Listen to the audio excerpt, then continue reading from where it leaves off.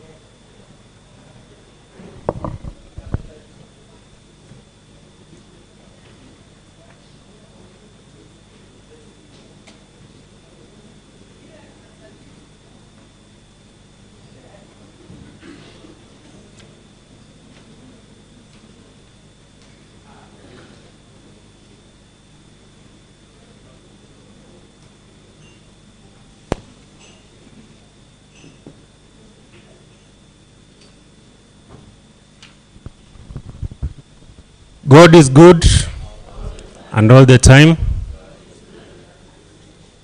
So time is not on our side, so we are going to proceed with the program today.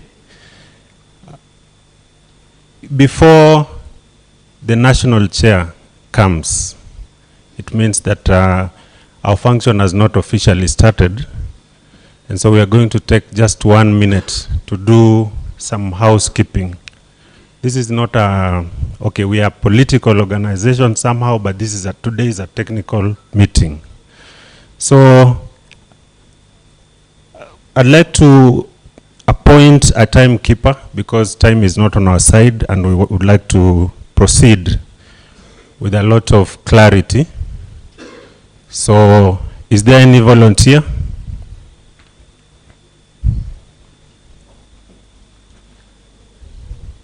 You are.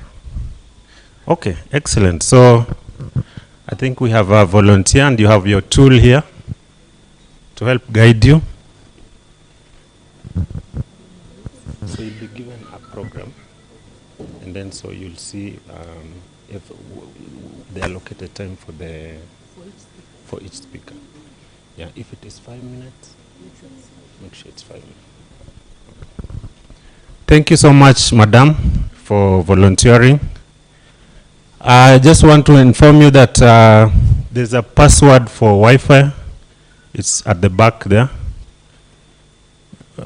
I hope you know where the washrooms are. Then I think let me just take a moment to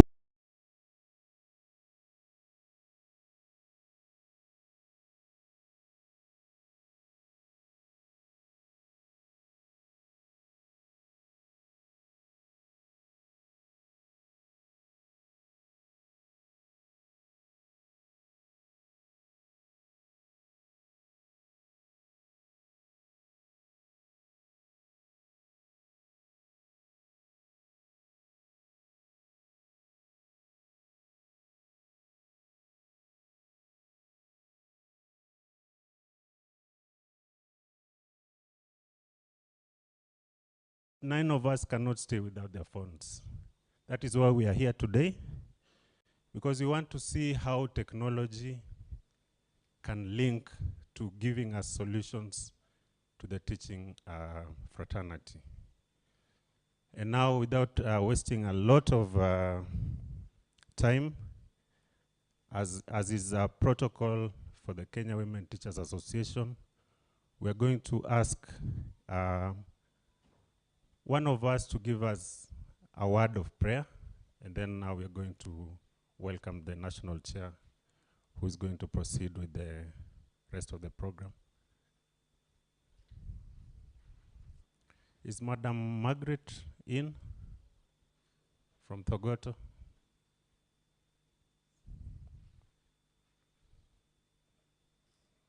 Then I will ask for a volunteer again. Madam Doris, where are you?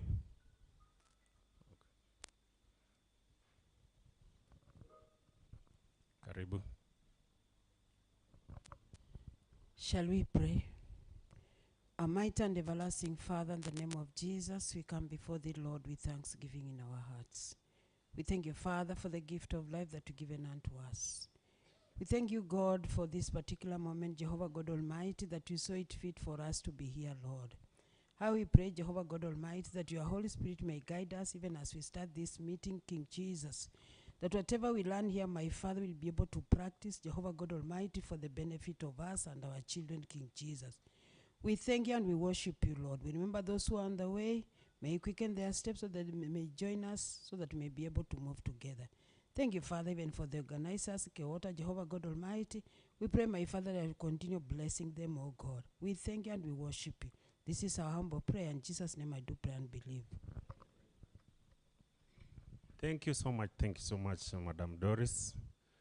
So I'm going to ask the National Chair to come so that we can start the program officially. I think she deserves a round of applause as she comes.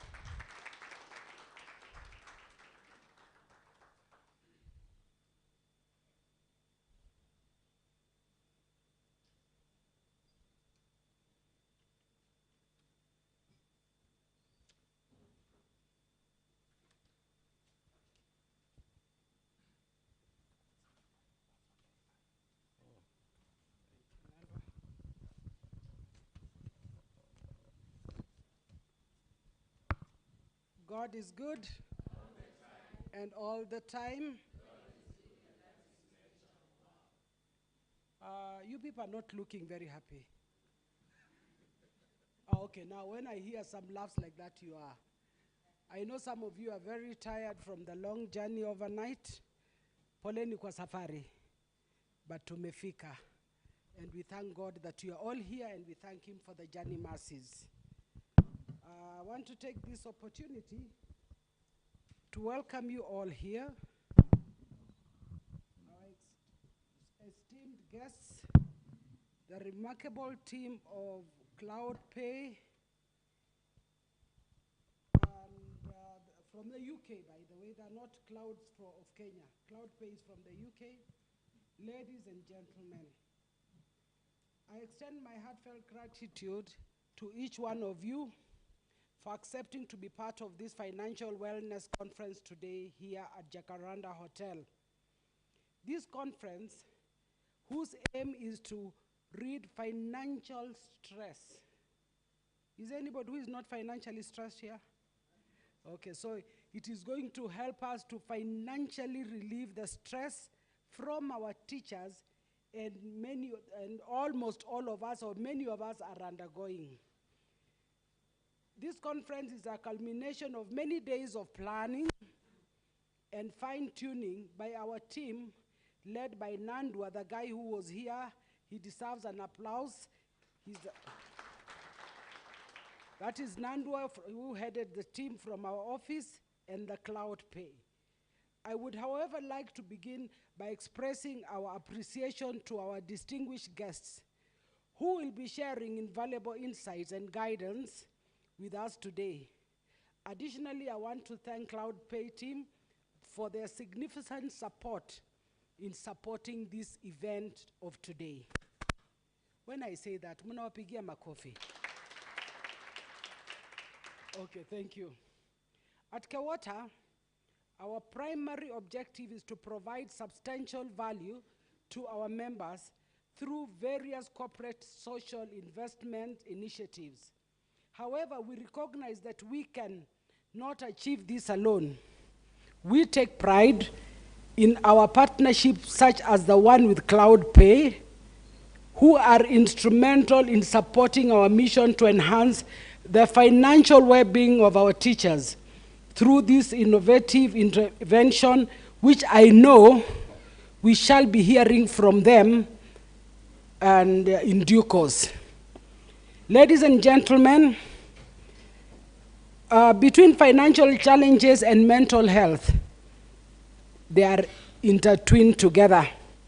So today here, it is paramount that our teachers should be covered and protected or given financial muscles to overcome the stresses that cause mental health. We know very well many of our teachers and many other people, even who are not teachers, suffer from mental health. And you may say mental health is chira, is what, but at the end of it, it is lack of financial power. When you don't have money, your children are lacking and everything. So today here, we are hoping and praying that we will learn and know how to be empowered financially by the Cloudpay, or how to even control our finances. We have seen that disappointing experiences people have with the microfinance companies. The Tala, you are put there, you go begging for money. We want to get rid of this from our members. We want to find a way, a solution. And I believe the solution will be given to us by Cloudpay. This is unacceptable that our teachers should be going under such harassment through those through the places where they are forced to go and borrow money. Then your property or things are subjected to being taken because you can't pay for them. So today we are going to learn that. The well-being of our Kewota members is a crucial ingredient in elevating the quality of education and nurturing learners in the competency-based education, CBC. So we also want our teachers. Many teachers, I see them on walls, social media, not knowing where to get the syllabus, the what. It can cause mental stress, isn't it? So today here we are in support of this, so that you can learn digitally how to compound and go about this CBC program that is here in the country to stay, and it must succeed. So that is one of the things that we are looking at. Before I conclude, I wish to extend my sincere gratitude to our CEO, Madam Benta Opande, and in a particular way, I want you to give her a clap and thank God for her. If you know why I'm saying you clap for her, isn't it? That she is able to be here today, it has taken the hand of God. We thank you, Father. And also thank our National Treasurer. You know, when the National Treasurer does not provide, we cannot even move to come here, isn't it? So Madam Jacinta Ndegwa, we thank you. And all the staff, the young men and young ladies of the staff of Kewota, for your sacrifices and the time you have put in making this event a reality. Thank you, our staff. Without the efforts of everybody that is on board, the staff, the executive and all, this conference would not have been possible. But most of all, I thank Cloudpay, and they have beautiful names. One is called Mapenzi. Where is Mapenzi? And another one is Ocheng. So those are the people that are going to talk to us later on. We thank you for this day. And karibuni Kenya sana. You're most welcome. Thank you. Lastly, I want to take this opportunity. To, is the NT there? NT? 1 minute, please. Just come join me here so that people may know who you are, and as you wave and say hi.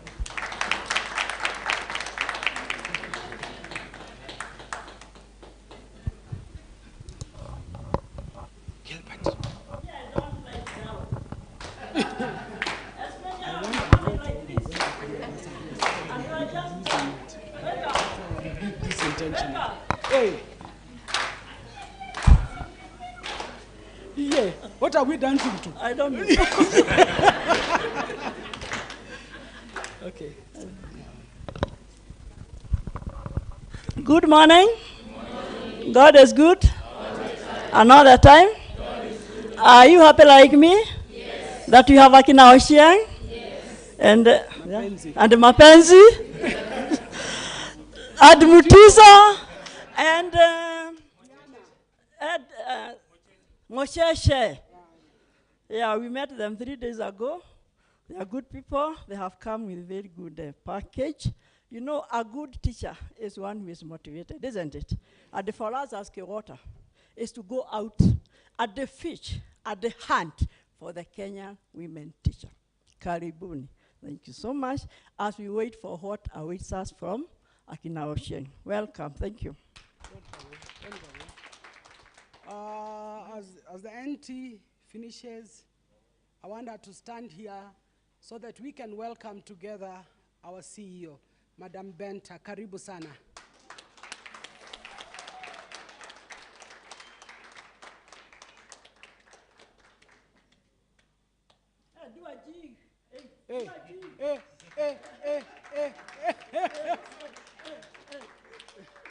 Actually, you people must be very tired, eh? Hata tu kuimba mwana amberi. Mwana amberi. Yes. Mwana amberi ne shekhoero. Mwana amberi. Mwana amberi ne shekhoero.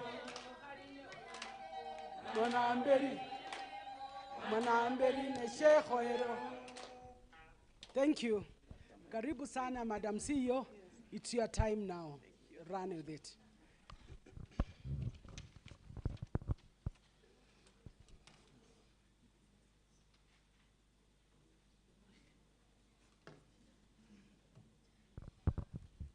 God is good, and all the time, and that is his nature.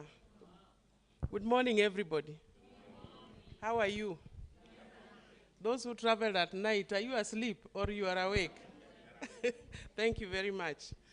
Before I speak, I want to inform you that we are actually live on all our social media platforms. So in case you have not shared the link, please go to the WhatsApp group, share it with everybody. We are also live on our website so that everybody can get to share with us this wonderful moment. My name is Benta Opande. I'm a teacher by profession, and I lead this organization as the Chief Executive Officer. So I am a servant of the teachers. My job is very simple today, because today is not a day for speeches. I'm supposed to introduce the people who are here. So I will start by, first of all, thanking the team from Cloudpay for deciding to try and share their ideas with us. Because this is the beginning of, I believe, a very wonderful journey that is going to empower not only teachers, but I think even students at large. And with me today is, I'll start with our national executive team. And I think they've introduced themselves. National chair, please just wave, carry your hand. Then we have the national treasurer, and we have the the Jacinta Ndegwa. Then we have the assistants. Where is the vice chair? She's there. She's from Kilifi at the coast, Pastor Joyce. Then my assistant is here, Charity from Baringo. Then Assistant National Treasurer is also around. I saw her walking in. Yes, Ruth Nditu. And then we have, at the national level also, a man in charge of men affairs. Our constitution demands that at least the two-third gender rule is respected. So we have Patrick at the end here is the one in charge of male teachers, because you realize Kewota is also having quite a large number of men as members. Then we have our representative in charge of people with special needs, Mr. Beach. So in every county we have a representative, and he heads them. Then have I forgotten somebody else? Retired teachers. We have this young lady here called Trufena. Yeah, she's the youngest in the room, and she's in charge of all retired teachers in the country. I think I've represented, I've introduced all the executive. Then we have the coordinators, And very fast, just stand up. When I mention your county, you sit down, because I don't know who is here and who is not here. So all the coordinators kindly just stand up very fast. So I'll start with Kendi from Muranga. From Kisii, Zippy. Zipporah from Muranga. Charity is also in charge of Baringo. I know Ochieng and Mapenzi, you may not know this, but these are far-flung areas of this country. Yeah, so those are counties far away from Nairobi. Then we have Beatrice there from Migori. Yes, we have our Lady Mercy there from Homa Bay. She was just in the TV yesterday showcasing our products in the conference in Homa Bay. Then we have Jacqueline from Kakamega. We have Ruth from Makueni. Lady Sarah there is from Nyeri. Then the Vice Chair also represents Kilifi. We have Dr. Rosemary here from Uasin Gishu. Then Eunice represents secondary school teachers from Kisumu. We have a lady from Bungoma, Irene, yes. Then we have Millie represents a particular part of Kisumu County, because the county coordinator today is not with us, she lost her husband. Then we have Jemima, special needs but also supports the Kisumu team. Then we have our capital city queen, she's unwell, she can't talk, Josephine. Then we have from Wajir and Garissa. Yes, which one is Garissa? Zainab. You know when they tie those things of theirs, they all look alike. Then we have from Wajir, Adija from Wajir. Then from Kwale, we have Binti. So actually the whole country, am I not seeing somebody? Oh, from Kitui. Yes, there she is, Lucy Andrews. She doesn't have a company name. Yeah. So those are generally the people who coordinate our activities in the country. And they lead a team of 10 people. So in every county, we have somebody representing PWD, primary, secondary, tertiary, men. We have retired teachers. So these people lead a team of 11 people in every county in this country. So it is quite a big network. Now, what we do must be communicated. So the people who communicate our work outside there are all there. Please stand, and you are all men, and I'll explain why. Now, when we started, as I'll give a short history of just 5 minutes, there was a lot of, we discovered that teachers were so much online. And there was a lot of information that needed to be shared to give the correct position of our organization. So we said, this is a women affair. Why don't we look for women to communicate? And I'm telling you, that's when we discovered, number one, women teachers were technophobic. And number two, they were too busy looking for how to support their families. They had no time to communicate. So that is a big gap for us right now. And that is why you'll find most of the work we are doing now is to introduce technology to the women teachers. Because we needed the women teachers' face to communicate. None of them came up. And those who came up were told, Ebu, relax. So that's the team that shares all the information we have nationally. So we'll start with Birgen. Birgen is a teacher from Laikipia. Then we have Tonui Tirop from Nandi. Tony Abele, for those who don't know, that is Tony. Then we have General Agoi, or Stephen Onditi, a.k.a. General Agoi. We have Mr. Nyango there, a.k.a. PhD, but he actually has a PhD. Yes. And then we have from Muranga. Yes, from Laikipia. Yes. We also have other people who have not made it, unfortunately. I've forgotten who. Wanyonyi from Bungoma. There he is, doing a very good job. So those are the people we have, we invited to this meeting, because they must be there to understand what we are doing and to communicate it to the teachers outside there. So that's it. And now I come to the private schools. representatives who were invited today, kindly just stand up. And somebody help me with the microphone, because we invited, help them with the microphone. We invited private teachers from different parts or from different schools. So just stand up and kindly, quickly introduce yourselves. Just say the name and the institution you are coming from, or maybe your position in that institution. God is good. Okay. You can use mine. Good morning. I'm Mike Gideon from Kiambu, head teacher in private school that is called Wisdom Port School. Good morning, everyone. I'm Joash Mangoli, head teacher Foresight Academy, Rwaka. Good morning. My name is Almuna Jezan from Alamin Academy. Thank you. Good morning. My name is Florence Lomo from King's Kids Village. Good morning. Joe Amete from Regis View Schools, Nevasha.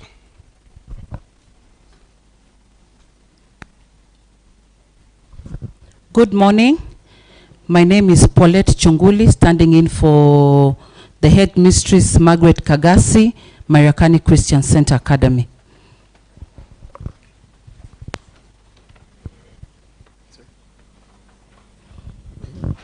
My name is Timothy Maonga, Director Timane Junior Academy in Nairobi. Good morning. Elsie Washira, Falling Water Schools, Nyahururu, Laikipia.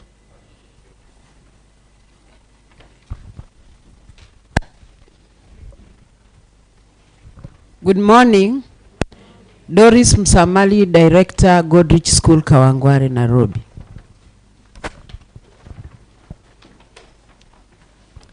Good morning. Leah Menga, Fortune Learners Center. Good morning. Evans Agengo, Mandela Academy, Kisumu West, Kisumu County. Good morning. John Odondi, representing Director, Good Seed Academy, Kisumu West, Kisumu County.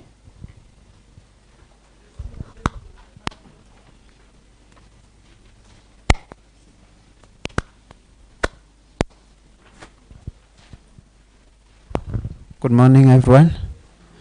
Ngolo Shandrak, and teacher Plainsview and Educational Point, South B, Makandara Sub-County, Nairobi County.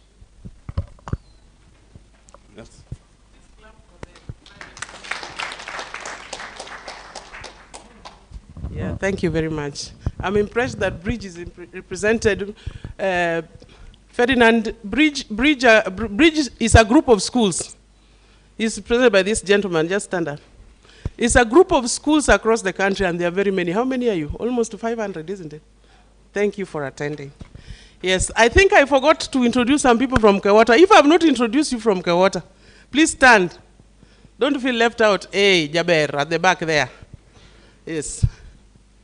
Yeah, that is Yufi. Yufi is from Nairobi County. They are hosting us.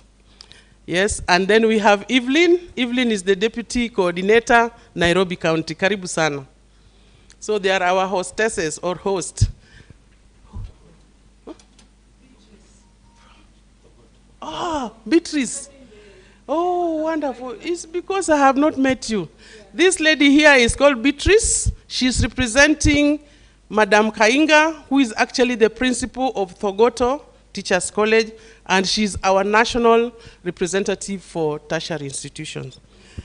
Yeah, so it is important to know who is here, to see whether the objective of this workshop is going to be met. Lastly, but not least, of course, are my staff. This would not have happened without them. Please stand very fast. These are staff from Kewota. You will get to know them later, but they are very hardworking people. I'm very happy working with them. Thank you, guys.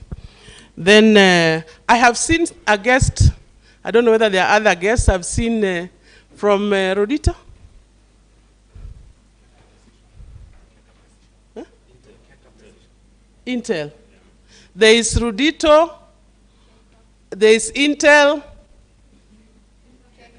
Keka. We are very many here. I think they will get a chance to speak. So before I call Joseph, I want to thank everybody and to welcome them to this workshop. And yesterday, Ferdinand and his team had asked me, they read about us in the is it yesterday but one? They read about us in the website. But they just want to know something little about us. And I'll take, I hope, not more than 2 minutes to speak, because usually when I start talking about Kewota, I take the whole afternoon and people get bored. So this is an organization which was registered in 2007 as a welfare organization. It is not a trade union. I will repeat that part. It is not a trade union. Unfortunately, we do so much that every time trade unions are being talked about, Kewota must be mentioned. People actually think we are a trade union, because I think in this country, as we speak honestly, this is the only organization which is taking care of teachers' welfare. The only thing we cannot do is sign the collective bargain agreement for salary increment or anything to do with terms and conditions of service. But the organization which is touching the lives of teachers now is Kenya Women Teachers Association. I dare you to list down all the organizations and visit their websites. You will be heavily disappointed, and you will come back to our website and you will say, so there is leadership somewhere. So give a clap to us. So from 2007, everybody asked, what happened? This is a female organization which was trying to create space on the table of decision making where men are. It was difficult, but we never gave up. So we almost went into oblivion for almost 17 years, 12 years. Because every time you try to raise your head, the men, and this I say, not to talk badly about men, but it is the reality, that we still live in a male-dominated society, and sometimes it is very difficult to put the decision of women on the decision-making table and not given a chance to explore their ability and skill and ability to solve problems, because that is what God created us to do. As women, we are created to solve problems. Remember what happened in the Garden of Eden? Yes. So that is what we do, but we have not been given a chance. So in 2007, up to 2018, it was tough. So we sat down and said, okay, they have refused to put us on the table. We are taking our small table there. And so we brought Kewota on board again in 2018, and we started speaking on the side. And now they have been forced to bring us on the decision-making table. So that is who we are. We complement our unions, because what they are supposed to do, we cannot do. As a welfare organization, we work under a few, we call them a 12-point agenda. I'll just mention them.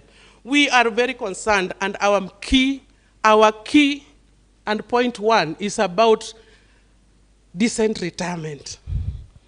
Because this is the only organization which is thinking about teachers after service. And we help them get their income, get their retirement benefits when they share documents with us as fast as they can. Then we bring them together. Immediately they stop teaching, their medical cover is stopped by government. So what we do, we bring them together in groups and buy for them medical cover. The National Health Insurance Fund. That's what we do, and we are the only ones who do it. And we make sure that they start income-generating projects When you come to our next conference or our next meeting of the coordinators, we shall give all the coordinators a chance to tell you what they are doing, and you'll be amazed. And then we help them in career development. In career development, we are the only organization who are now bringing technology to teachers. We started with a laptop project. We are with Intel to make sure teachers are not technophobic, and they do things online. And now we have got Rudito, where teachers are uploading questions and being paid through a wallet in their phone or on their laptop.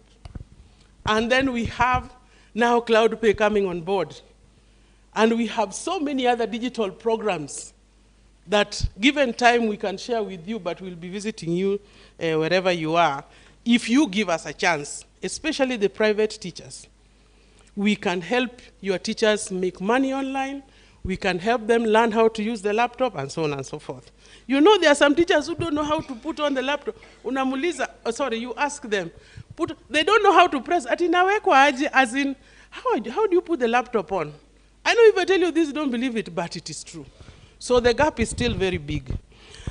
And other programs, I think you have seen them on our website. Now we are doing mental health big time, because we have discovered that it is an issue.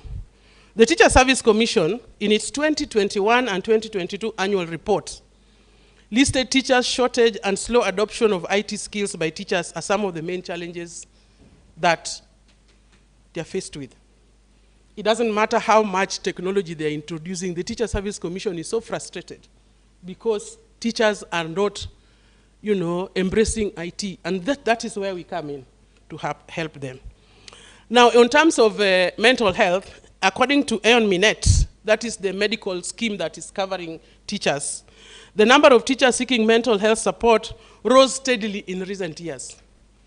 The main nature of the mental health concern was stress and anxiety. In the month of April alone in 2020, when Kewota conducted our financial capability survey, I think some of you remember, and we even put a questionnaire online, very few teachers responded, and the ones who responded were men. So when we put this online, 400 teachers sought services across different health facilities in the country in terms of mental assistance. The 400 TSC employed teachers either called or visited various health facilities countrywide seeking psychological support due to depression. The number was highest in Bungoma County, where in 1 month alone, 28 teachers complained of stress. In Nairobi, 24 teachers said they were depressed, while 23 and 20 similar cases were recorded in Bomet and Machakos, respectively. Counties of Uasin Gishu, West Pokot, Mandera, and Marsabit recorded only 1 case each. So what I'm saying here is, that is only 400. And remember, the teachers are 400,000. So for example, in Bungoma, if in 400, 28 complained, can you imagine 400,000? So it is a big issue that we need to address. I say today is not my day. I just wanted to highlight what was important. And I want to give time to Cloudpay now to feed us with the information they have, because I'm also just going to be listening. I won't be talking again. Thank you very much. I want to thank all of you who prayed for me when I was sick. And that is why I'm here today. Asanteni sana.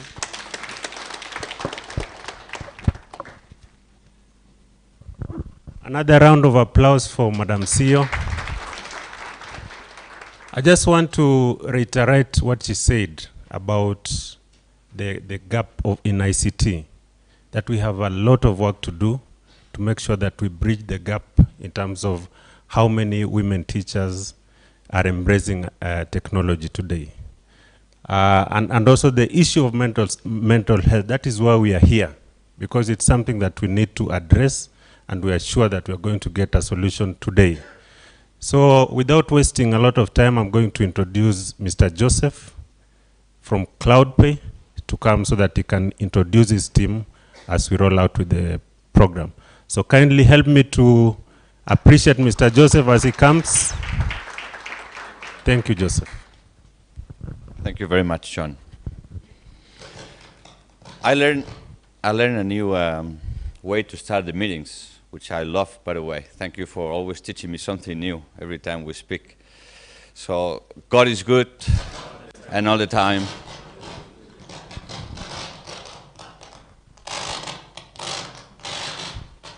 I don't have a phone. I don't have anything. So.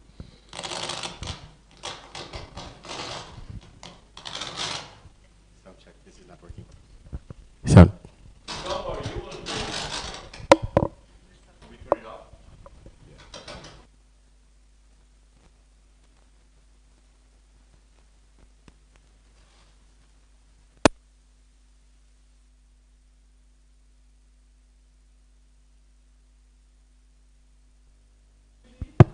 Sound check.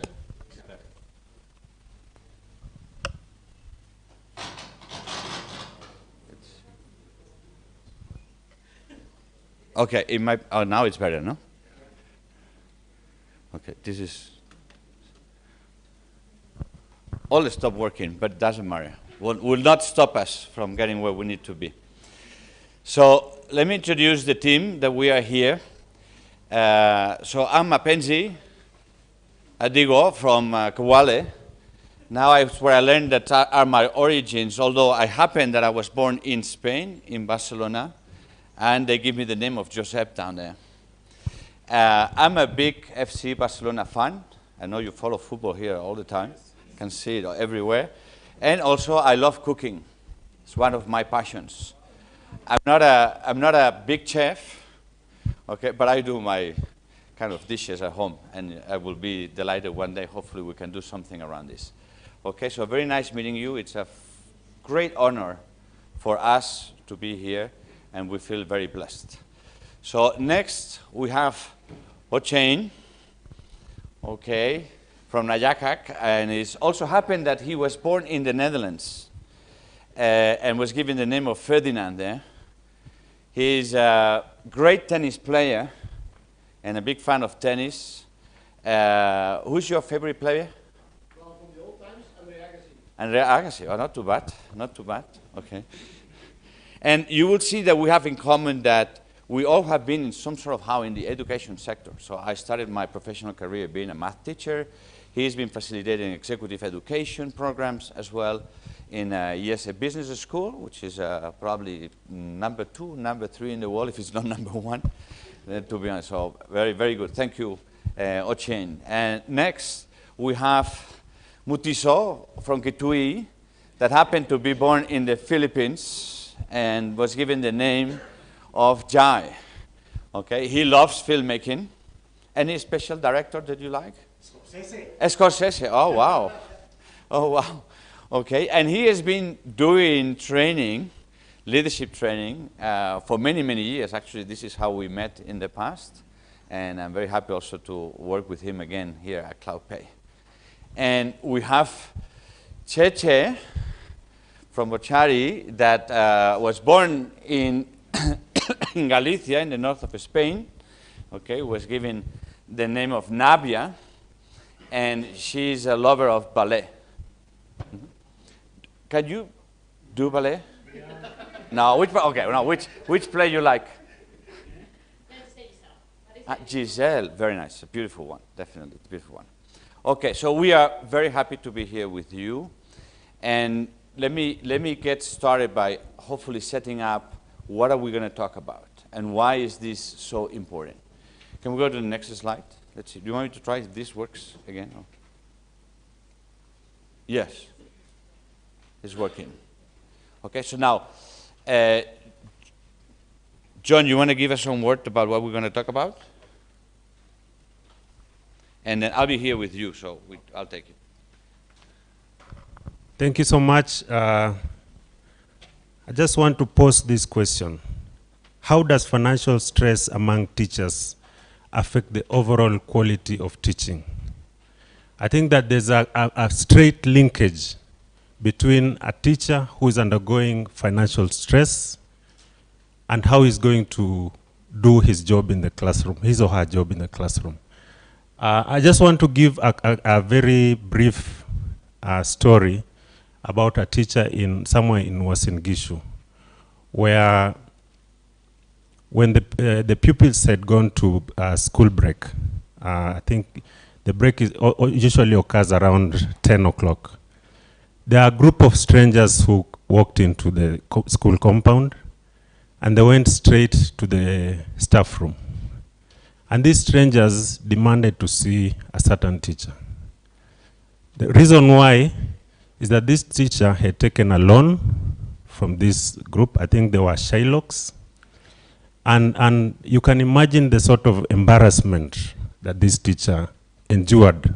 Because, you know, sometimes when you're in debt and you're unable to pick your phone, maybe they're trying to get you through the phone call, but you're not picking. So they decide to come to they're literally storming into the school and ejecting the teacher from the staff room. Why? Because of an unpaid loan. So you can imagine the psychological trauma of that teacher, and is that going to impact on the performance of the classroom? So I think that is the reason why we are here today. The next slide.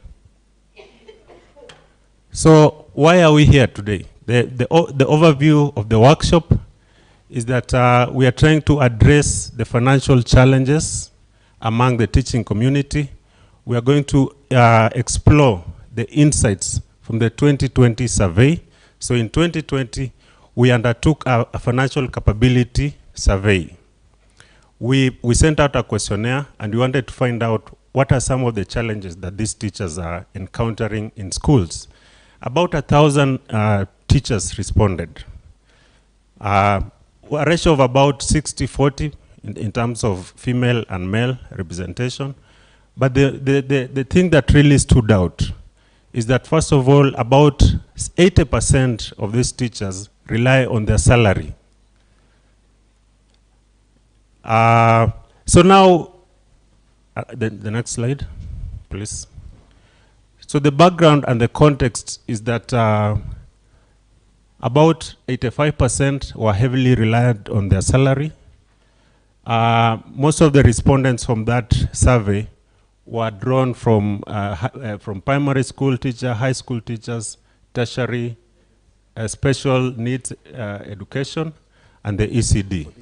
So I think Kewota, because of its membership representation coming from primary to the tertiary level, we got respondents. And the story was the same. What can we do to assist the teacher to overcome some of the financial challenges that they're coming up with? We had several indicators, of course, which we analyzed, and we realized that when a teacher is stressed, how does it impact in the classroom? You'll find probably poor relationship between the colleagues, low quality of work, unfinished tasks. Like now, that teacher who was ejected from the staff room in Uasin Gishu, probably they couldn't complete their lesson. The next slide. So the objective of this workshop is to recap on the 2020, that financial literacy, and come up with practical solution which will help us to address. We're going to explore the impact of financial stress on teachers' mental health and its consequences in the classroom. Then we are going to introduce practical solutions that we can help these teachers. And that is how Cloudpay are coming in. So at the end of this workshop, we need to come up with a very clear roadmap on what we can do so that we can alleviate this. And I'm very happy that the private schools have come. I think it's a demonstration that you care about the welfare of the teachers under your schools. Next slide. So the agenda of the workshop, first of all, we are going to discuss about the intersection of technology and education. Just to reiterate what the CEO said, that we have a teaching workforce, I think, which is more female, that is technophobic. They look at laptops as something that is a bit foreign to them, and we need to do something in order to bridge that gap. The government has, through the digital devices program has given about 20,000, has equipped about 20,000 schools. But even if the learners have those digital devices, if the teachers don't have it, then that's a problem. So we need to discuss about the intersection between technology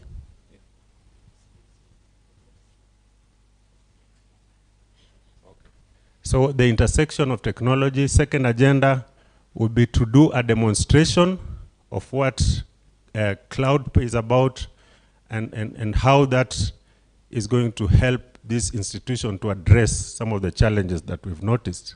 Then we are going to have a panel discussion. The panel discussion is basically to connect the dots between financial stress, technology, and education, because I think it's in our all interest that we see what we can do to improve the quality of learning in our schools. Then finally, we are going to do a recap and outline some of the next steps, because I think our workshop is incomplete until we have some actionable items that we can take forward out of this session. I think that is the agenda today. And I have noticed that we have a few more guests who've come in. Just before I ask the CEO to come back again and make an introduction, for those who have come, the washroom are on the left, on the right. The washroom are on the right. And thank you so much, the timekeeper, for letting me know about the time. So kindly just permit the CEO a minute to make the introduction.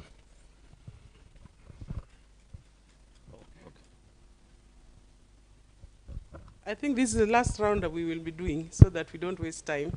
So the private teachers, I think some of them have come. Could you stand, please? If you are from the private institution, just stand. Oh, okay, you're not. So, yes. Oh, these are their media, okay. So somebody give me a microphone. We need to hear his voice and where he's coming from. Meanwhile, yes. Meanwhile, I want to introduce Anne Kwame. Anne is our special guest today, but a very serious promoter of Kewota. Anne was a former county director of Teacher Service Commission in Kajiado, and she has a wealth of knowledge and information about teachers. She'll be one of our panelists. And welcome, Mom. And we are going to hand over to you, Narok and Kajiado. You assist our teams there. Thank you very much. The gentlemen can introduce themselves and then we continue. Okay. Good morning. Yes, God is good. And all the time. Yeah, by names, I am Mr. Mtachi Boniface Muka. That's my traditional name. Coming from Happyland Schools, but I'm based in Happyland Greenspan School, just at the Greenspan Mall. That's where we are. I'm very much happy to be with you today. Thank you.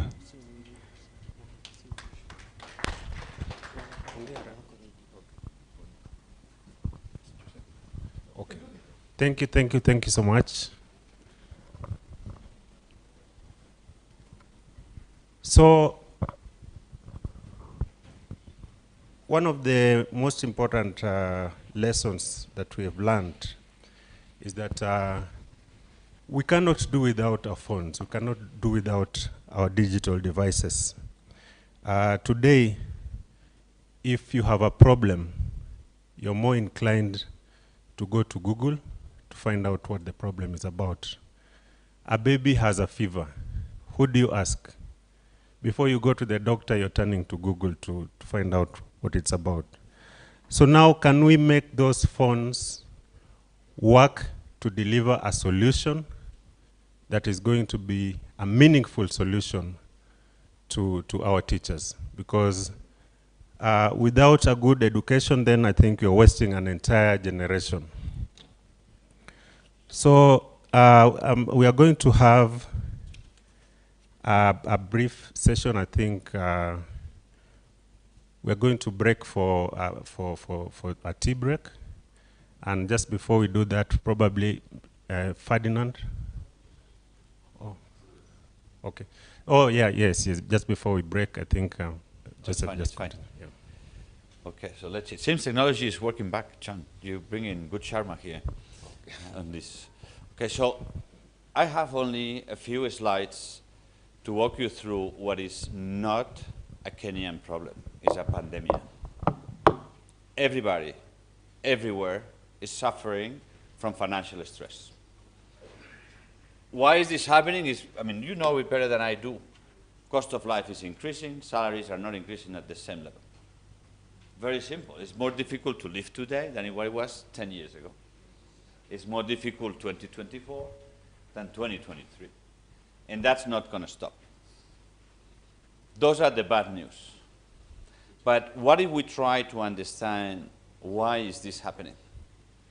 So that we can focus on how can we prevent this to happen and what solutions can we find out there that might help us out.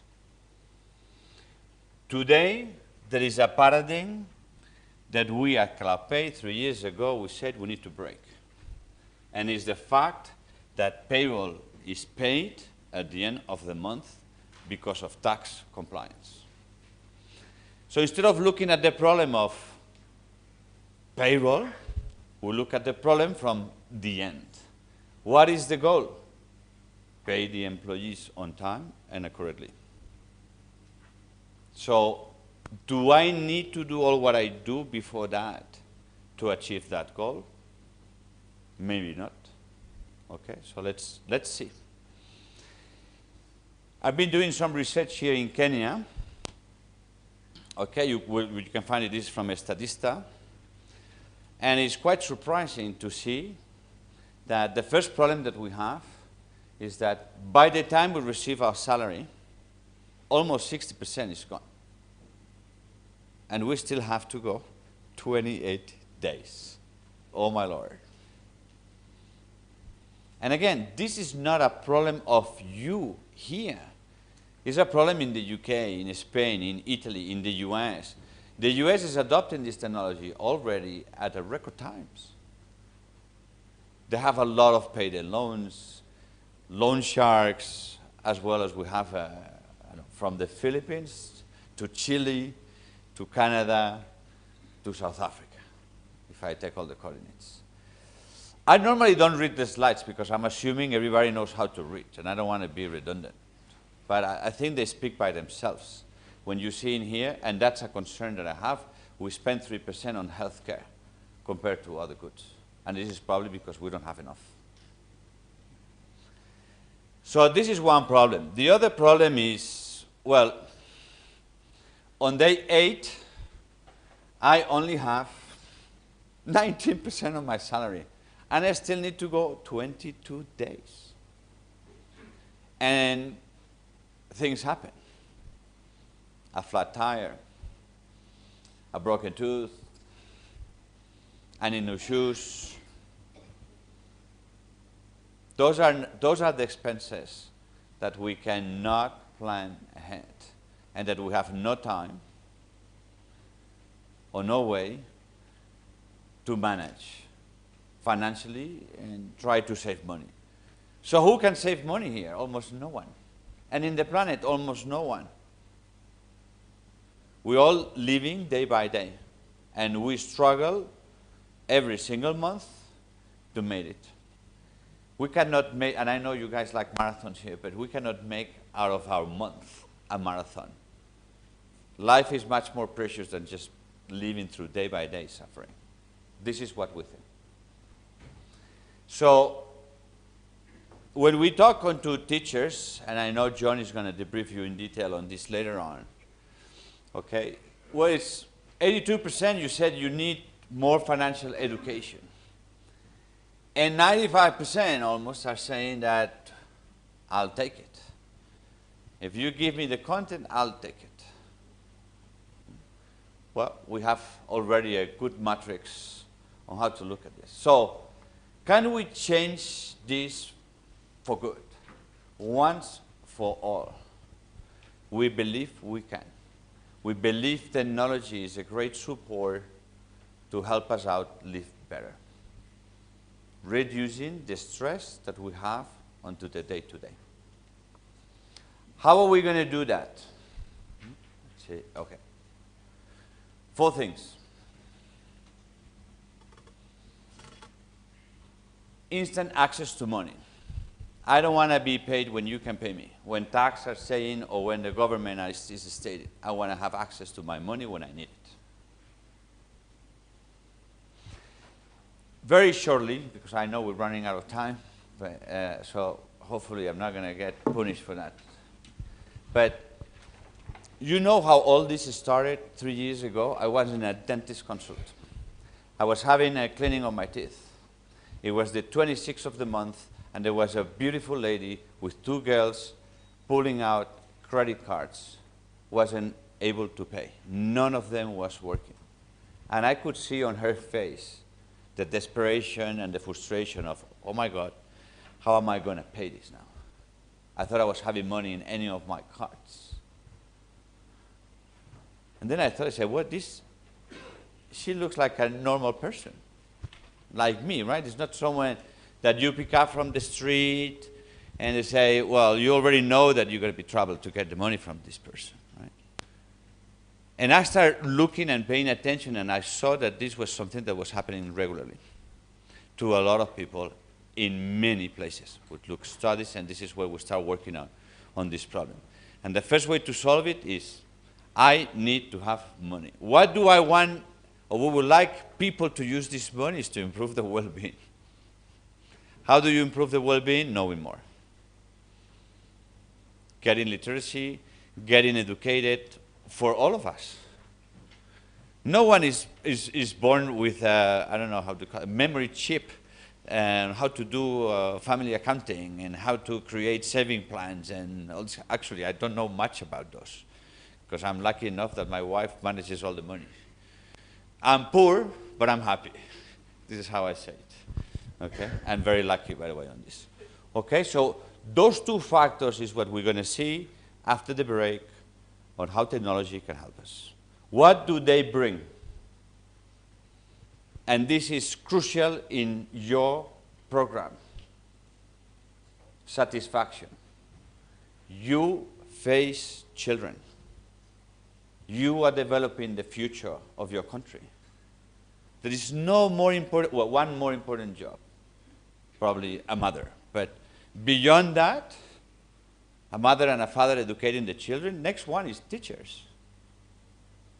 You are defining how it's going to be Kenya in 2050. Nobody else, not even the president.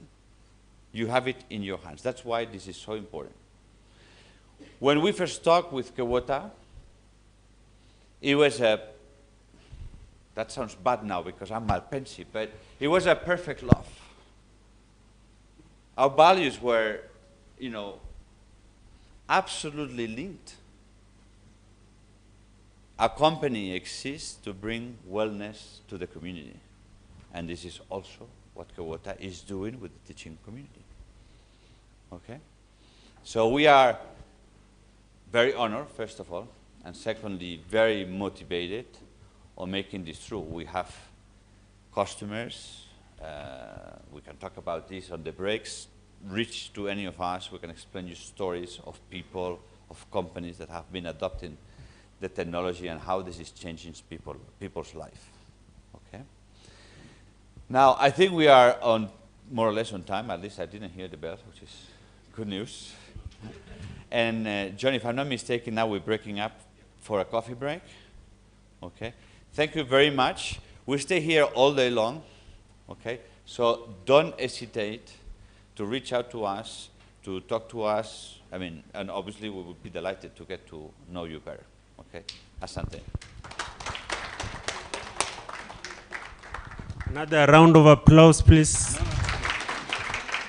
So, as we go to break, I'd like to request any administrator from private school that we have a program for upskilling or upgrading your teachers. And this is something that we have, it's a partnership with one of our partners. So you can contact, there's a lady called Sylvia.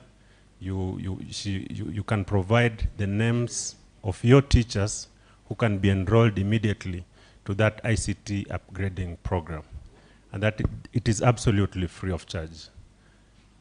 Sylvia is right at the back. She's waving at the back.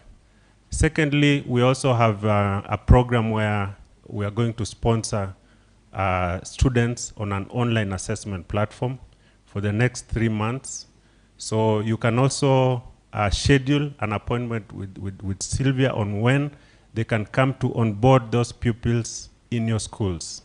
So this is also a special sponsorship or an opportunity that you're giving our private school partners.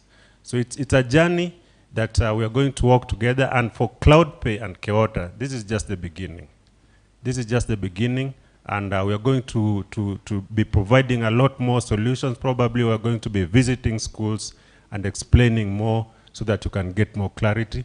So in the meantime, I welcome you to a tea break, and before we do that,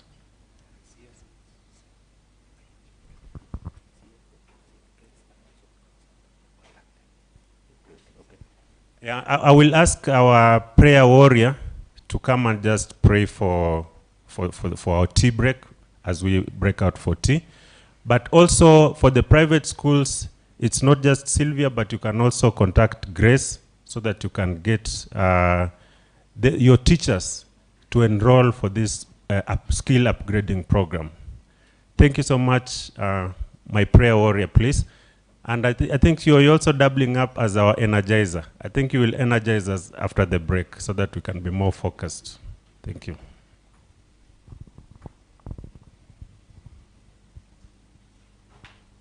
Thank you. Let's pray for the tea.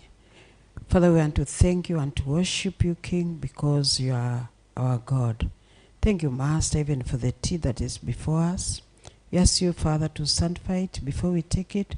Remember those who have nothing to eat this moment. For it's in Jesus' name I do pray and believe. Thank you. 15 minutes tea break.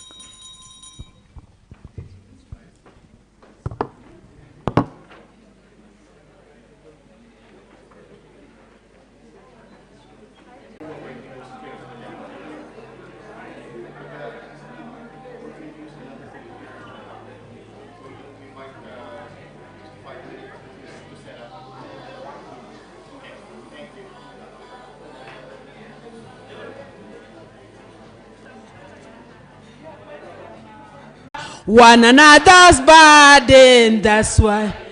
Happy to share, happy to bear one another's burden, that's why.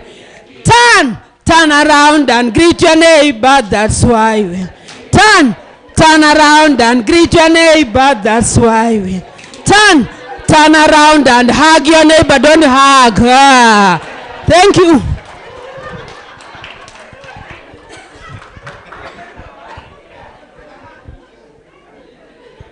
Thank you so much. We're feeling energized, and I think we are ready to go. Without wasting a lot of time, because I know we are pressed with time, I'm going to ask the second presenter, Moses Karibu.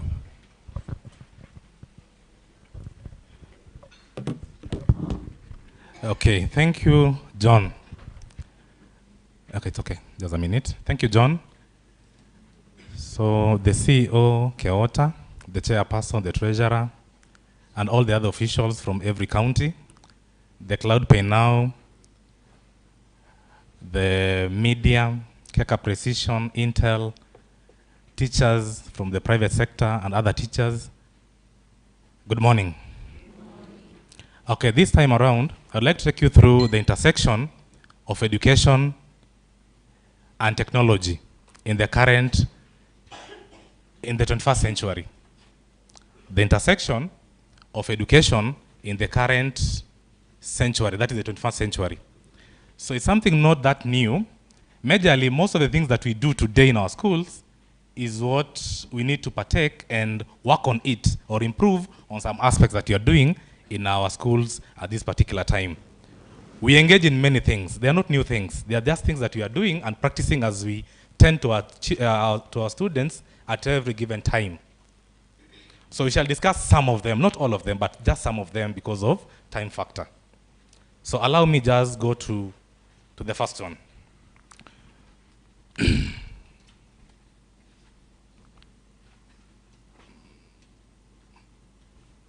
So the intersection of education, of technology and education.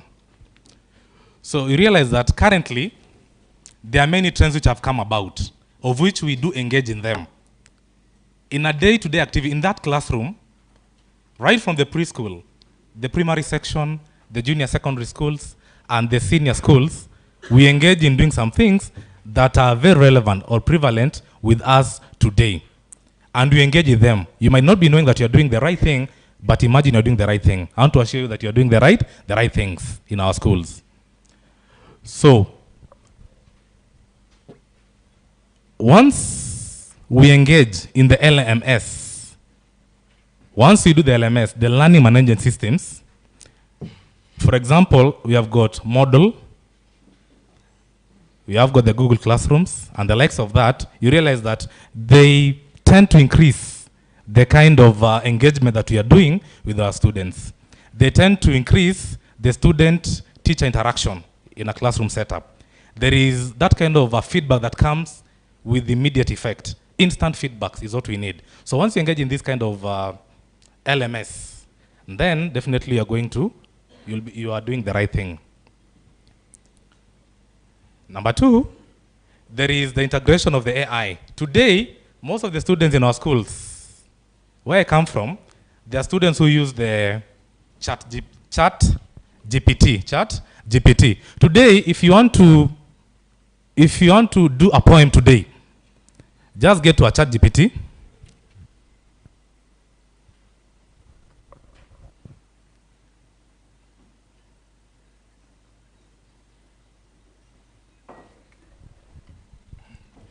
Okay, thanks for that. So currently today, most of us, or most of the people, use the AI to advance some of the things that they are doing. You might be visited by some visitors today in your schools. And as you are visited by those visitors, you need to have a poem, a short poem that you need to present to your students. So what do? Get ChatGPT, then you can get a poem, a very short poem, then present it to those kind of visitors who have come in. How many have used the ChatGPT at some point? Very good of you. So allow me to do this. I began by conversing or getting to the intersection before I introduce myself. I am Kevogo Moses. I am Kevogo Moses. Kewota from Laikipia County. The next thing that you're doing in our schools, there is those adaptive learning platforms that we use. For example, today, those who are doing junior secondary schools, for example, the junior schools today, they do not have the laboratories. So they do the science laboratories majorly in those public schools. They are no longer there, or they are not there. They have not been set up, apart from just very few schools. So there is something known as the lab exchange.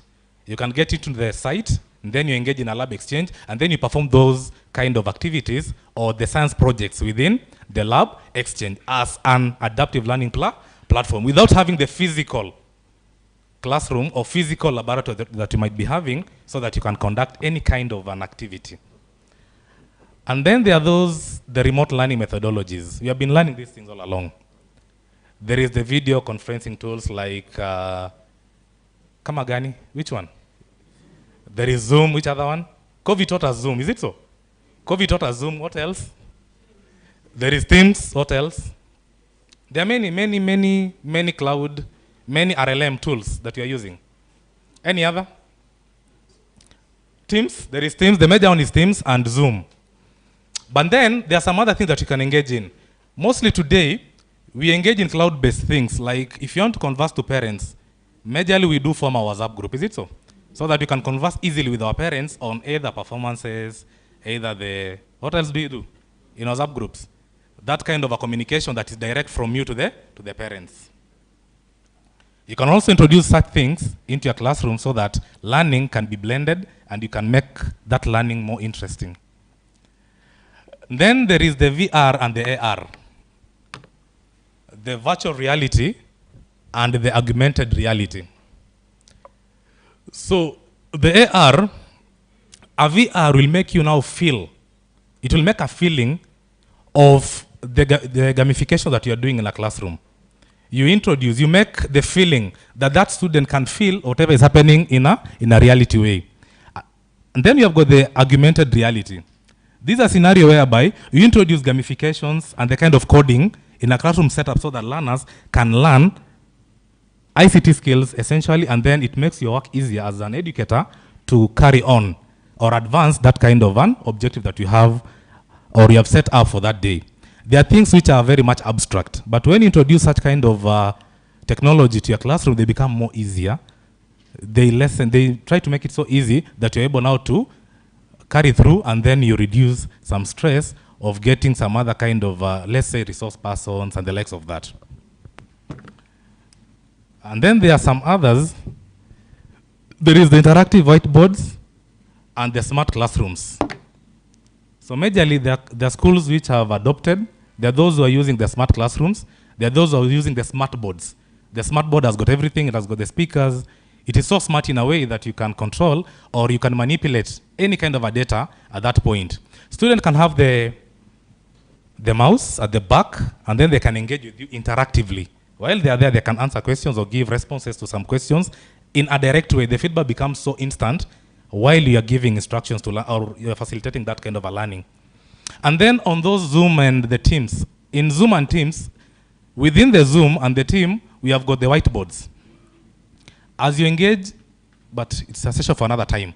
As you engage in those Zoom, there's a position whereby after you've created your classrooms within the Teams, in the Google Classroom, there are also some whiteboards within it that you can engage with the learners, and then you converse to one another, and then you give the right responses instantly. Then some other things, we have got the digital assessment tools, like the quizzes,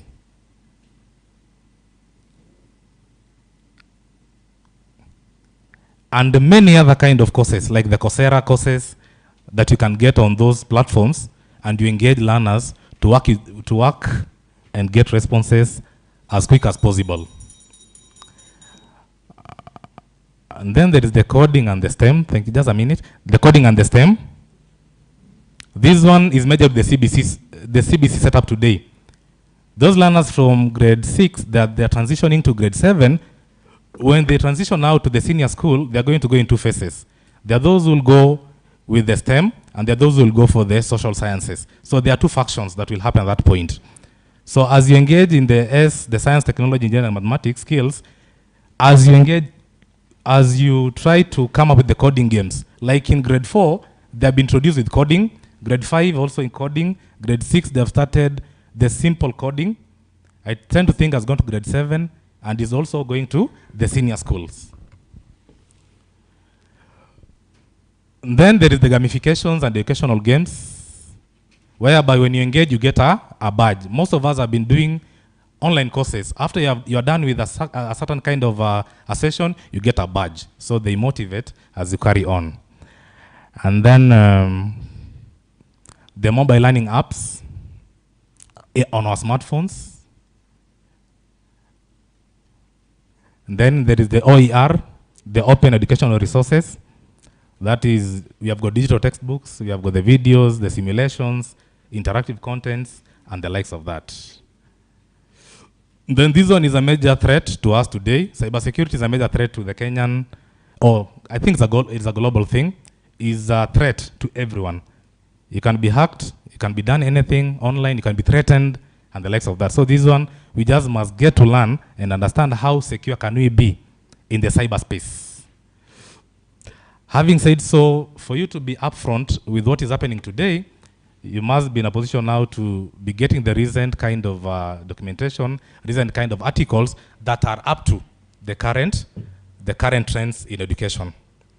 So that was just a nutshell on the insights towards what we need to partake in the 21st century, what we need to be doing. Some of us are doing it, some of us are yet to do it, some of us are trying to do it, but all in all, we need to do these kind of things in our classroom so that we make a smart class and the smart students that we need to partake and make them the future citizens of our country. So I had two sessions. This was session 1. I'm going to session 2. The bell ringer. Am I still permitted to go to session 2? Timekeeper? I think it's only 5. Eh? No, I was to be given 10 minutes. I think I've only used 5. Barely 12 minutes. So there was session 1 and session 2. So session 2, give me only 10 minutes. I'll be done. Thank you. So having said so, I need us now to move to the second session. Why do we need now the financial empowerment part? But before then, I'd like us now to get off our seats. Get off our seats. Just get off our seats. We reduce stress kidogo. Tutoe stress kidogo tu. I'll have to carry on.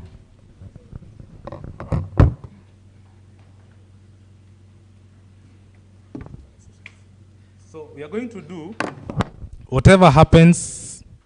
We shall be doing whatever happens on that simulation on the whiteboard. We are going to work the way it is working out. Mutiso, carry on. And that simulation, that short simulation of 3 minutes.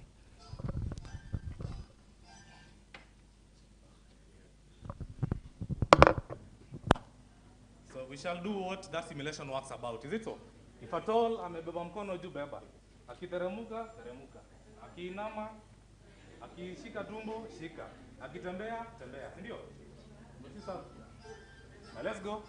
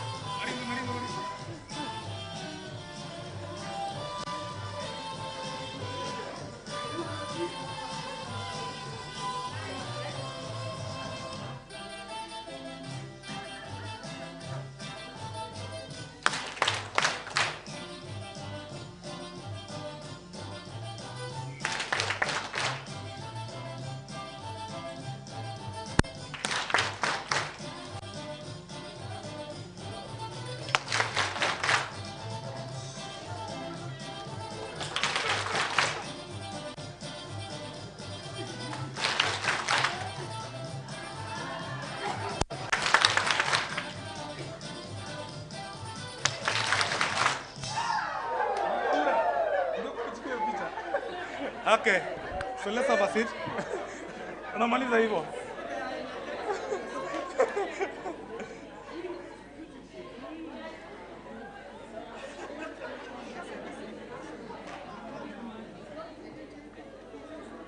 Okay, so in 3 minutes or 4, let's now see the benefits of financial empowerment. Benefits of financial empowerment. So I tend to think this one will, if you're empowered, this is what happens to you. Number one, there is that kind of thing we call job satisfaction and retention, whereby you're just stable, you have got everything, you can do your job in a better position. So it satisfies the job aspects. Number two, if you're financially empowered, that you're going to be taught today, it will reduce stress and improve mental health. You're not going to suffer more, and the way we do suffer currently today. Number 3, you're going to focus on teaching. We shall not be focusing on what are you going to take home. Already you have the money, so you'll go to school and do what? And teach in a better position. Number 4, there is that kind of professional development opportunities whereby once you're empowered, it means that you can develop yourself professionally, you can do all those kind of courses that you wish to do and get more kinds of badges and undergraduates. Number 5, there is the issue of quality of life. You lead a very soft life. We call it soft life. You simply lead a soft. Once empowered, life becomes so soft. Number 6, there is the retaining of experienced teachers. You may not wish even to transfer to any other position. You'll wish to be in one station, work it out, and then after retirement, you go home. And then once you're empowered, you'll also invest in classroom resources. That is, empowered teachers may have the ability to invest additionally in additional classroom resources. That means they're able now even to finance some of the things in that kind of a classroom. The next thing, your life, you balance the work and your life. Means square home, na means square kazini. You balance both of them. And then there is the attraction of talent to the teaching profession, whereby there is competitive compensation of the financial benefits. It attracts talented individuals in the teaching profession, so many will come offer expertise and empower others in that same profession. And then there is the modeling financial literacy. If you're empowered, then you serve as a positive, or you become a role model in the society and in school setup. And then also, we tend to think, once you're empowered, you become so much supportive, and then you become a resourceful person in the society. Thank you, and thank you.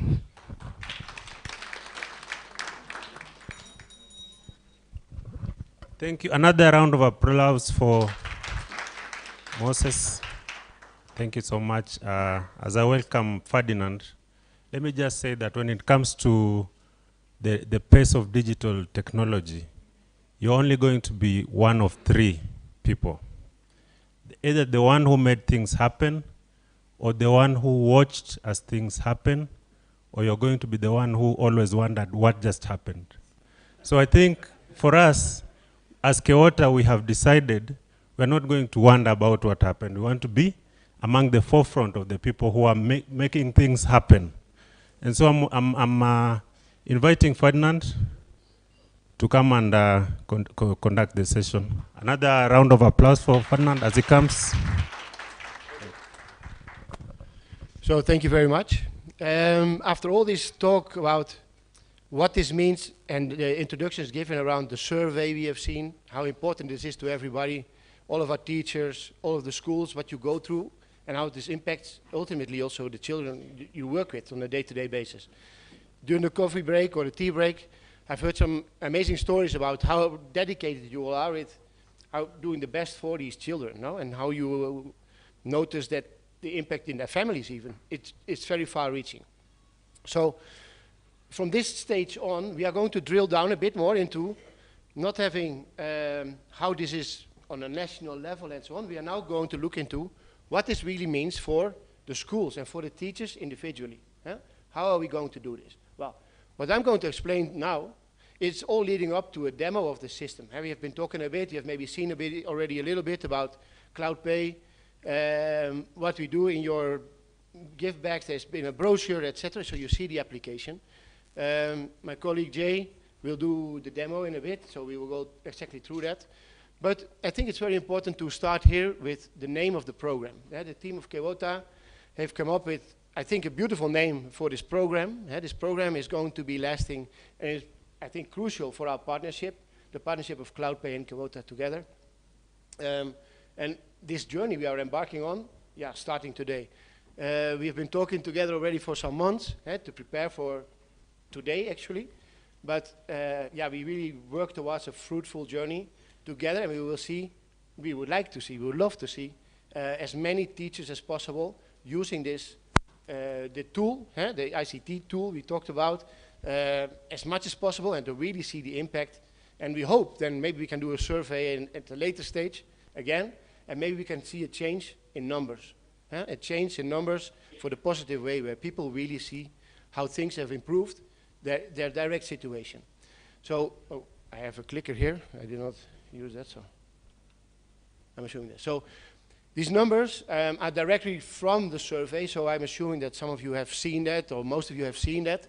So 80% of the teachers actually have admitted that they have trouble to make ends meet. And making ends meet is indeed, yeah, directly into their homes of how these kind of things. And I think the example what John just earlier gave, the loan sharks or just coming in and to really get the money back, it's, I think, a very, very strong example of how impactful that is. And you see here some numbers, to borrow money, problems to make, to miss payments, and that one thing leads to another. One thing leads to another of impact in how they respond, how they act in society, how they are under pressure individually, but also their families. So what I understand is there's a lot of teachers who are the main provider for the family regarding their income. To all live from that salary. Others are maybe partial, that's another situation maybe. But you see all these kind of impacts. So people can cover salaries here and there. Oh, what happened? Oh, I went to this one. Okay.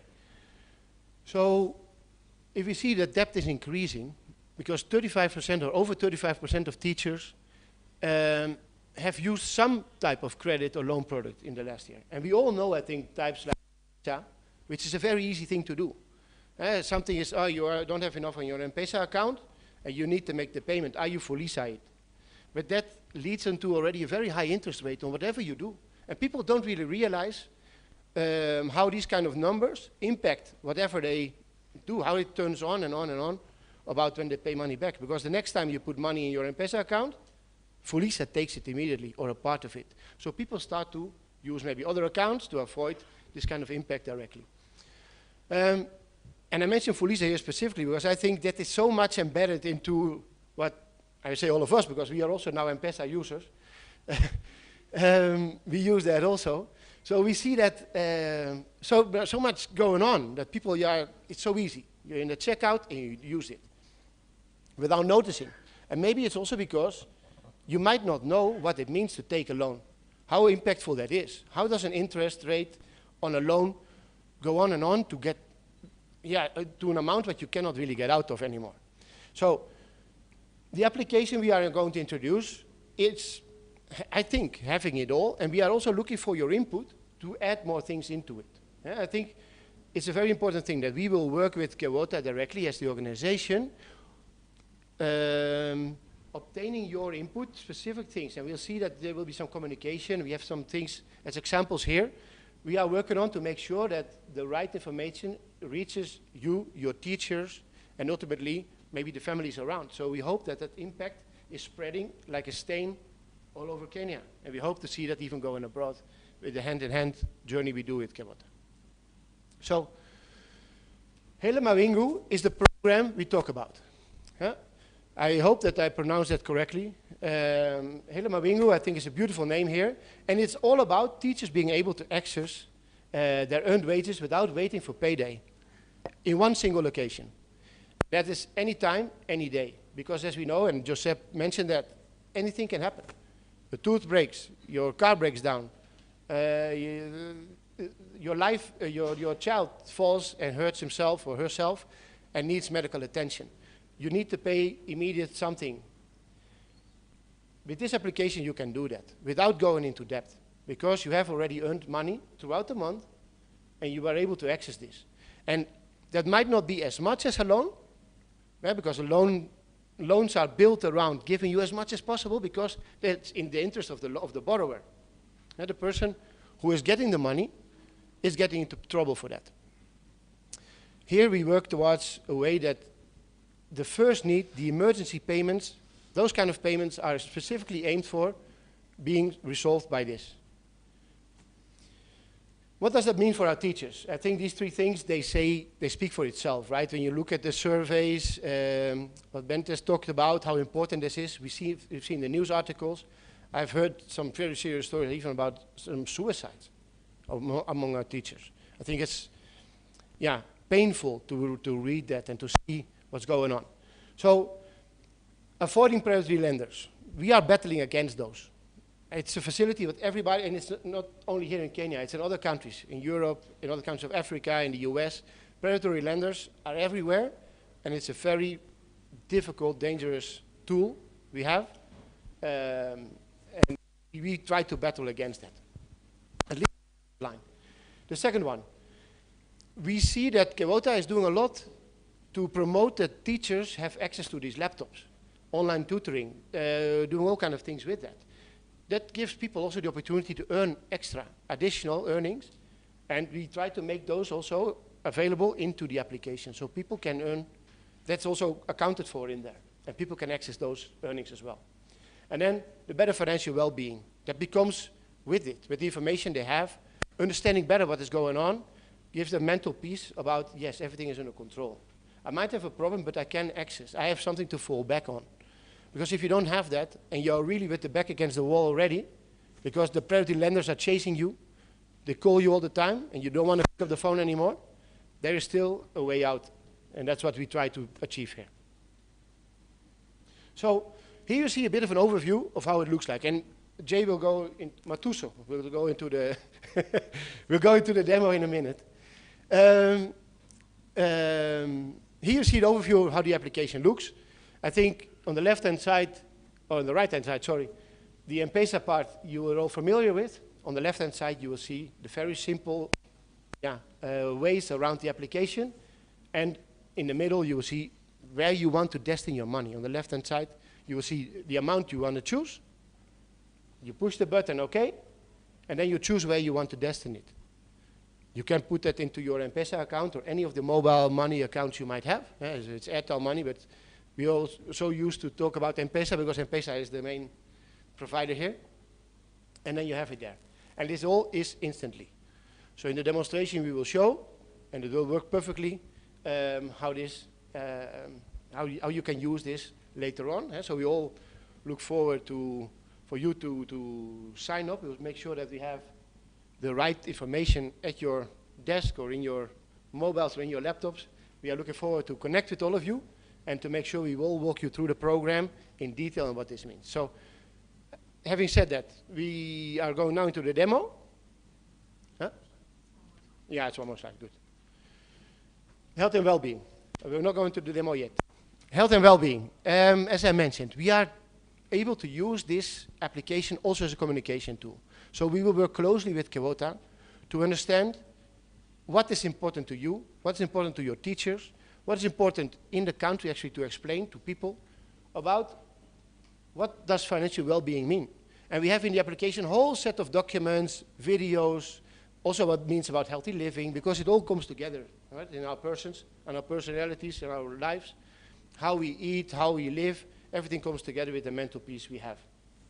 And the Hela Mawingu program is there to stay, is there to embark, to kick off today basically, and for you all to join. So we are here all day, so please talk to us if you have any questions, anything you want to know. We are very much looking forward to speak to each of you. And now, with having said that, now we really go into the demo. So please, Jay.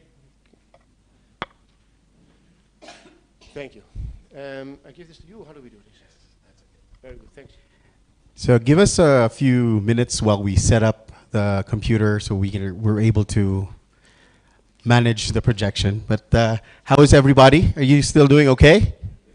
Okay, very good. Again, my name is Mutiso. Very happy to be here. And before we even go into the demo, I would just like to go around the room and maybe perhaps really feel the vibration in terms of, is it happening to you?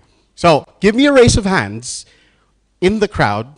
Give me a raise of hands if you know somebody who's been in a financial situation that has affected his or her mental health. Oh my Lord. Okay. So allow me to pass on, or maybe go to this side, without specifically saying names or dropping where they are from. Sir, if I may ask you, can you give us the situation? What happened to this person that you know who had an issue with financial an element? Well, they had a challenge. They were moving houses, and it was very stressful because they were trying to get to the new house, and they still hadn't finished payment for the last house, and both landlords were calling this person, so it was a very stressful situation. There you go. Thank you very much. Has anyone had the same situation, similar, transferring? Okay. Yes. Thank you, sir. Ma'am, if you could share us your experience on this one. I want to share the experience of a teacher in Makweni. Actually, Kewota is paying her school fees right now. She almost committed suicide. That was 2 years ago, and she wanted to kill even the 2 children that she has. So Kewota came in, and now she's doing well. She's doing well. We are still paying for her school fees. Even this, we had told her we are going to pay for her 1 year. That was last year. But even this year, Kewota took it up, and it's still paying for her school fees. I'm happy that she's alive and the children are alive. Thank you very much. We'll take one more experience. Anyone, volunteer from this side. Yes, ma'am. Okay. Oh, maybe one more after. It's almost similar to that. They were moving to a smaller house now because they could not afford the house that they're paying rent in. So they were going to a smaller house. The wife refused to go. The father and the children moved to the smaller house, and the wife was left with a small mattress because she refused to go to a smaller house. She was embarrassed that people are going to see her that she's going to a smaller house. After 2 days, she hanged herself, and she was buried. Yes. Thank you. You want one more? We'll get back to you. Here. Okay, thank you. With me, it's my father. My father was a head teacher and then retired 2020, June 30th. Up to now, he has not gotten the pension, and he was found with misappropriation of the funds when he was still working. And then he was taken to court. And then the court declared that he had no case to answer. From there, the TSC, with their legal team, found him with a mistake, and therefore he was interdicted and then reinstated. Up to now, when he retired, at the time we have been pursuing about the pension, it has been said that the pension was attached, and therefore he cannot be able to get. Up to now, we are making a follow, but it's in vain. So my salary, the small salary that I get, I'm just a P1 teacher and a primary teacher. The salary I get, I'm supporting my father and the entire family. Thank you very much. We go 2 more, our last 2 experiences. And you notice there is a certain pattern that you're hearing from these stories that we are picking up as well. Here you go. Thank you. The experience I had 2 years ago, a single mother who is a teacher, she spent a lot of her time borrowing to make things meet, to make ends meet, to feed her children and take them to school. When she could no longer access any money lending area, she decided to create a story that her biological father died. So teachers had to raise money for her on sympathy grounds. And then, unfortunately, the father appeared. So teachers took her to court to explain why she had conned them. But as Kewota of Siaya, through our able CEO, she came in and assisted that teacher kidogo, and now she's a settled teacher. What we mean to say is that teachers are really constrained financially. Thank you. One more.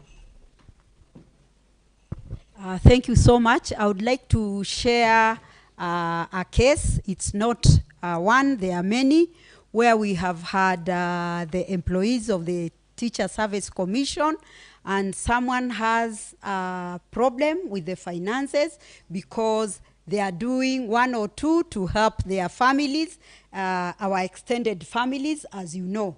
And to some point here in Nairobi, the employee was not able to go to work. You know, in most of our areas, we have to commute and pay transport daily. So this employee was not able to pay for the daily transport as well as taking care of themselves. The house was also closed because of rent, and he therefore decided that he's not coming to work and decided to lock themselves in, and at some point decided to go and stay with their relatives.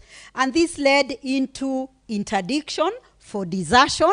And when he came for the hearing of the case, that time I was in discipline at the TSC headquarters, actually the employee said that I decided to relinquish my duties or come for duties to go home in Ushago. At least Ushago is where they come from, their home areas, to do some kind of taking care, bringing up the chicken. So the teacher or the employee decided to take up that little work with the money that they had. So when he was there, he was asked by the panel, now, have you gotten money to enable you now, if we bring you back to work, to be commuting day in, day out? And the employee said, I may try. So at the end of the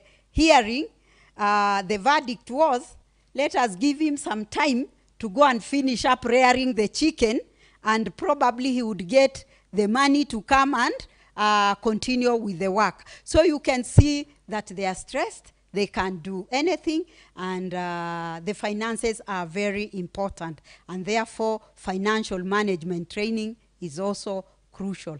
Thank you so much.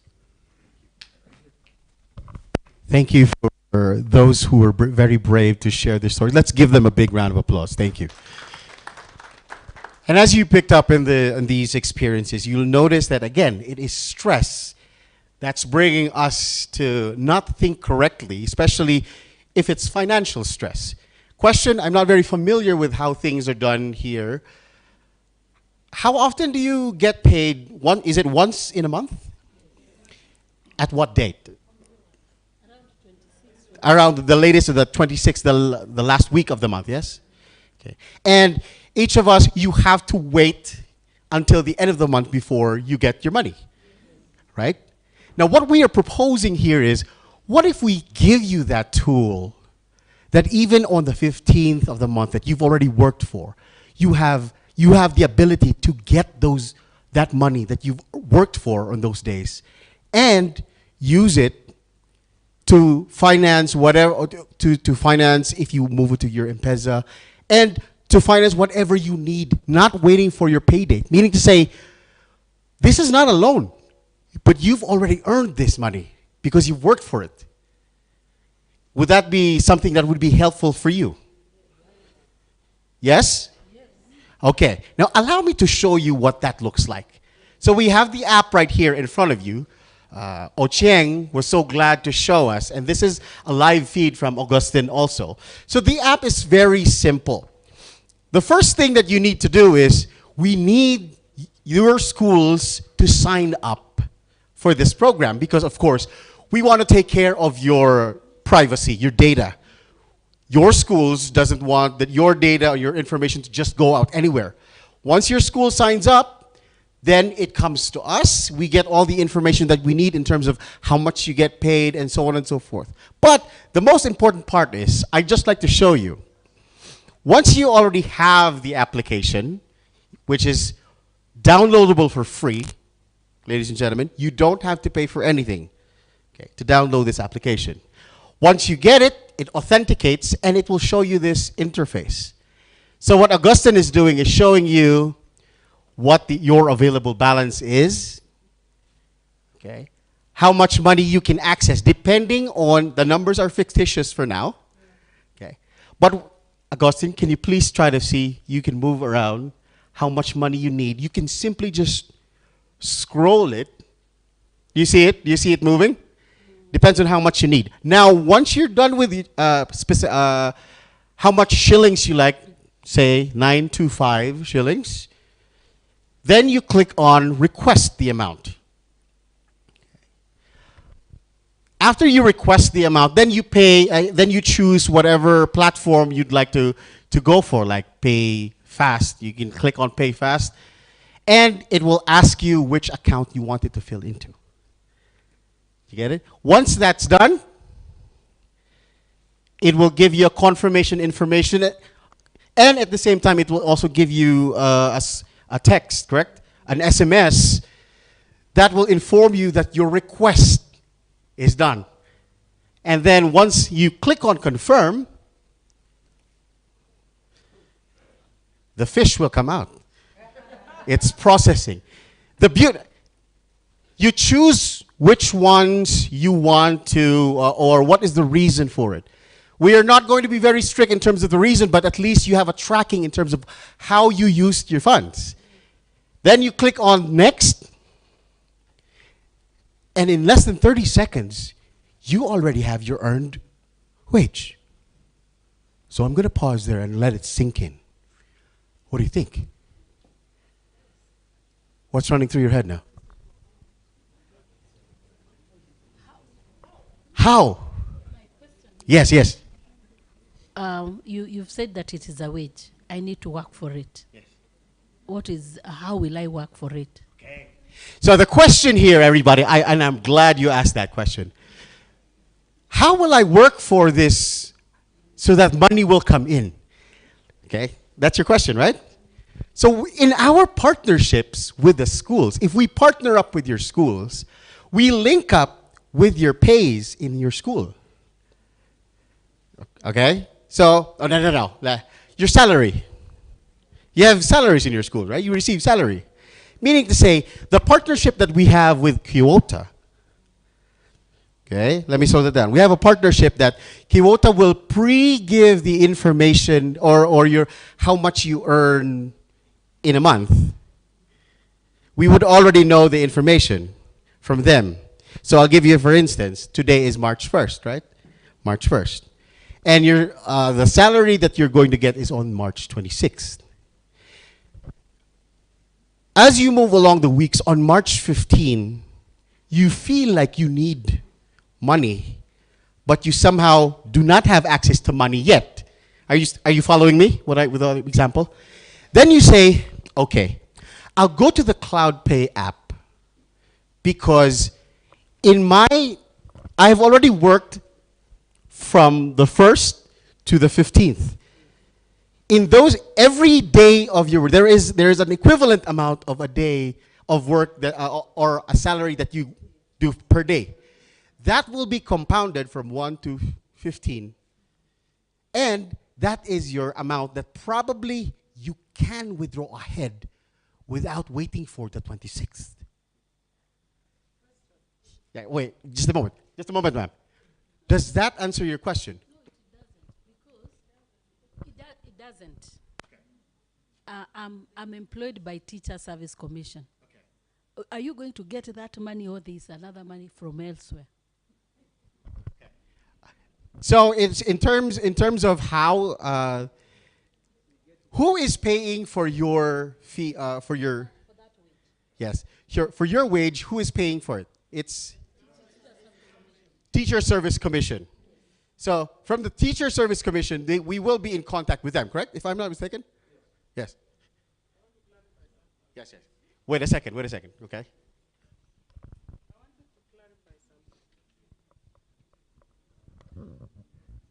Yeah, I don't know whether I'm the one who is getting it right or I'm getting it wrong. But the explanation that, Mutiso is giving at this point will work very well with private schools, where the private institutions are the ones who are paying the teachers. So the private institution, this is your point for you, that then you'll need to register with Cloudpay, and so that Cloudpay can assist the teachers in your institution. But that does not take away the question of government paying, because majority of these teachers here are paid by government through government payroll, and the employer is the Teacher Service Commission. That is where she's getting confused.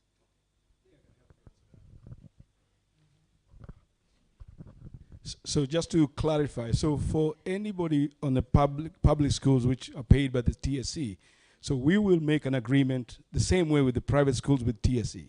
So TSC will load your salary information into Cloudpay, and so now Cloudpay will now be the ones to calculate on a daily basis what you accrued.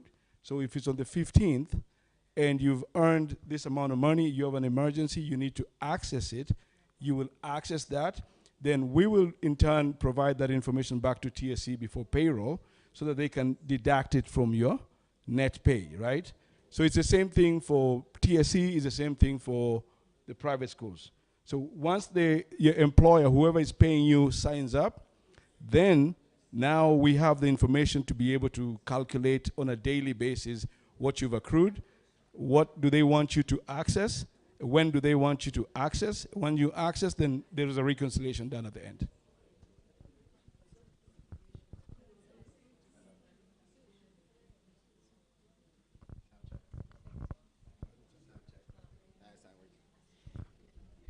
Excuse me, ma'am.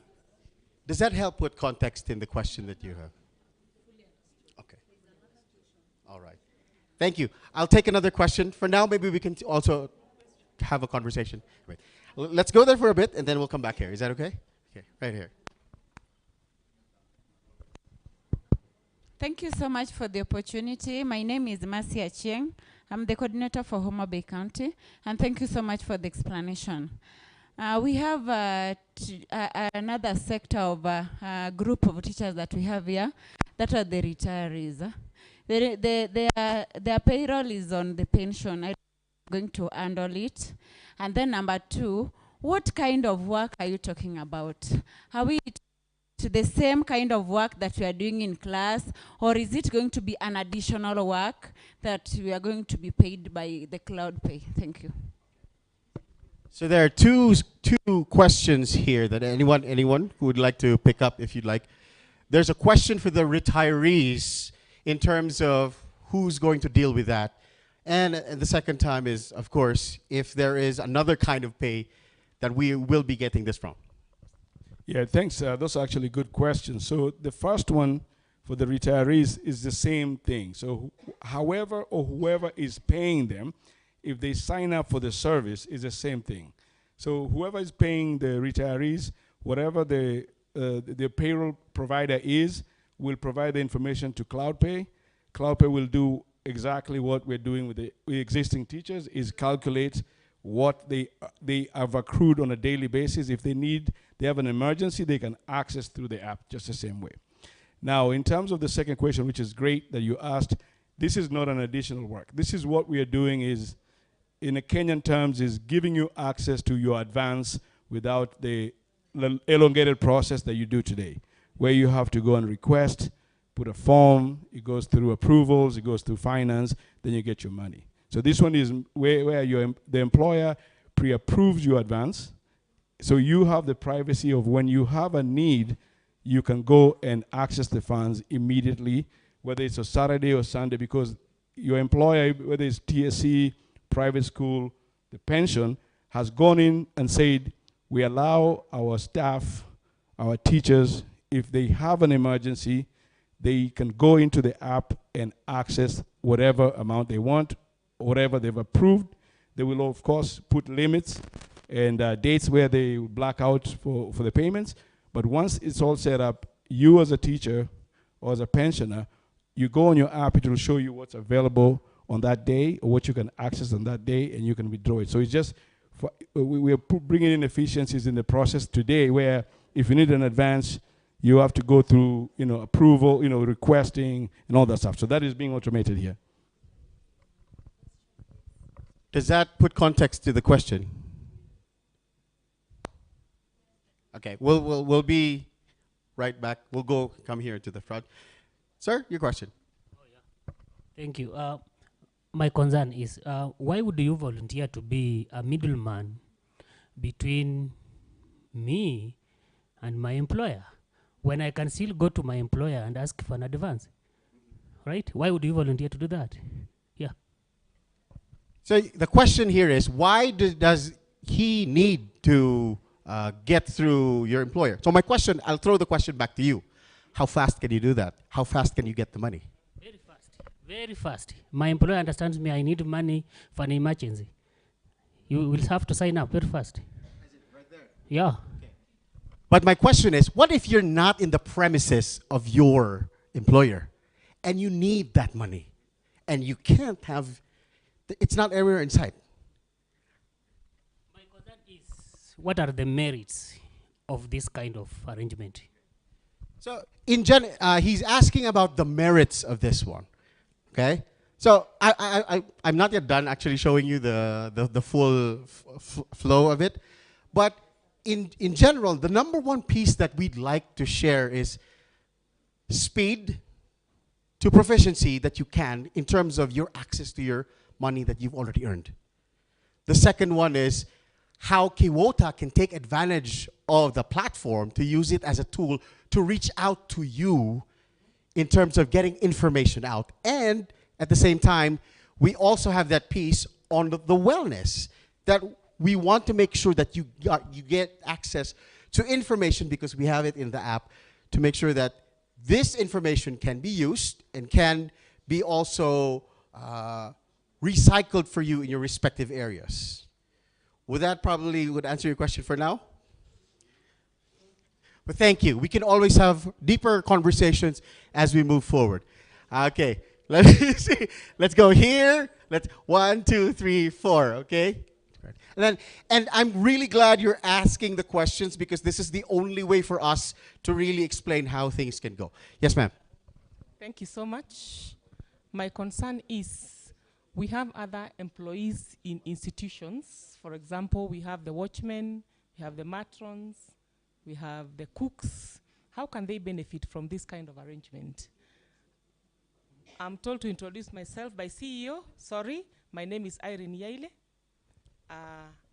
I'm a head teacher in one of the remote schools in this country and the secretary of Kenya Primary School Head Teachers Association, the national secretary. Asante sana.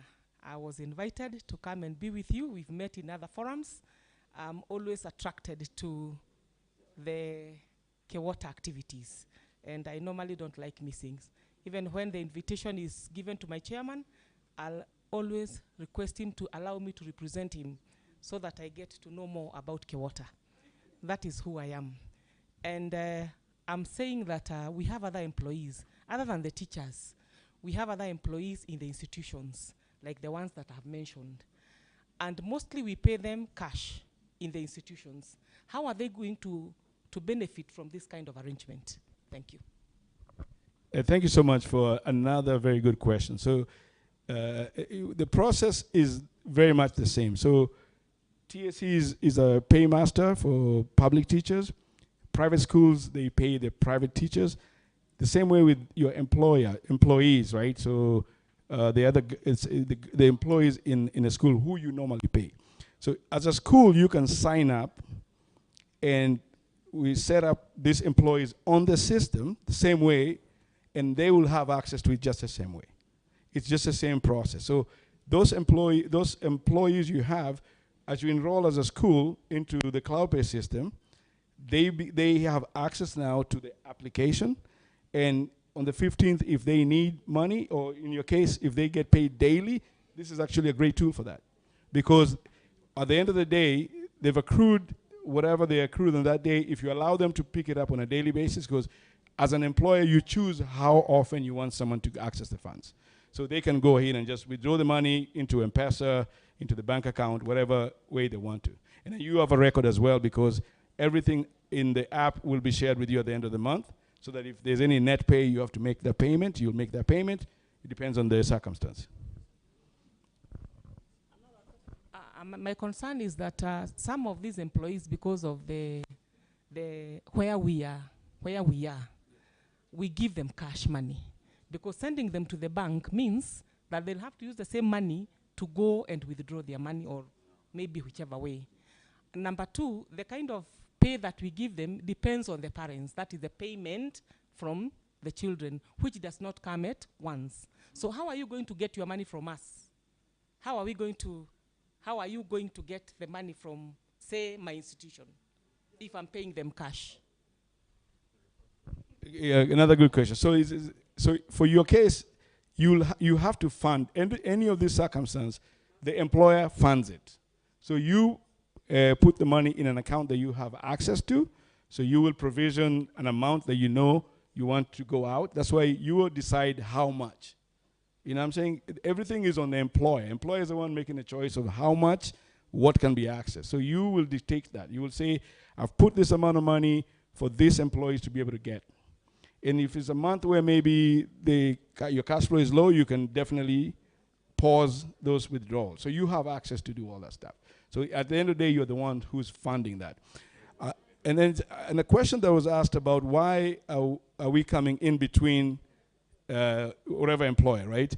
It's not coming in between, but we are bringing efficiencies to a process that's elongated. And maybe some places might have a faster process, but I can guarantee you, if you saw on the demo, the money you requested, it's instantly in your account. So if there's a better process than that, maybe we'd like to know about it. But I think today, if I have a need on a Sunday, and I need to get money on a Sunday, I don't have to wait to go to line up, fill a form, request for it. And sometimes you have to divulge information that you don't want to divulge. You have to say, I need to do this and this. This is privacy. I have an emergency, I request the money, I get the money, I take care of it. At the end of the month, it's going to be recovered from my salary. So I don't have to go to, hey, Niaje Nisot. All those are going away, right? So you take care of your finances on yourself. All right. Let's pause for a bit because I know that. Thank you, sir. We will. One more? Okay, let's take the folks at the back. Don't worry, we are here all day to answer your questions, so we can personally get to speak with you. Thank you very much. Pastor Joyce Ningala, Kilifi County Coordinator. I have two concerns. One, what is the interest that is going to be deducted after one has received that cash? Two, is there any grace period for one to stay maybe before you deduct this amount? For how long? Is it after a month or 2 months? Thank you. The question being asked is of interest. How much or is there interest that we are going to pay? Ferdinand. Yeah, so actually there is no interest because this is not a loan. It's important this is not a loan, so there's no interest. It's very important, we will explain that later after the lunch break. We will go a bit more in detail on if you sign up, what happens, what are the details of the program itself. But basically there's a fixed fee, like with any M-Pesa transaction, there's a fixed fee, but goes always. There's no interest. There's no percentage of those, okay? And the second part of the question was? No, it's taken from the salary. So in the end of the month, you will receive your salary. Say it's, I don't know, if it's 1,000 shilling, I take today 200. In the end of the month, I receive 1,000 minus 200. And after the month, and the month finishes, it's over. So there's no longer period of paying back or anything. Well, yes, a short one. Go ahead. Thank you for giving me that opportunity. My question is that maybe you are employed with private schools, and by bad luck or by good luck, you are sacked from the job, and you will be given the money before the end of the salary. How do you recover your money? Do you keep on calling the way the others do? Because we see that some of the cashiers, they call even the parents to tell them that we have the money. How do you recover if somebody has been sacked from the school? So, as we said, the schools will sign up to the program. We work with the schools to obtain the data of all the active teachers or employees. We heard also a cook or a chef or other maintenance employees. They are also welcome into the program to benefit from these advances. Now, we are on a month-to-month basis in touch with the school because the school is processing the salaries, the payroll, by the end of the month to make sure that the payment is received. Well, we make sure that by that time, the full data of what transactions people have taken are included in the payroll. So the school knows that. We are also, normally, what schools do, or what our clients do, is they don't allow the maximum. So it's not 100% access. is like 70 or 80. So you never go into that mode that all the money is gone or all the money is there. So we are not the ones to call to chase people, to chase people there. We are always in line with the payroll. So schools can inform us, and the day they say, oh, this teacher goes out of the school, we disable or they can do it, because actually every school who is managing their own platform, they can disable one specific application for one specific person. That's the way we avoid this kind of things. Okay? So I think it might be the last question. Do you want to take that? Or oh, no, it's not the last question. So where do we go? No, here's that. Okay, and like I said, not worry if you feel like you're not yet heard. We are here all day, and we will give you a chance that we will interact with you and answer your questions. Okay? Here you go. Thank you so much. I'm Stephen Onditi, General Agoi. Mine is not a question as such, but my understanding of this Cloudpay app, it is somehow reducing the stress of going to look for maybe salary advance from the banks. What my understanding is that the Cloudpay can get in touch with TSC such that on a daily basis, cumulatively, as you work, let's say day one, then maybe it is 200 shillings. It is somehow reflecting on the Cloudpay. That is my understanding. So that the next day you will be having maybe 400. After 10 days, you have maybe 4,000 or 2,000. So if you are in need of money, you don't need to go to the bank to apply for an advance, but you simply go to Cloudpay and then access part of that 4,000, what you've worked for. That is my understanding. So it takes away the question of the bank alone, of which you will be charged interest, such that at the end of the 30 days, if you are supposed to be earning, let's say 30,000, they will only you will only be paid what is the balance from what you.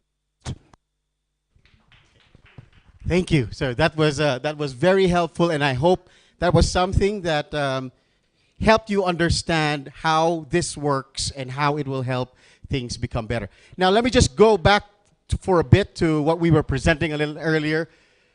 So at the bottom, you see the profiles, so you can change what bank partners you have or what have you, payment methods, and so on and so forth. The second tab is also will show you statistics. And this is good because you know how much money you will be getting on a weekly basis, on a monthly basis. The progressions will be there, you can see, and the requests you're going to make. And there is a portion of history where you can track where your money went. And you can see how much you picked up from the salaries that you've earned. Right, there you go. And on this piece, on balance, you'll see it will be identified what your net salary is. And if there are any changes to your salaries, that will be something that will be redirected to us from an information standpoint, and then we update the system for it. So how much you've earned and requested and so forth. And last but not the least is here. This one is for Kewota, and this is very good. The app has the ability to push information from Kewota. Whatever information Kewota would like to share with you, they can do that through this app. The corporate fields, and at the same time, we can also then share different ways and platforms for wellness. You'll see financial wellness, healthy living wellness, and so on and so forth. And this information gets updated regularly. So you will not see static information. And the beauty part is you can always use this information to have more conversations with your peers and other people who think would need this. So you have access to it, updated information, and information that can be useful for you because we care about the wellness that was mentioned earlier. That's very important for the entire organization as well in general. Okay. So with that, I'm going to pause for a bit. And anything else you'd like to add or to highlight, Giuseppe, what's coming through your head? If there's anything? Thank you, Jai. Well done. So just to recap, because I think it's very, very important, is you are not getting money that you have not earned. So there is no loan. There is no need to recover this or to turn this money back after your payroll is paid. It's always going to be deducted and cleared out on a monthly basis. So you have zero risk in terms of interest rates or loans. This is why this is a financial well-being application. Secondly, the app is not only giving you access to the money, very important as well is all the well-being content and the content that Kewota will be pushing as well through the app to keep everybody aligned and to train you on how to manage better your accounting at home. Okay? So, no interest rates, no calls to parents, no people showing up at the school picking you out of the class or picking you out of the kitchen or whatsoever because you own some money. This is to prevent people like you to go to loans. That's the objective. It's to improve the quality of life. So we are not a cheaper loan. We are not alone. This is very important that you guys understand it. We created this to help improve the well-being of people, not to make it differently worse, if I might say. Okay, now, as Jai was saying, there was, I think, other 2 or 3 hands raised. There might be questions. We need to pause for a lunch break. Otherwise, your colleague will say, you're retaining me from getting the food. No?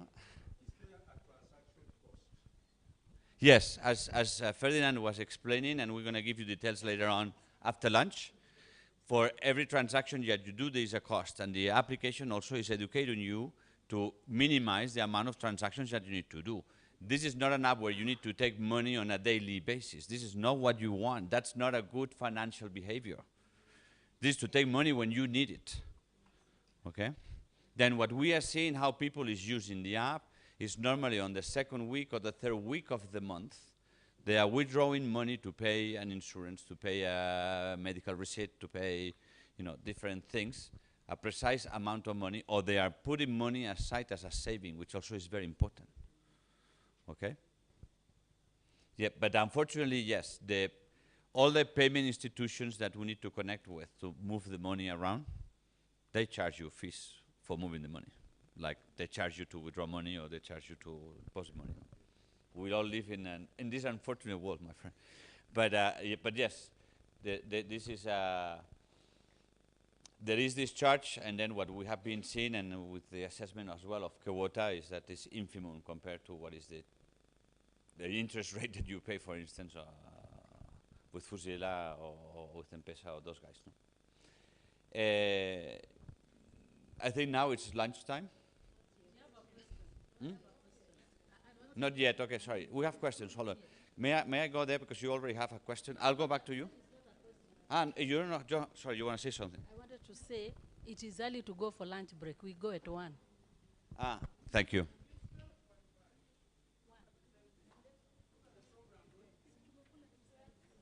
That's about it. We're flexible. It's fine. Okay, thank you for the opportunity. I'm Beatrice Akinyi, Coordinator, Migori County. My question is, in case I had maybe a medical issue, and I've only worked for 10 days, where I've accrued only around 5,000, and my medical issue needs around 20,000. How will Cloudpay help me to pay this bill now? Will they give me the additional 10,000, and I've not worked for it? So we're not going to loan you, but you can claim the money that you already have. Right? So your loan, if you need to go to a loan, is lower than when it was before having us. Okay? But we are not going to lend you money. We are not in the lending money business. We don't charge an interest rate. We don't charge anything. So you have...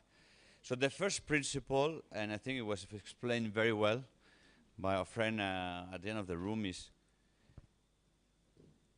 the first rule of managing properly your finance is trying to avoid to spend more than what you earn. And this is the principle behind this. So that's why I was telling you that it's a good practice, for instance, to every month, I mean, there's functionality here that you can program if you want to say, the 3rd Tuesday of the month, take 20% of what I have available and put it aside in this account, and those are my savings. This is, for instance, this is how we do it in my family. If I wait at the end of the month, I have so much stuff pending to pay that it's very hard to save because I've been spending ahead this money. Right? If I have less money, and normally I can spend maybe a little bit less money, and I use this to manage those sort of emergencies. Now, they might be happening that your emergency is bigger than the amount that you have available. And here you will need to find a way to get a loan. But that's better than yesterday because you need less of a loan than before, right? You have already some money that you have earned here, right? 5,000, you need 10,000, you only need to ask for 5,000. Otherwise, as I think Agustin was saying, I need to go, ask for the advance, get the money, then go, get the loan, you see what I'm saying? And I own twice because I need to return the advance and I need to return the loan, right? In this case, you only will have the loan problem. Does this answer your question? Question over there, Venta. Thank you very much. I have a question and a comment. Let me start with the comment first. The first comment I have is that we haven't been taken through even how it works. I think we are putting the cart before the horse. From the questions that I can hear, this is new to all of us, including myself. Can we be told how it works first? Then we can ask these questions. I have also noticed that most of the questions are coming from the teachers who are on government payroll. The private institutions, I think they are getting this thing that this is a system, a new system that is going to help them manage their payroll. I've had a question here, how about we are paying cash? Definitely, my comment here is that this process, I don't think it can work if there's no payroll. So what does that mean? That means that let us listen to how we can make things better. If we keep going back to where we are, then we are not empowering anybody financially. So we are trying to look for new ways of ensuring that we can do things better. So that was my comment. The question I have is for the retired teachers. Retired teachers are actually getting their salaries from the National Treasury. Treasury itself. So this can work for them only if Cloudpay looks at the bigger picture. Because we cannot discriminate against our other members like retired teachers and ECD teachers, because we also have early childhood. So then, it means that Cloudpay must go a step higher, further, to engage national government on this. It is really, really a huge thing that should be done so that the retirees can be able to access. These are the people who don't access their money. They have a lot of problems. They will need 2,000, 5,000, things like that to sort them out. Also, early childhood means, therefore, then Cloudpay must go a step further and bring in the COG. COG is a what? Council of Governors. This is really huge, Ochieng and Mapenzi. This is really huge, but for me, I think the idea of this workshop is to try and see how we can do things better. If we we do things the same way and expect different results, then we are not going to address mental health. It is called madness. So let's just open up our minds and see how this thing works, and then we can critique after we have seen the demo. Thank you very much. You're very welcome. Thank you, Venta. Well said. So let me answer to your question. We understand what you're saying. So the application is not made only for teachers. We are partnering and very honored with Kewota to launch this program, to start rolling this out and start creating social pressure in the pain points. We first need to know, and you have the privilege, at least this is how I feel, that with us, within this program, to start testing and being the pioneers on seeing how we can change things for a better reason. A. B, We are already having conversations with institutions. They're hearing about us, and we are thinking big. We don't stop here. This is just the beginning.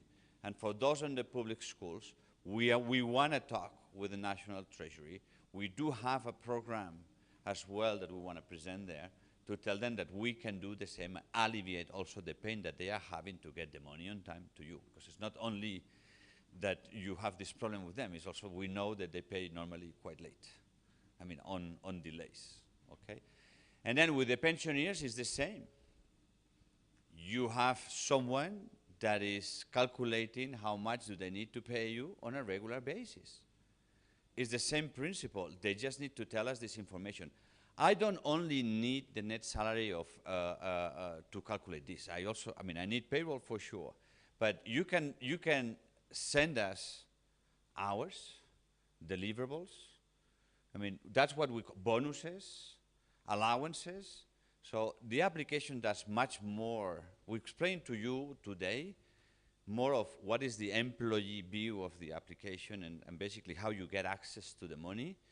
But this money that you have access to can come from different pieces of calculation, time and attendance systems, or you're paying by goods, okay? Or, madam, the cash.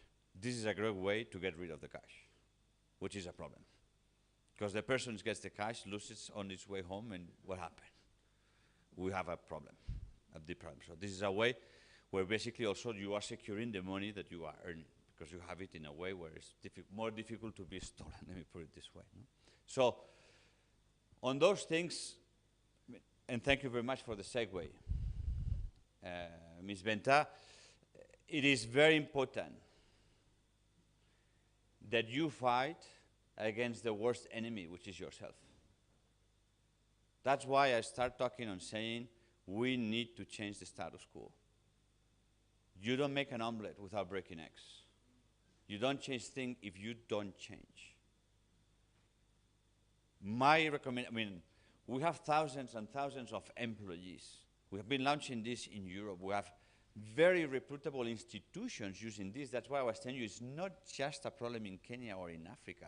We have Visa using this worldwide. We have Ralph Lauren, the fashion, using this for all Europe on the 12,000 employees. We have been hearing amazing stories about people that cannot pay the train to go to work, and then thanks to this they could pay the ticket, and then they're making the best sale ever, and they rescue a lot of money out of this. Or people who was not able to go on vacation that now can go on vacation, or, you know, or pay medical bills, as I was explaining you to as well as the beginning. So again, the tool helps you, or the aim is to prevent you or to minimize the risk that you have to go into loans. It's a very complex world to get out of, and you know it much better than I do. Once you get into that net, it's hard to escape. And this is what that's why we are very much aligned, that's what we want to bring in to the teachers of nationwide, not only private schools, everybody. A way to have a better living, a way not to change the house, a way not to commit suicide, a way not to have concern or be embarrassed, a way to, you know, all those kinds of things. Another question? Oh, you want to comment? It's actually a question. Please, go ahead. And I'm not a teacher. I'm in the technology field. I know. I okay. respected you. Now, my question is very simple.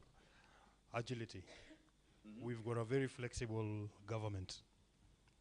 They are levying some taxes or some duties or some things on the payroll. And that's very flexible, especially with the court cases and stuff. Yeah. My question is, for Cloudpay, how flexible is it to adjust those kind of parameters? Great, it's a great question. So we are as instantly as it is the employer adjusting those changes. So the government makes a change in the taxes.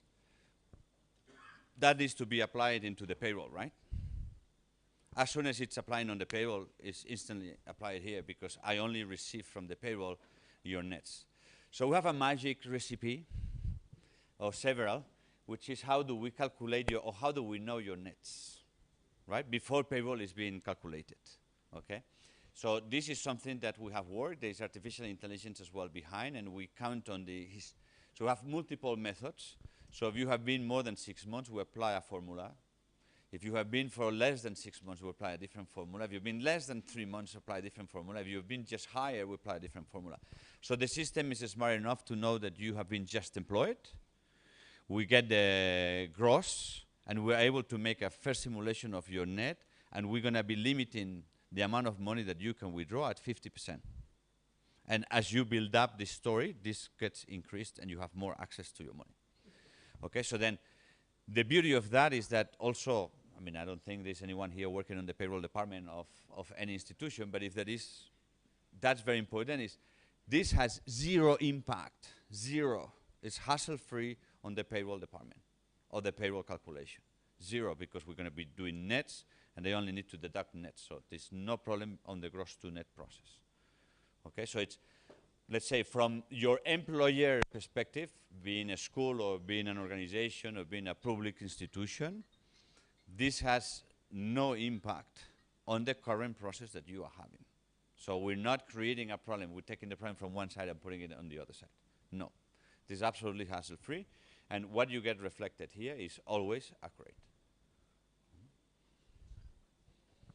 More questions? Okay, thank you so much. Sometimes you find that a teacher has a lot of loans, that the payslip is squeezed. Maybe it cannot contain the Mawingu Hela app. Now my question is, can you buy off so that we can take with the Mawingu Hela? Thank you, Jane. So, look, as I said, we cannot. You can use the money to pay loans, absolutely, and I will definitely encourage you to do so, okay? But we cannot buy your loans, okay? I'm not an institution that can provide loans. That's why I'm saying constantly, we don't loan money, because I cannot do this, okay? I'm not a registered FCPA organization, or I'm not a bank, okay? The money that you will get is money that comes from your employer. It's not even my money. It's the money that your employer owns you because you have worked those days. Okay? Now, in your case, can you use the access earlier to the money to try to reduce the interest rates and to try to make more affordable to pay those loans? I will 100% recommend you to push those who you own money to do this, saying, hey, instead of paying you at the end of the month, and if I'm paying you part of this on the 15th, can I have a less interest rate? And that should be the case, because that's what the law says very well. And normally, all the banking rules are saying, no, is that you have an interest rate per month, right? So if I pay you in 15 days, I should pay you less interest rate. They should prorate it, and you can use that to reduce the extra fee of your loan, no? Which is that's the biggest problem, I think, that we're all trying to solve. All right, I hope that answers the question. Do we have more time to answer questions? Because I think we're still on track with time. Yeah, we can answer any question. Anyone else? Let's go back, opening the floor here. Please. The last one, thank you, I've understood the process, that it's money that I've worked for. But here comes a situation where you'll find that what is being reflected on a teacher's slip is not what gets into the bank. Like teachers who have instant loans, there are teachers who have, we call them the MOBI. So maybe a teacher would be, in the slip, it's 30,000. But what gets into the bank account is maybe 15,000 or maybe 10,000. For this situation, what is going to be reflected on the Cloudpay is what you are supposed to be getting, that is the 30. Yes. So the moment you get more and more, and at the end of the month, you find that this teacher has now withdrawn more than what gets to the bank. For this situation, what is going to happen? So the application is reflecting what you get into the bank, not what is your pay slip. Okay, so you are secure in this sense, so you don't overdraft. Okay, so that will be creating a bigger problem. Okay, and then secondly is, if you already have commitments from this money and so on, and you withdrawing money, you are overdrafting yourself. Okay, that's why we have well, maybe we can review it a bit more in detail, the well-being part, which is explaining you all those sort of things, saying, don't do this. Thank you. Okay, so again, and I know for Venta and the team, and as well for us, it's very, very important. This is not a way or a more efficient way to get a loan. Sorry to say this again, okay? This is a way to manage better your finance. And you need two things to do this. First is have access to the money when you need it. Otherwise, you need to loan money. Okay, so we are in the same problem. And secondly, get trained yourself, as you were saying in the survey. 95% of you get trained on how do I manage better my income? And how do I maximize this money? Because we think we've been talking only of covering holes, if I might call this way. Patching problems. So, well, now I'm the Chief Strategy Officer for Cloudpay. So I like the kind of deep thinking onto those sort of things.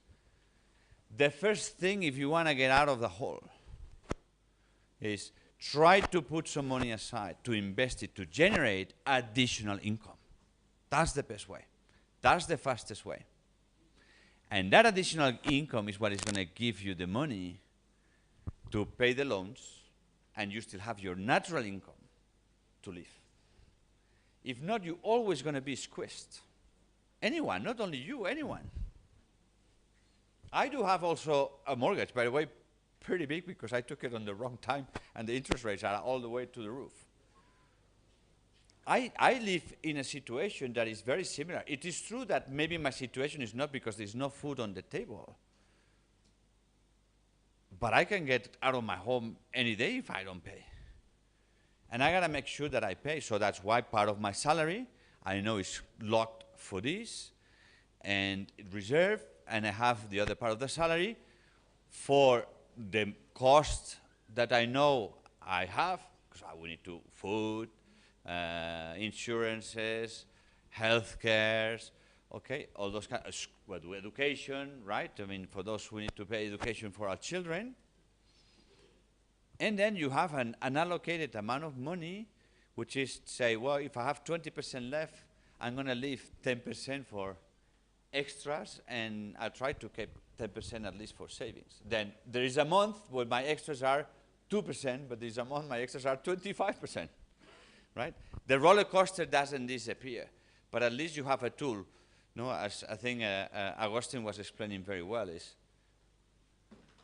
I have a problem right now, and I cannot contact someone in the organization to give me an advance. Well, by the way, I think it's the worst process that human beings have been invented ever. To go to somebody else and you need to explain your problem to get your own money, I think it's disgusting, but that's my personal opinion. So that's the beauty of the privacy, saying it's your money. Okay, so I think that is getting crystal clear now. You get it when you need it. Look, those questions, if I might extend a little bit, those questions were asked as well by several people. And look, it's a shame we have the video. If someone wants to see it, I'll show it a couple of minutes. This is the head of compensation and HR for Ralph Lauren, based in the UK, in London. And he's explaining this, saying, you know, that we were scared of people making a misbehaving of that money, spending then much more money. And before we launched the program, you know, he told me, Joseph, there's something I just realized. He said, what? Is their money. Today, because they don't have access to it, they might loan money is even worse. At least tomorrow with this, they might overspend, but they're not loaning money, at least during the period. And you know what? We have been discovering wonderful things. First of all, we have no one that has overdraft. And we have been working with them for over 14 months. Okay, thousands of people. Not a single one.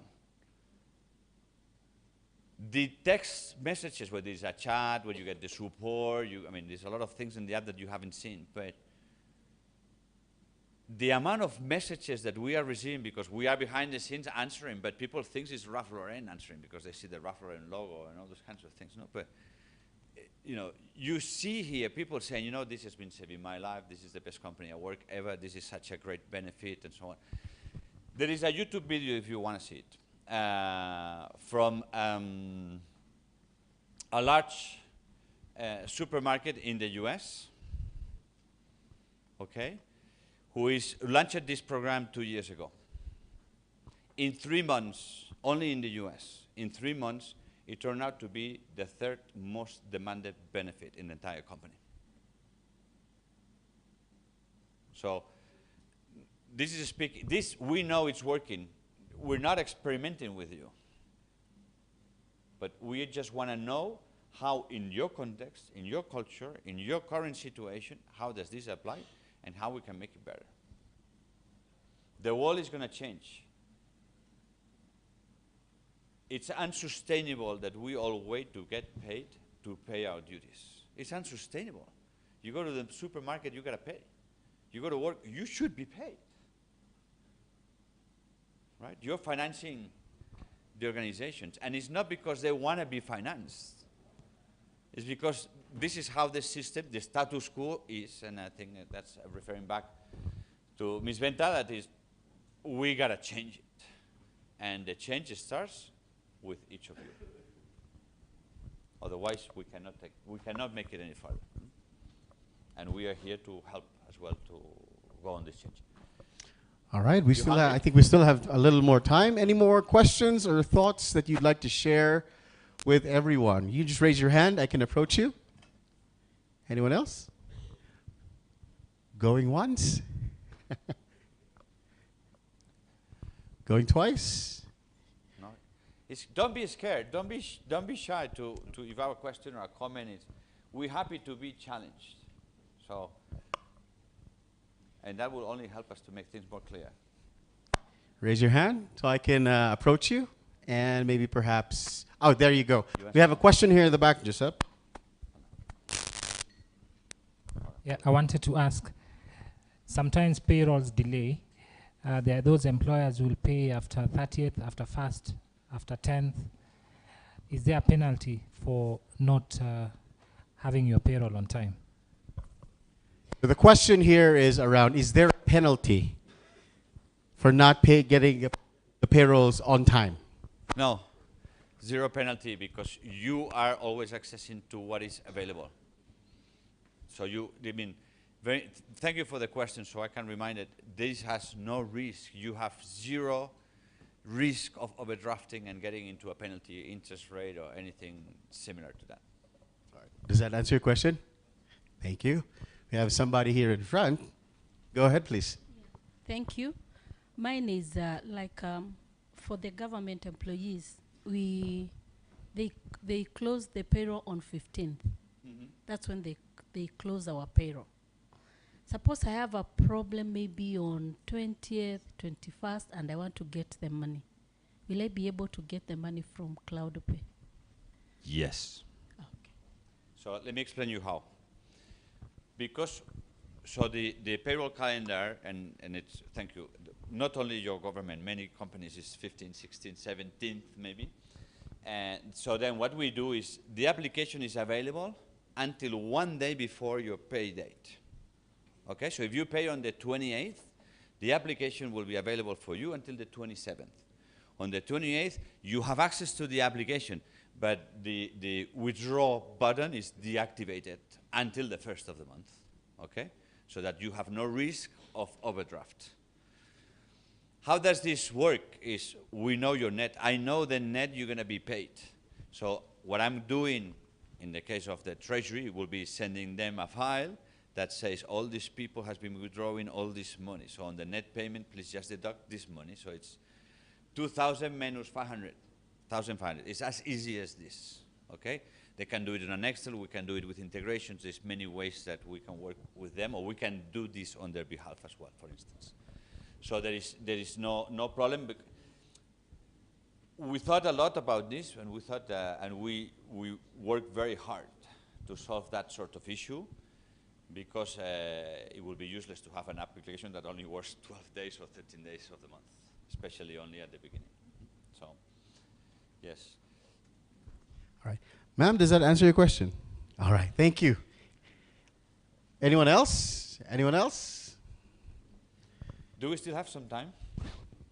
We have around 10 minutes more. Shall we maybe show more of the app, like a bit deeper on the well-being and so on? Yeah.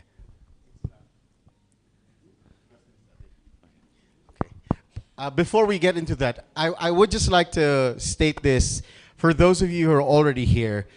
Now, the question here is, what then is the call to action for you?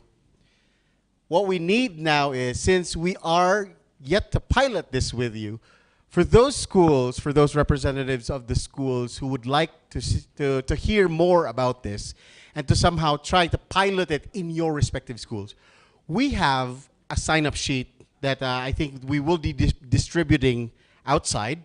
You can take that, there's a link, you can sign up, and we can get back to you, and so we can discuss further in terms of how we can possibly roll this out through Kewota, and at the same time, probably get it into your schools.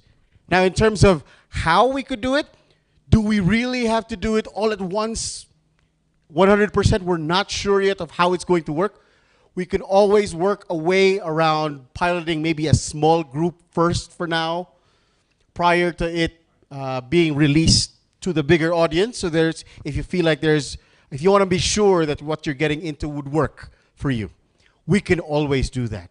But for now, the call to action is really, if you could sign up so you have the opportunity to take advantage of the service. Because number one, there's really no risk in terms of a payment that you have to shell out first. Okay. So we're here to help. We're here. It's like a Swiss Army knife. It's better to have it and not need it than need it and not have it. Am I making sense? So I hope that analogy makes sense to you. There you go. Augustine, please. For you. So anyone who signs up will be given a free t-shirt. Signs up for the pilot. Okay. So I have been given information that if you would like to sign up today for this one, the first 5 representatives of the schools who will sign up will get a free t-shirt from Augustine. So I hope you do.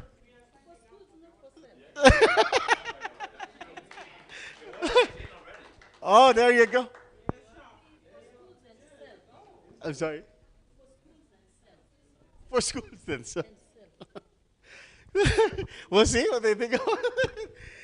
Alrighty. Okay, there's one down. Any other schools who'd like to sign up for this one? Right. Instant rewards. We're all signing up. Yay. There is a question. Are you signing up? Okay. Yes, I think this is something that we can do maybe perhaps during the break. Also, yes, everyone. But I'm glad that you are seeing what this is hopefully going to help you do as well. So there. Ferdinand, is there anything you want to highlight in the... Okay. Okay. You want to talk about the well-being part? Can you do it? Yes. Okay. You want to speak or? No, you speak. Okay, so after this excitement of the potential sign-up, T-shirts, everything. Sorry. Get a bit of your attention before we go to lunch. So we would like to go into a little bit of the well-being part of the application. Okay, so here on screen, please, we see the application. So I'm looking here at the screen, so to show you a little bit on this. So here on the top, you see the different information. So there's different categories: financial, health. Maybe Augustine, you can scroll a bit and show what else we have here in the top. Healthy living. There's reconnect. There's release, so things to get away from your mobile device. So some people get really into the mobile device and don't know anymore what's going on in their own lives. All those kind of things. So maybe we can go to the financials. Let's go in there. And there we have all kind of articles and explanations on how things are potentially helping you. So budgeting, what does it mean if you define your financial goals for the future? I want to save for a house, or I want my child to go to school, to university, those kind of things. So you can put long-term goals into this. So maybe you want to click on that. Define your goals for the future. Let's go into that.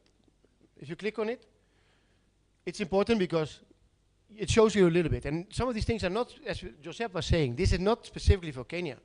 We have these issues are globally. We experience that with employees globally. So we show videos which you see on how things work. Things are quite short. Things are very concrete on how it helps you in your personal situation to set goals, to have an objective in something, recover or disconnect or make things better. So yeah, this is one of the videos with explaining.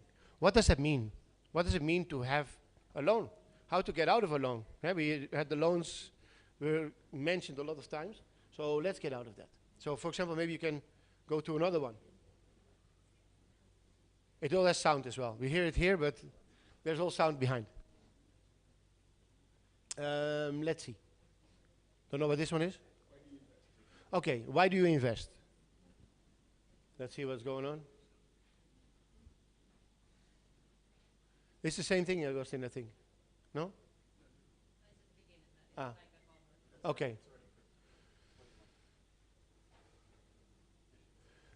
So anyway, we published ongoing new kind of articles everywhere and about a whole range of topics. Anyway, we are also going to work together with Kewota to get really specific communication out.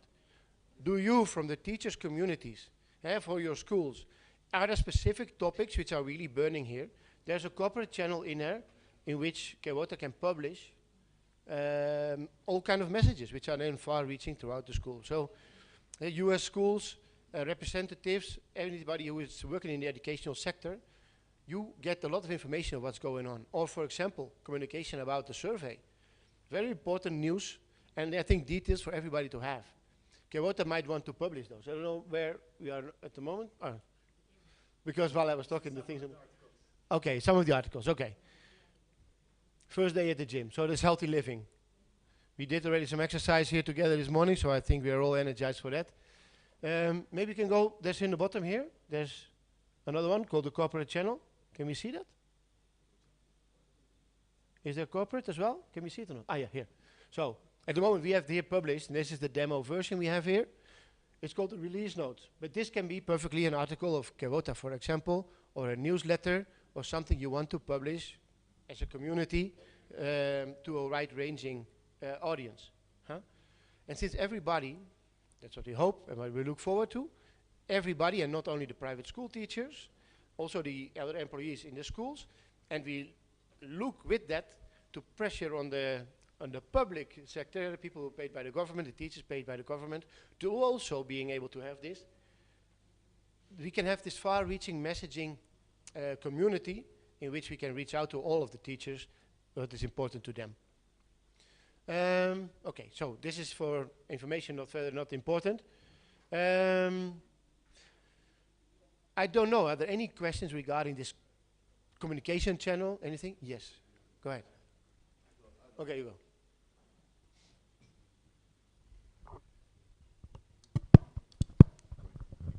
Hi. So it's not a question per se, but a challenge.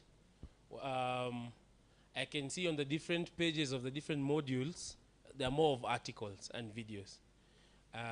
This might be a bit heavy for the back-end programmers, but could you come up with something tangible, like on the well-being page or on the financial wellness page, where you can have something that you can interact with, that let's say you have a goal of saving this amount of money. Yeah. And it's something that you can interact with, that is progressively changing from either week to week or month to month, depending on your goal. Or whether your goal is losing weight, you don't have just an article telling you how to lose weight or a video showing you. Yeah. Is there something that is you can interact? So really actually execute on what you are learning. And basically. You can check progress. Yeah. You want to answer it yourself? Yes. Yeah. Thank you. So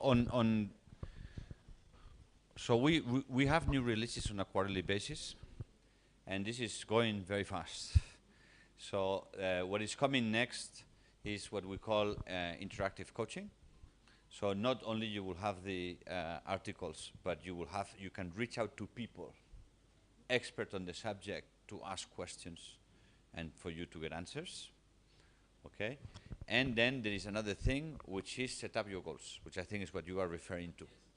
So also the application will have a section, okay, where you can set up your goals, and the application is helping you to not only to measure it, but also suggesting you the actions you need to do within the application to achieve those.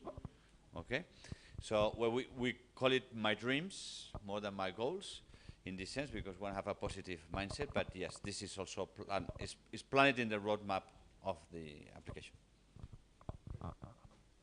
Thank you, Joseph. Any other comments, questions on this specifically, in the specific section? If not, so on behalf of the team, thank you very much. thank you. Thank you. Okay, this is maybe a suggestion. There's a principle called reciprocity. When you reciprocate, then an institution feels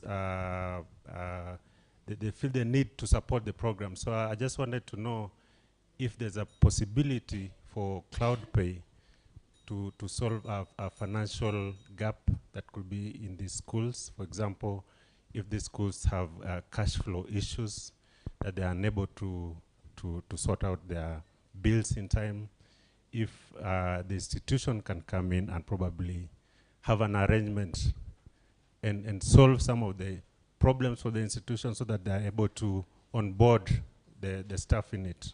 Is it possible? That's a very good question, John. So we as Cloudpay have this kind of facility for specific large multinational clients, companies, already in place. So with the cash flow, to not have that impact for employees, to ensure that the salaries are being paid always on time, we have this facility in place. So it's a kind of a loan facility we do, but to the institution, to the company. Yes. Now, every company has to go through a specific set of qualifications, as you do as a person. If you want to ask for a loan, they want to know what's your salary, what do you do, all these kind of things. We do the same thing. We have to do the same thing with companies. Now, your question regarding to schools, we are looking into that. We want to make sure that that is one of the facilities we could potentially also do here for schools and institutions here in Kenya. But we are not there yet, but yes, it will.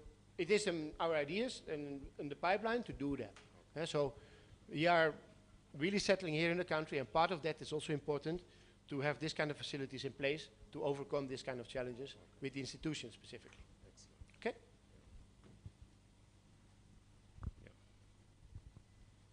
Yeah. And I think with that, I don't know if it's lunchtime, I don't know. We're almost at lunchtime. Go ahead. Yeah, so thank you so much, Ferdinand. I think we give him a round of applause.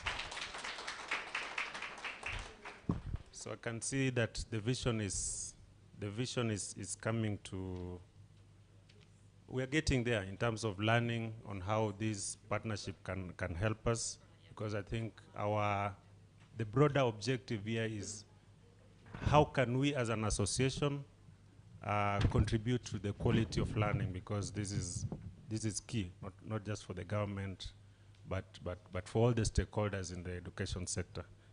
So I think maybe just before we go, can we get an energizer as we break for lunch? Then an energizer.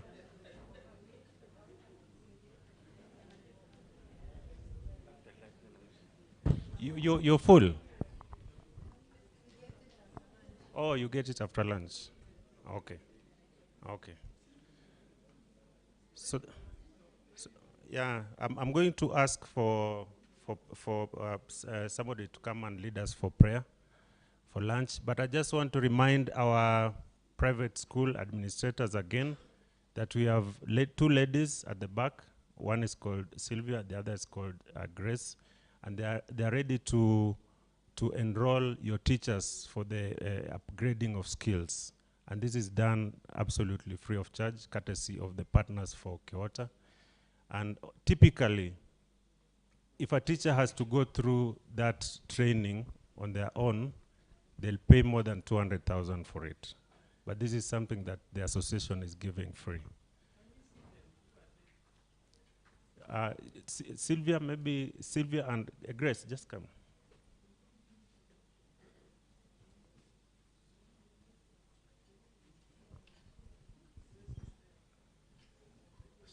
She's called Grace.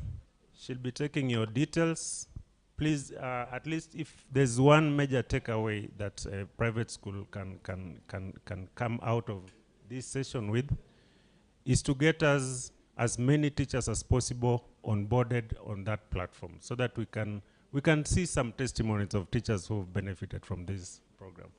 So here with me is Sylvia and Grace. They're part of our administration team, and they're ready to be at your service. Then at the same time, just a reminder, pupils from your school, at whatever grade, you'll be able to nominate them, and so that we can onboard them on an online assessment platform that is also going to empower our teachers, not only from the private sector, but even from the public schools. So I think our private school partners have some goodies to go back with in the schools. So thank you so much. I think we are going to have a break, and we meet after lunch. John, one thing I would like to suggest, and I don't know if we jump a bit the thing here. We would really appreciate it if we could make all together like a group picture. I know we are quite a few people, but maybe it's a nice thing to put in our communications or for our memories to have a group picture. For us, this is a very important moment, so we would like to have that picture with all of you. So our photographers can guide us on where we can have the pictures from. Yeah. They can maybe do it. Yeah. Sorry, photographers, to put you in a difficult position.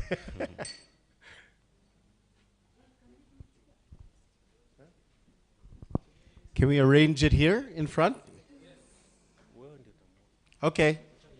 May we request everyone else to gather, stand up, and gather in this area in front? Please. Bring your monkeys, if you would. That would be great. By the way, have we heard about the story of the monkey? How is the monkey associated with CloudPay? Oi, Joseph, can I also bring you to the front, please, to the monkey? The history of the monkey. So,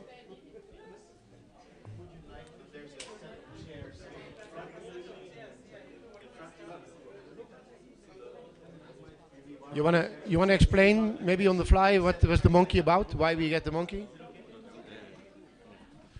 So I will just invent something. So actually, the history of the monkey is something. So we say the values of our company, of our employees, driving for excellence, doing a good job, those kind of things are all identified by a specific animal. And the monkey is one of the main favorite ones, but we also have, and we will have, tigers, lions, giraffes. So it doesn't stay with the monkeys. Okay. But they identify the values of the employees. You have to be from Navia. Navia, you have to be from.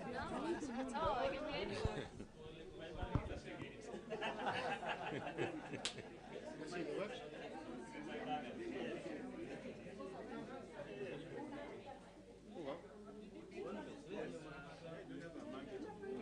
You need a monkey. Where is the monkey? Show people in the front. No, you. No.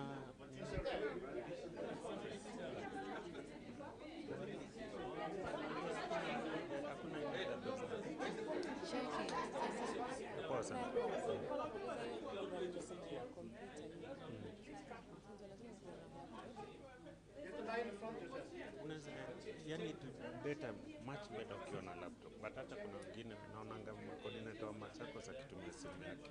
So you find out from her. Na by the way, staff room yake kuna walimu walikuwa nalipwanga nearly 2,000, like 2,500 per week. Kwa staff room yake. Wakifanya editing hizo questions. Kwa shule moja tu. So now, first of all, you're going to be enrolled. You're Intel. No other special reason, but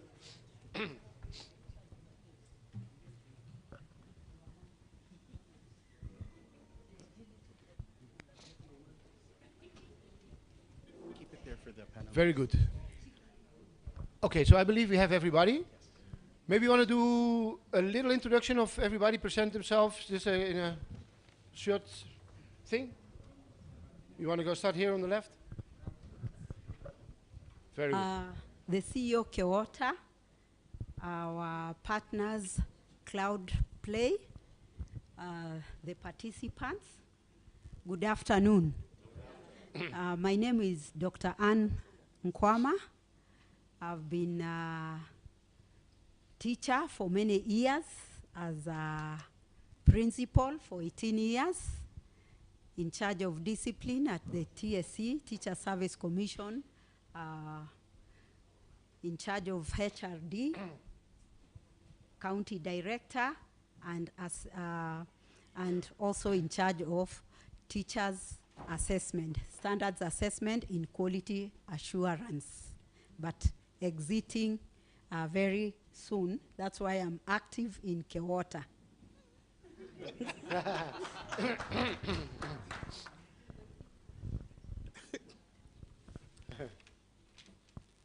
I was tempted to ask her how many people did she interdict, but it is okay. So, my name is Benta Akinyi Opande stroke Oswago. I am a teacher by profession. Chemistry, biology. I always tell people I was a games teacher, but some people don't believe me. And then, apart from that, in 2000, I was identified to help build an organization which had been registered in 1998, a teacher organization called KUPPET. So I'm the mother of KUPPET. And then I was there for 11 years. Then I went to work for the KUPPET is Kenya Union of Post-Primary Teachers. I was a assistant national treasurer there for 11 years. Then I went to work for Kenya National Union of Teachers as a senior executive officer. Then I found progressive women, and we decided to build Kewota together. That is where I am now. Thank you. Okay. Good afternoon, everyone. My name is Ken Kagota, and I don't know what hat I'll be wearing, but I'll just give you a little bit of a detail about me. I've been a technology enthusiast for a very long time. I think since I was 14 years. I know I'm turning 50 yet again, so I can't tell you my age. I do look young, yes, but yeah, that's something you'll discover. But I've been in the technology field for as long as you may think about, since probably 85, okay? I have a passion for that. Currently, I have taken a line in terms of focusing on experiences on the end user computing. And when I talk about end user computing, I'm talking about your mobile phones, laptops, desktops. So I'm doing a lot of stuff on digital experience on that. And I'm calling it workforce transformation because that's where the work gets done, not in the data center. The work gets done on a device. The other thing that I am really following keenly is artificial intelligence. I know some of you are very scared. I know I've just given somebody a demo of how you can do coursework in less than 2 minutes, and was very shocked. This might replace a teacher. No, it can't. There are ways in which you can work with that. So I'm also a very ardent follower of artificial intelligence. And at the same time, I respect teachers because I believe we are all born stupid. And someone has to teach us something. So teaching a teacher for me is a very great honor, and I do it on a personal note as a give it back to the teachers who taught me when I was young. So I respect all the teachers in this room, and I applaud all of you. Thank you very much.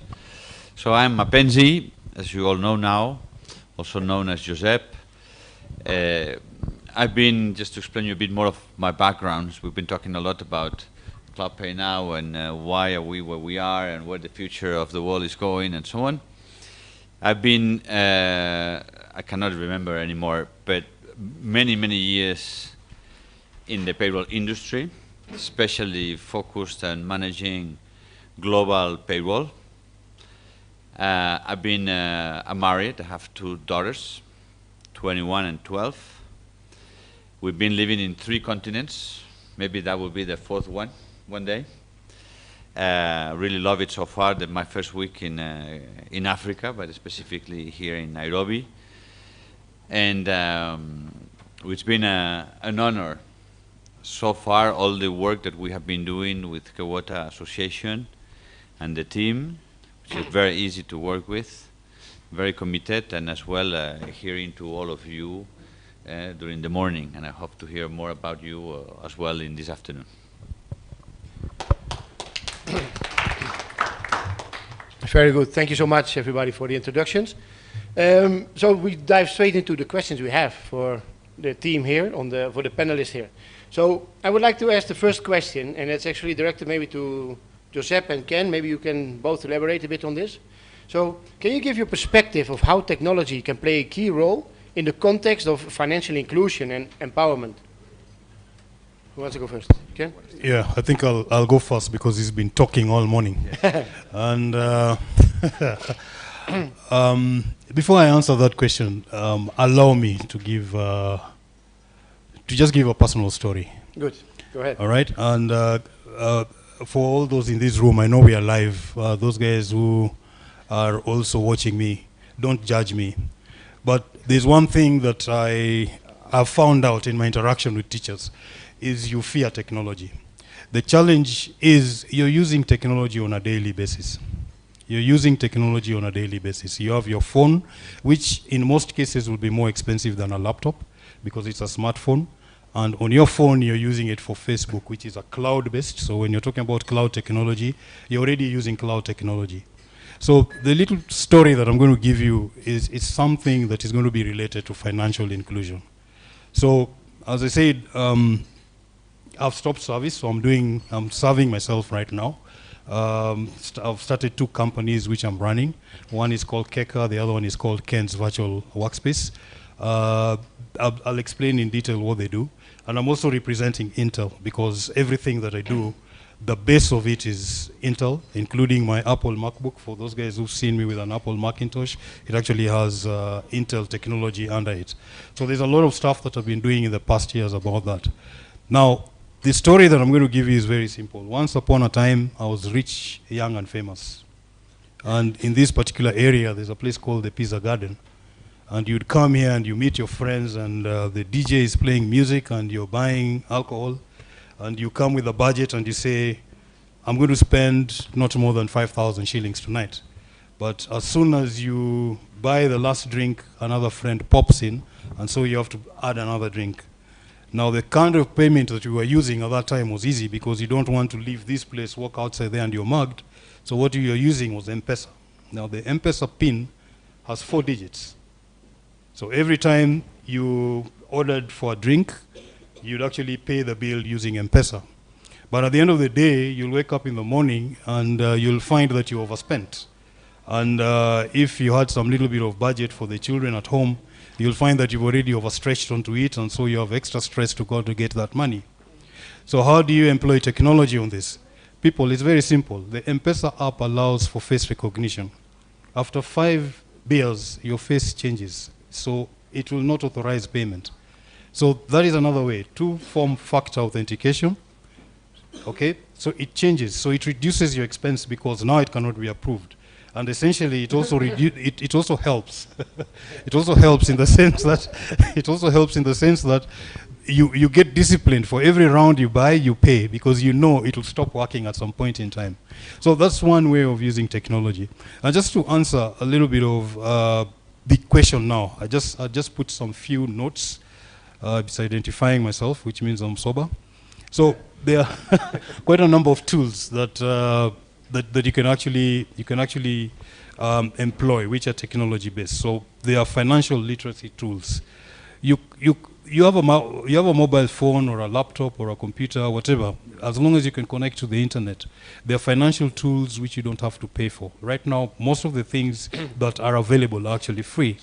And you've seen, even with the Cloudpay, they've got some tools on their Mawingu which are gearing to that, okay? Stress management apps. I know most of you guys are already downloading that. Some people have these white noises and stuff to help them reduce stress management.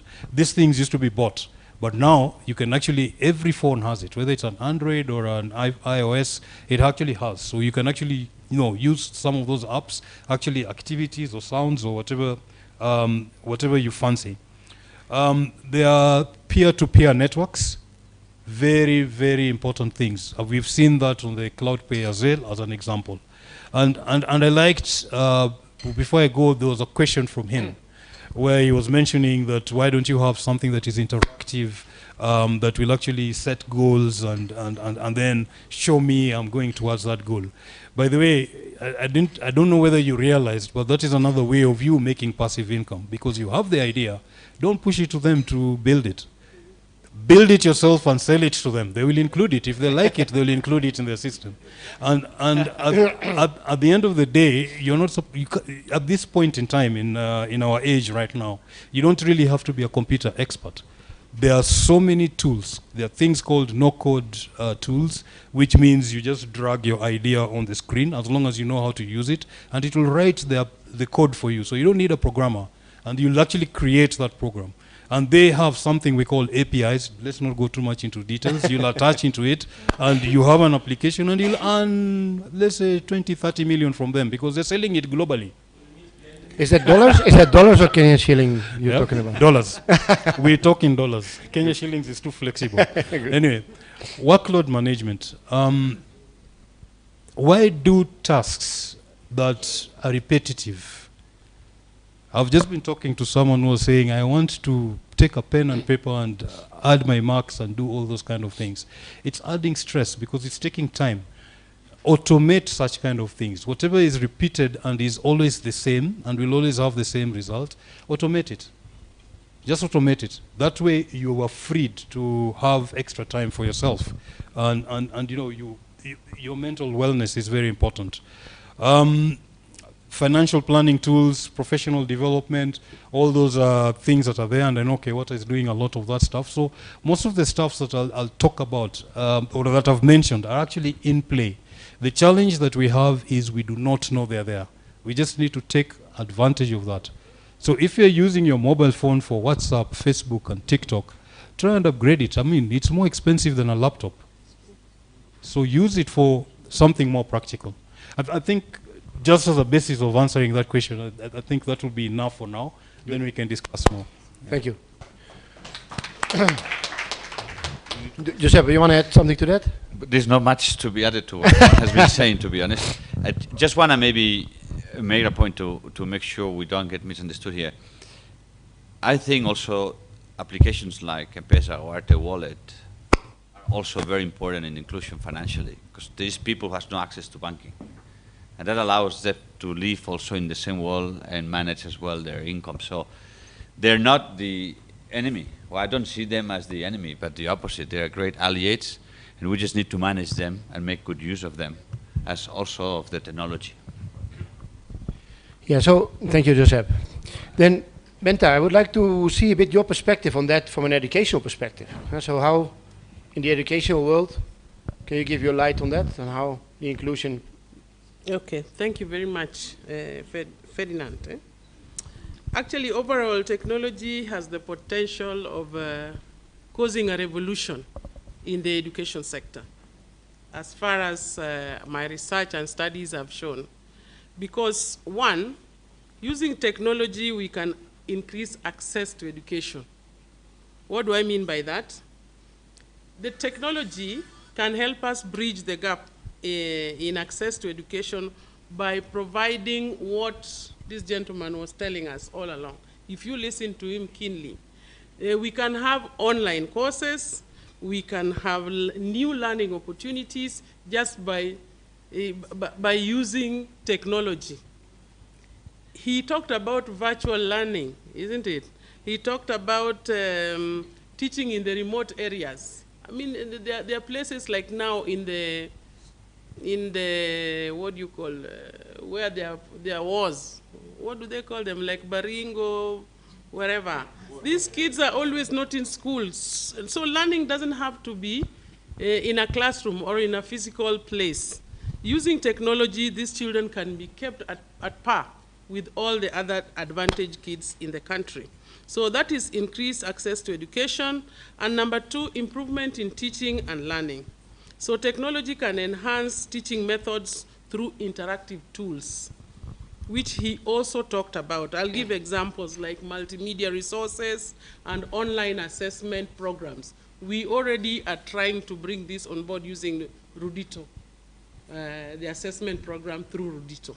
So especially for the private institutions, please see those 2 ladies. It will really help you. And you know, when you improve on question, creating questions and answering them correctly by the students, then the quality of education goes up, and the marks for the kids also go up. And then when the Minister of Education is there announcing the best school, it will be your school simply because you used these assessment tools. So that is number 2. Then number 3 for me is professional development for the teacher, because technology can provide opportunities for teachers, especially in this country, to enhance their skills and stay updated with the latest methods of teaching in the curriculum. And that brings me to the CBC curriculum.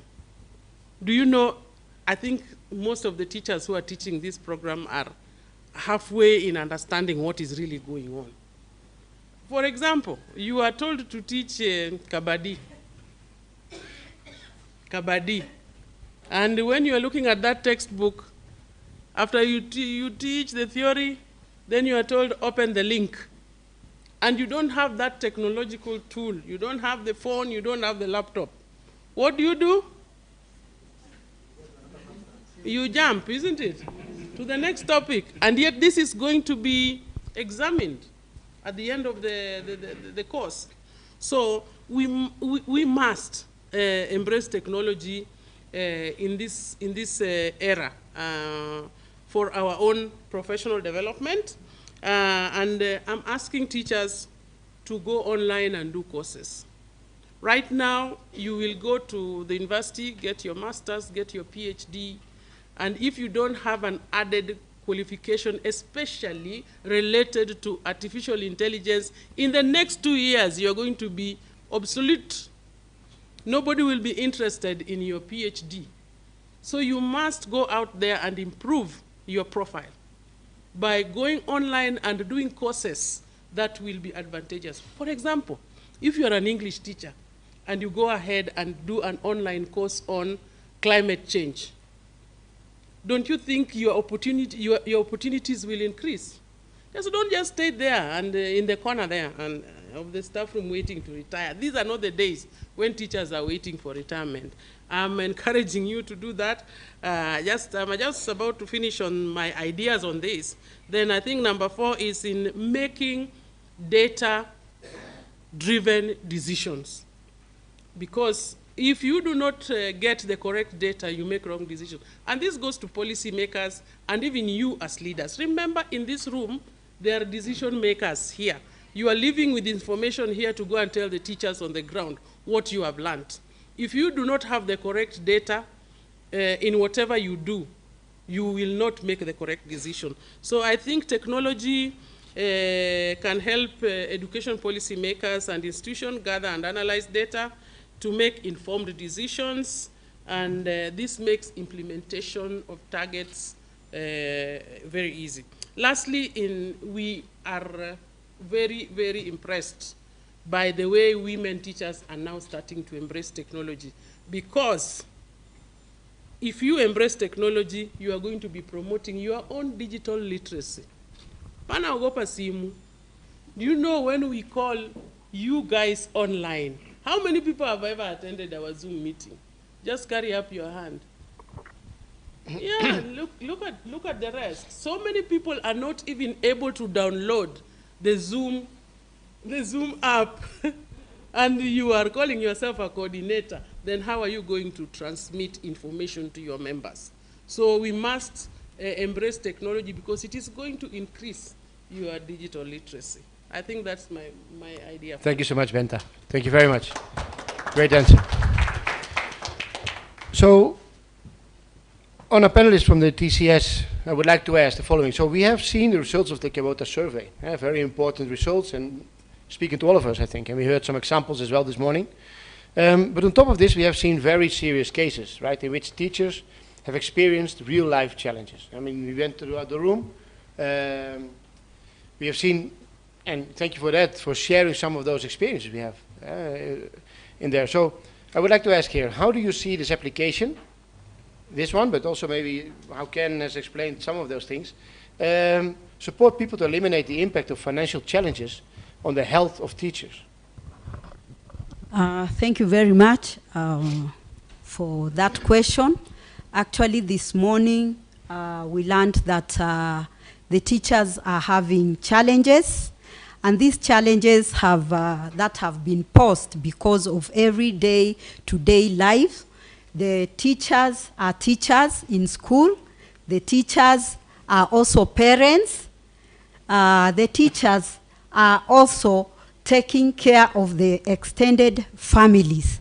And ladies and gentlemen, participants, as you are already aware that our teachers in the recent past and even some other times back, they've been faced with these challenges and they have found themselves not doing exactly what is expected of them. As we are talking about embracing technology, this is a teacher that when they go home in the evening, they find, because they have no that self-efficacy, they don't have even the confidence of approaching their teaching by use of the technology that we have. They find themselves doing many other things to make ends meet. And they will not therefore even touch that computer because of fear and because of other challenges that we already know. Like one of them, our teachers are actually overstretched in terms of what they are doing. They are everything in their homes. So you will find that the lack of that financial training, the teachers will find it hard. We said that there are others that even who have committed suicide because of the financial challenges. Therefore, if we embrace this cloud pay, I want to believe, and like we all learned, this is something that is targeting a teacher. This technology is targeting a teacher, in that the teacher will be able to get access to finances at the time which they will want to get that finance. Like for example, we said it is all time and at all place. That is, you can be able to access the financial assistance anytime and at any place where you are in. So we are saying that this technology will help the teacher navigate about the challenges they are having in terms of their financial management, and even the training, like my colleagues have said, that once they learn how to use the technology that is there, it will not only help them personally as individuals, but it will also help them to be competitive in their areas. So they will be able to teach as expected. And finally, I can say that I'm also a master trainer in CBC. And what I can add is that especially in 2020, when we had the pandemic, the COVID-19, we ourselves, yet we were there at the headquarters, and we were supposed to be teaching those teachers out there or the curriculum developers down there, that is the CSOs and our officers, it wasn't easy. But with the time, we actually enjoyed teaching the people you are not seeing, but you are talking to them like they are just there, and they were able to somehow embrace. But what I can say, and as far as we are in now, we still have got a long way to go. There is that fear, and with the technology, I believe the fear will be allayed, and the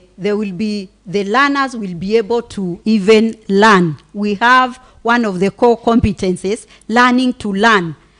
And this is for both the learners and even the teachers. They can be able to embrace something new. We can learn something new and take it as for ourselves to be able to attain the targets that we need. So with that, I think Thank you so much. the rest we'll discuss later. Yes, thank you so much. So the following question is actually directed to Josep.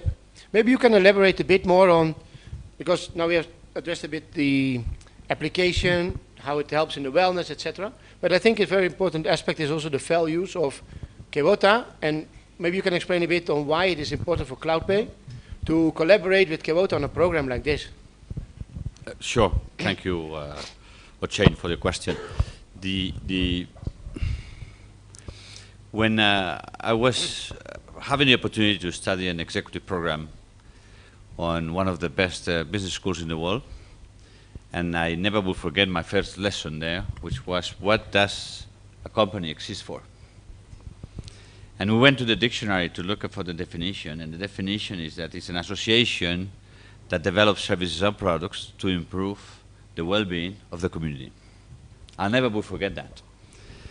Although we live on a, I would say, in a world that is extremely capitalist, and it seems that you need to always provide more and more and more, and it's never enough. Instead of probably sharing most or more, at Cloudpay, we like to have a purpose on what we do.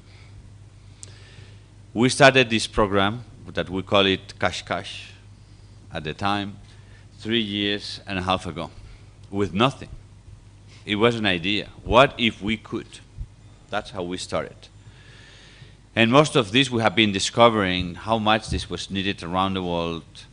We have been acquiring a company to buy this technology that you have seen today. It took us another 18 months to finalize the development and to integrate it with the different elements that we have to integrate it and so on.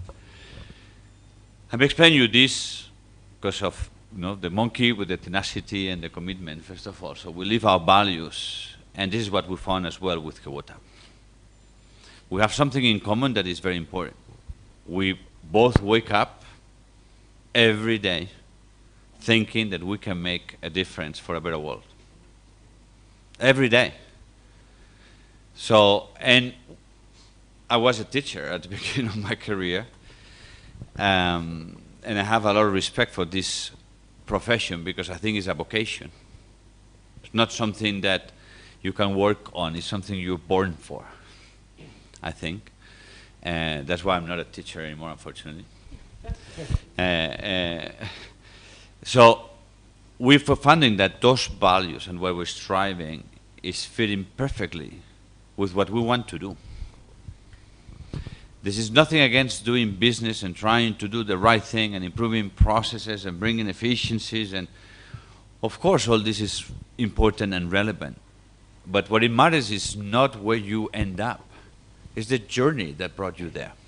And this is where with Venta and the team, it's been a bit of a, a first seen love almost, no? So I think this is why we are very motivated and very engaged. Ferdinand has been coming here alone for I think 3 times. He's been kind enough to invite us this time to come with him. And I can tell you that I was already receiving messages yesterday night and this morning from my colleagues at the executive team, including the president of the company, wishing all of you, the very best, to pass along their regards, and also wishing us good luck and to keep pushing for make a better Kenya, if we can. Thank you, Joseph. Probably want to add better.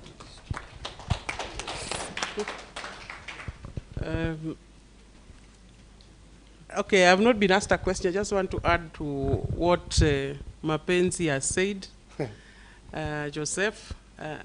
Actually, one statement that he has made that I think made them want to work with us is that we wake up every day, it is true. We sleep and wake up every day wondering, how do we make the lives of the teacher better? It is something that is inborn. It is not a game. It is not drama. It is a fact that this is what makes us tick. And that can be seen even in the staff that we work with and many of the coordinators that have now grasped the vision and mission of this organization. That our main focus is how do we make the life of a teacher better? And that's why we do a lot of research and a lot of online interviews to find out, to ask the teachers, what do you want us to do? How can we make your life better? So all these programs we are coming up with, some people think they are white elephants, but slowly by slowly they are turning brown. and they are becoming a reality that now we are changing the lives of teachers. So I really want to thank Cloudpay. I want to thank you, Joseph and Ferdinand, for your tenacity, for insisting for many months that this program must succeed. And maybe in my questions that you will ask, I may want to suggest a way forward so that we make this program really, really sustainable. Thank you. Thank you so much, Benta, and thank you for elaborating on Joseph's answer. That leaves me actually a bit with you as well, so don't leave the microphone just yet. Because this program is indeed something which we would really love to drive everywhere. We would love to see that every teacher actually has this opportunity, get this opportunity to take the proactiveness of their own destination financially in their own hands by taking the tools. So Kewota, being such an organization who has such a value in driving this for the teacher, driving the best, with the best interest everywhere, how do you see this program being driven throughout the nation, reaching every teacher? Thank you very much. Kewota plays a very crucial role in advocating for the needs and rights. Initially, we would say for women teachers, because those are our core business people. But as time and as the Constitution would provide, we also include a few male teachers who must not be more than a third, otherwise it will not be Kewota. So we have, as I discussed with my colleagues, because I don't do this alone, we have thought that to make this go countrywide, there are several things we need to do. First of all, is advocacy and awareness. We must make teachers know that this program exists. First, to address their mental health. If I started that way, because what we have discovered is that the mental problems, the mental issues that teachers have, all are related to finances. You cannot divorce the two, they are twins. So if we can look at it that way and provide solutions, then eventually there'll have to be financial solutions. So we need to do a lot of advocacy and awareness, and Kewota is very good at that because we use the media, we use our networks, and we will sit with the Cloudpay to see how we can create a proper package that is acceptable to teachers, because teachers are a very unique kind of people. There's a way in which you must package the message for them to accept, because they are also very intelligent human beings. Secondly, in training and capacity building. I have spent a lot of my time during when I was visiting other countries, I was being undertaken through a lot of training, especially in the US, on training and capacity building of adults. So that is an area where Kewota has expertise, and we will be able to facilitate this training as we develop programs together with you, if you accept to partner with us, because then it will require even an infrastructure will be created and maybe documentation, flyers, and so on and so forth. So I think that it's administrative. We shall talk together in the blue corner, or the blue tent, as Kenyans would like to say, but training and capacity building for people to understand the importance of this thing. Because as we started in the morning, I think the way we were thinking in the morning is now different. People's minds are changing slowly by slowly when they realize this is meant to actually move them from where they are to a better place. It is about discipline, financial management, and trying to make our lives better. So that's number 2. And then number 3, Kewota will be able to give feedback on what is actually going on and support. Now, how do we do this? We will use our infrastructure. So I think this is really the second time we are really meeting to discuss this thing with the team from Cloudpay.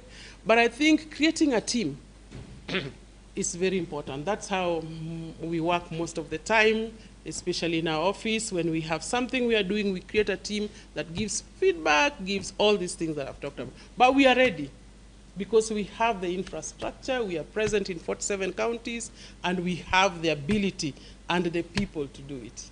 Thank you. Great, thank you so much. Great answer. So, having said that, coming back to Ken, Benta asked a question, raising the hands regarding who has logged on to the Zoom calls, who has downloaded that information, that tool, that application, to be able to join these meetings. And I think these are key elements to be able to be inclusive, for people to have the same message everywhere. It overcomes bridges, right, the technology. Ken, can you maybe explain or give your idea regarding how could we reach more people and encourage them to use the technology, what they have? So they have, I've heard they have 20,000 laptops in the schools, but it seems that, yeah, it appears that not everything is used to the maximum or to the capacity what would potentially be there. Could you maybe explain a bit on your ideas on how we could maybe improve that? Yeah, thank you for that question, and it will be answered in two parts. So I'm going to switch from Intel to Keka at some point in time, and explain on a personal note how that can be done. But the first part of your question can be answered in a very simple way, because we're talking about Zoom. By a show of hands in this room, who does not have WhatsApp? Not have WhatsApp. So everyone has WhatsApp. So if you have WhatsApp, you can have Zoom. The same way you download WhatsApp is the same way you download Zoom on your phone, because it only needs a password and your telephone number. So you asked about how do we reach the masses. They all have mobile phones. They all have WhatsApp. They now can have Zoom on their phones. So let's start using what we have. So it's that part. As soon as you start getting more advanced, then now go to a little bit more advanced technology. Start small, grow. So now you start moving to the laptop, which is cheaper than your phone, but it's more advanced. Now from there, you have other openings. So how then do you acquire? I think there are programs that Kewota and Intel are working on in terms of making a laptop accessible by every member of Kewota. And I can strongly say that the program has been launched. There have been a little bit of delays here and there, but in some cases there are partners who are coming on board where you'll be able to lease to own. In what I mean is you'll be able to buy a laptop and pay for it over a period of 36 months and own it. The thing that I need everyone here to embrace is there's a lot of insecurities and a lot of challenges that are involved. So there are people who come in with old equipment that is refurbished. So we are doing programs where we are teaching you also how to pick a a laptop and you don't get prey into cybersecurity. It is very easy right now for people to be hacked. When you hear exam results are being released and schools can't get their results, it's not because the government servers are down. It's because even my own child, who's 21, by the way, normal university students right now are able to corrupt the government network. And all they have to do is send a video to you, which you will watch. And while you're watching that video on TikTok, it's downloading something called ransomware, which will sit down on the government network, because this is a government employee who's opened, and wait for the exact date when something will trigger it and it will come on. So yes, the CS comes and says data was not corrupted, but the network was corrupted. And why was the network corrupted? Because of the devices that they're using. They are old equipment. So don't fall prey to buy equipment that is old. So the program that Kewota has is that you get the latest technology. And why do you get the latest technology? Because it takes time for hackers to learn that technology before they can hack it. So it's important to protect yourself at cybercrime as well. So always have the latest and official applications on your devices. And this program is very key.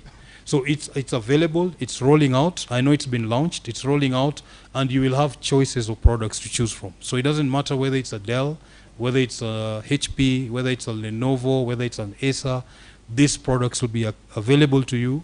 And with Intel subsidizing some of the technology that is in there and having a financial partner in between, you should be able to get it at an affordable price. So take advantage of that and roll. I think John Nando can give more details on that. I wouldn't want to spill a lot on what I know. Yeah. Thank you. Yes, please. Yeah. Just to expound on what he has said, because we have new coordinators here who may not have really gotten the particular project, technology project that we have. So he talked about the laptop project. Many of you have heard that we first signed an MOU with Equity Bank and HOP. Teachers filled forms, they wanted laptops. We took the forms, out of 500, only 7 qualified. Because the teachers do not have the money. Even when they get salary increment, they check the ability to borrow loan. You've had a lot of questions about loan here. Yeah? Exactly. Yeah, the minute they get extra money, they check, my ability has increased, they rush to get the loan. So it was a problem, we didn't know what to do with it. We went to another organization. We still have that MOU with Equity Bank. It is not done. Those who can afford can still get the laptop through that project. Then we went through to an organization, a microfinance organization, which called My Credit, and we said, we want these laptops to roll out. Now, it was even worse because this was a microfinance and the rates are very high. So now we have a program you can engage in for free, the program called Rudito. Just post your questions, your paid money in your wallet, that money you use it to buy your laptop. I'll repeat, post questions, and that platform is free. Post questions, those past papers in your staff room, go and collect all of them, remove the dust, and post questions on that platform. You will be paid, and when you are paid that money, you can use that money to buy a laptop. If you think I'm lying, how many people are earning from Rudito? Please lift your hand up. Yes. How much, Josephine, do you get a month? Right, for somebody to speak, I know you have a sore throat. But I can assure you there is a teacher who is earning 28,000 monthly from Rudito, just by posting questions. And that 28, they are able to pay for the laptop at 5,000 a month. So these things are real. Don't fear. Onditi, you are not yet earning, and you have such a powerful laptop. You are earning. Yes, Millie, are you earning? Oh, read for Josephine. 3,000. So that is weekly, 3,000. Wow. By the way, even the 28 I was talking about is weekly. So those teachers who are on Rudito have got 2 days of white smoke. They have the normal white smoke from TSC, and they keep disturbing the other teachers, the Rudito team. When is the white smoke coming? So if you want to know more about John, you just stand up and raise your hand. Please give your number to John. John Nandwa, the guy who was leading us here. All right? So please, that is happening. And then he is not telling you that he is providing free training through an Intel program. So please, before you leave, just give him your phone number. He trains you how to use the computer, how to use the laptop, how to make money using the laptop. This guy here is making a lot of money. He's just a teacher like you. Tell us how much money you make. Yes. I make a lot of money. No, please. No, we want to know exactly how much. Speaking, just let him. And doing what? These are your fellow brothers and sisters. Okay, we're making money surely. I don't know how to start. We have got different platforms that we're making money from. Very many platforms. The easiest. Ken can tell you. I've gone to the extreme hizo zingine. Hizo ni ngumu kidogo. Nimeenda kwa zingine za ajabu kidogo. Ken can only understand. The basic. Oi, Ken can only understand. Just tell us the basic one. Basically, I'm just using the other platforms to make money. Si tuingie kwa ile platform moja and then we talk hapo ndani. That one platform of ours. Motivation ni, we are making money online. A lot of money.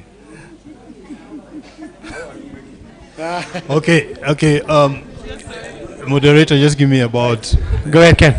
Give me just about 5 minutes to elaborate. Now, it is true teachers are making money online. And there are quite a number of platforms. One of the platforms that you've had is Rudito. I'm not directly involved because Rudito is a privately owned company. But one of the things that you remember I mentioned that I personally am giving back to the teachers. So every Friday evening, except today because I'll not be prepared for tonight, between 8 and 10 o'clock, I have a free webinar. And in that webinar, we've moved from talking about Intel SFI and the skills that you get, because that is self-paced. If you get a challenge on that, you call me and I help you out. But what we've done is we've gone to personal motivation and we're doing a test. And as we speak, as of last week, we were training on how to build a personal blog. This week and next week, we shall be monetizing those blogs. And so on average, the research that we've done is you earn between 45 and 50,000 a month. After doing blogs, we are looking at affiliate programming, affiliate programs where you can actually sell products online. So you have your own website and you're able to sell whatever product you want to sell, whether it is handbags, whether it is books. There are gaps. I just mentioned. He mentioned about the applications that should be added into Cloudpay. You can actually do that if you're willing to, because again, there are tools that can do that. We've talked about if I want to get training on grade 7 mathematics for Kenya right now, if you Google, and I'm challenging you because you have your phones, you will not get a book or a trainer that can do it. So part of the programs that we're doing is how do you set up that YouTube channel using your laptop or using the tools that you have so that you can sell that grade 7 topic on YouTube. People will actually log in and pay for it. So there's a lot of things and ways that we are exploring. And the average we're talking about is 45 to 50,000 after taxes. And we're taking you from setting up the blog to monetizing it and to getting that money. So that's what we're doing. Yeah. Thank you so much. Yeah.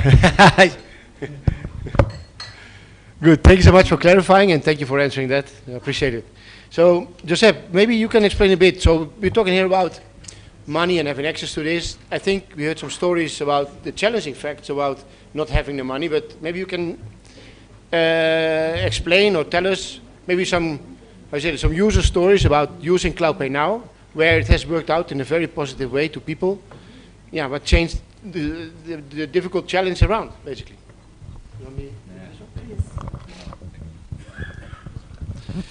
Sure, but with some anecdotes Yes, maybe please. to explain.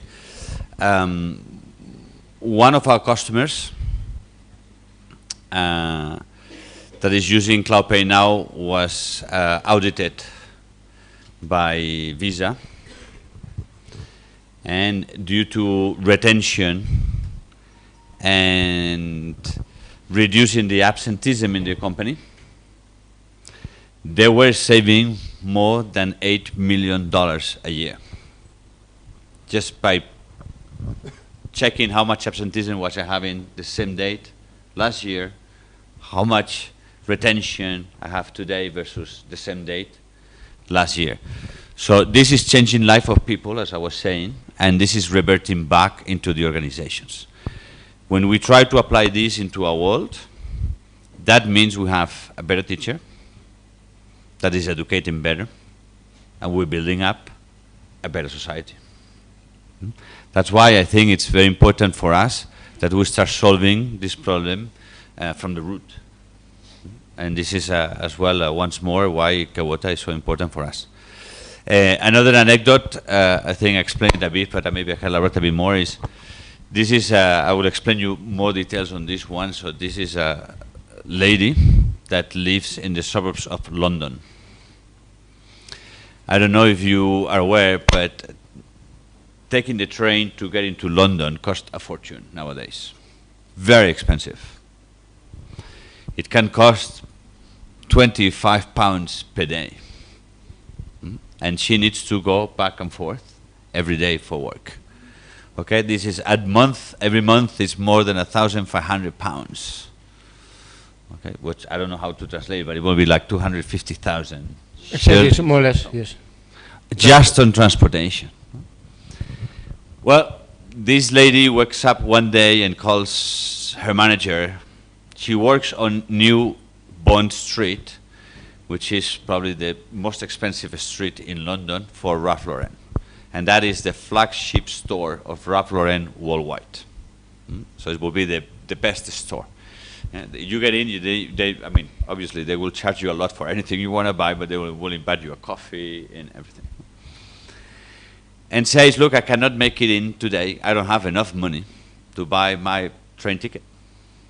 As simple as this. Thanks God she was sincere, I think, and the manager was sharp enough to say, but haven't you downloaded CloudPay now, because we're offering this to employees and so on. And she said, no, I don't have it. Well, go, get in there, just register, and you'll have the money is already available. Right? I mean, money doesn't get available or starts counting when you register. Already takes into account the day of the month that you are and already piles up, you know, or calculates it backwards. So she was able to buy the ticket, went into London, get into the store, okay, and she made a record sale for the store ever that day. So that means, again, it's embracing the opportunities that I think has been shared here in the table. No? Someone that is spending or able to anticipate the spends of £25 might end up having a commission over £3,000. This is what we hopefully aim that also you can get. Maybe to finance the computer and start doing those kind of questions and works that gives you extra money. All this is, I think, is extremely important, and that is, I mean, knowing that I know, I'm going to make sure we have some sort of a block in the well-being that explains and reminds you all that this is where you need to start. That is the strategy, which is, okay, I need to get, I mean, in this case, it's a computer, and you start doing another work, but gives me an additional income, and then there are the tactics. Well, I need the money to cover whatever expense that is coming that is unexpected. Huh? And you guys need to plan and work on both. I hope that Thank you so much. helps out further. Thank you so much. So having said this and listening to this, how teachers can earn more money, but that also comes with being more literate with the laptop. Huh? So people, by using it more, integrating it in their day-to-day life, and it seems you do this, that's a very great thing. You also give an example to the children being in our schools. In the schools, being taught, they see this example of a teacher who is literate with a laptop. I'm going to this side of the table, and maybe you can explain how a child would see that if a teacher is very literate with the laptop. They use it day by day and showing the things what they teach the things out of the textbook. Maybe you can speak a bit to this? Thank you very much. Ladies and gentlemen, I know you know that we've been going round every time, capacity building, our officers, the officers in the field, and also the teachers. Every time the commission prepares for this, there is the first people that they train are actually the officers and the head teachers of both public and private schools. And we have emphasized so much on the teaching using the laptops or those using the latest technology. One thing I can say is that today we are all aware that we are handling a 21st century learner or child. We are saying this 21st century learner, when they come to your class, some of them are even ahead of you by far. Even right now, your child of 6 years knows even more than what you actually know. So when you embrace the idea of you interacting with the technology, the laptops that are there, when you go to school and start nurturing these children's talents and teaching them, you, as we have already said, you yourself will have the confidence that learner will also interact with the technology that is there, and as they interact with the technology, they are able to get something new, and that's why they are even ahead of us sometimes. They will enjoy when they have the laptops, and in many of our schools, we already have them having the tablets, especially in the primary schools, in all the, at least some grades. So we are saying that these learners, when we expose them to the technology at that early age, we can be able to even get to know which line they can be in. Remember, we have how many parts? We have the 3 parts. So while we use the technology, the laptops, you can be able to tell, does this learner like sports? Does this learner like sciences? What does this learner like? So you will be able to know what the learners are gifted in or they are aware of, and you'll be able to teach them accordingly. So we are saying that when we have these resources, which teachers sometimes think that it's very expensive, but now we are talking of even the phones, and I believe every teacher this has at least a smartphone. If not, unless they are not they are not adhering to the Commission's requirement of ensuring that your TPAD is done well in advance. So for the learners, we are saying that they will be motivated. For the learners, we are saying they will be able to move ahead by having access to these, the laptops and the technology. We are saying that the teachers themselves, they must also be the 21st century teachers, that they allow the learners to do the, they allow the learners to interact with this technology themselves, and they will, these learners in the end, they will be able to get the core competences that we talk about, the 7 of them. I don't think I need to mention them. You all know them: collaboration and communication, self-efficacy, learning to learn, and the other 4. Thank you so much. Thank you so much. So now we have actually seen a couple of things, right? So we have talked about the financials in the application, planning ahead. We have seen about planning in the application, how you can plan for specific objectives. We'll release that in the application. We have spoken about people and teachers earning more money through technology, being able to write blogs, earn money on that, by having their own website, textbooks, etc. All those kind of tools being put in place in partnership with Kewota. I think those things are very, very important. I would like to see if maybe there is a question in the room here, in the audience, for any of the panelists. Does anybody dare to ask a question? Anybody wants to ask a question? Are we giving out a prize for somebody who's going to... Oh, look at that. We have prizes also. We can do that. Anybody who has a question? Yeah, here, in the front. Mine is to Kewota personnel. I've had more for a public female teacher. I would appreciate if you can come out clearly and just probably what is in the bucket for the private female teacher? How does she come in and how do you come in?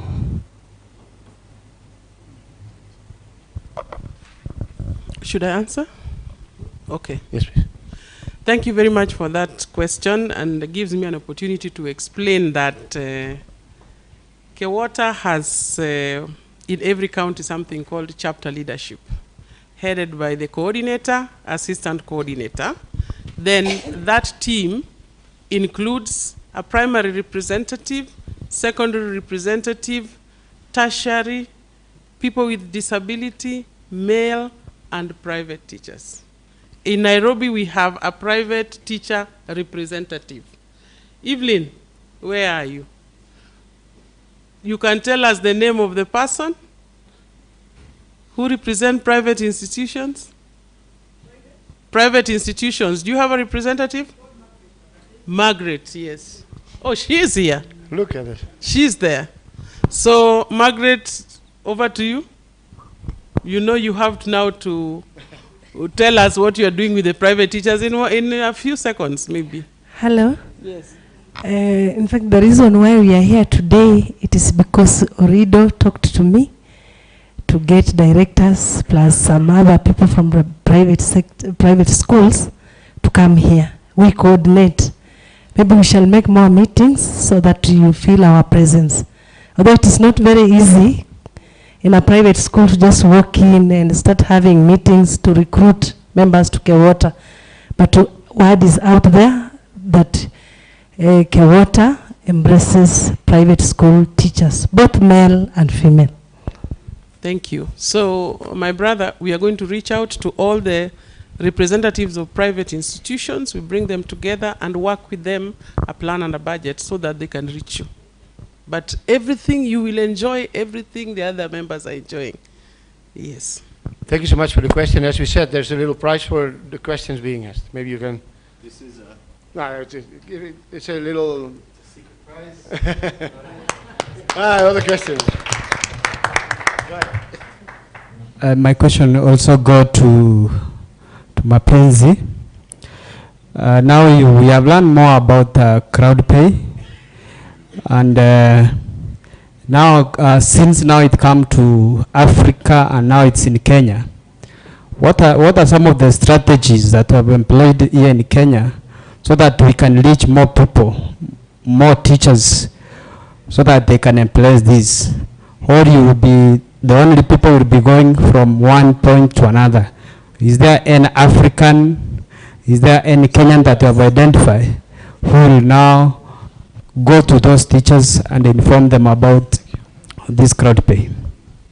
Thank you for your question. Absolutely. So we are simple people that would like to do things right, and what is first is first. So first of all, we need to make it work here. This is very clear for us. We have already requests to go to many other countries, Tanzania, Uganda, and so on, especially here on the East Africa region. We already have this program, not specifically to teachers, but with companies and their employees in 60 countries in the world. As I told you, this is not the first time we're doing this, and you won't be the first ones using the application. Okay, you are the first. When I say they're going to be the first teachers to be using it, that is true, because we normally do this for corporations, although it's applicable to any sector, as we have seen this morning. So we built at the very beginning a unique product, and it's unique because it's global. There are other wage access applications and stuff like this. You will find them, but they operate in a country or two countries. The complexity of what we have built is that today you can make it work in 120 countries in the world. But we need to make it right. There are a lot of things that we are learning here that we were not thinking before coming in. No? For instance, we have good financial well-being content, but we might need to have this adjusted and adapted to the culture and the requirements of Kenya. That would be more helpful for you. Okay, and we can do these kinds of things. We are learning that part of the complexity of what you have is also giving you other opportunities. So what for us was something that was in the roadmap and a nice thing to have, like setting up your objectives, so as I call it my dream, is something that maybe is a priority now. So that's why we need to do, and maybe it is me, but a good strategy normally is when you do A, and then you do B, and you do C. You don't go faster because you do more. You go faster because you don't stop. Does this answer your question? Thank you. Very good. Thank you so much. And also here, counts the same thing. Good. Thank you. I have another question. We have another question here on this table? Yes.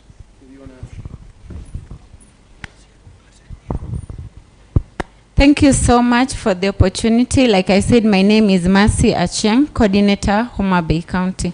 My question goes to the CloudPay. We've had a good discussion and I really enjoyed and understood. My question now is, if you look at this program, mostly it's more appropriate for the private sector, but not for the TSC. You say that you're going to get the payroll. Now, what is the duration? Because right, we'll be moving, we are live. And from there, we are going to be asked so many questions about the TSC teachers. What answer are we going to give these people? Thank you. So thank you for your question. Let me start and very politely to tell you that I don't agree with your comment. This is applicable to public as to private. It makes absolute no difference in the process. It is true that the private sector normally is more agile than the public sector. Okay, so that's maybe the main difference. Look, we are, Ferdinand and I, I'll tell you a secret. Ferdinand and I are going to be working tonight and tomorrow before we take the plane to prepare a presentation that needs to go to the public sector, to the National Treasury team. Okay, so we're working as fast and as hard as we can. Okay, we're taking also on Saturday, and you know we're not going to have a weekend because we're landing Monday morning, and we start off work a lot of Monday as well. We have other things to do at home, let's say, or other workshops that also we need to organize internally in the organization. Help us out. You want it? Subscribe. Tell your colleagues to subscribe.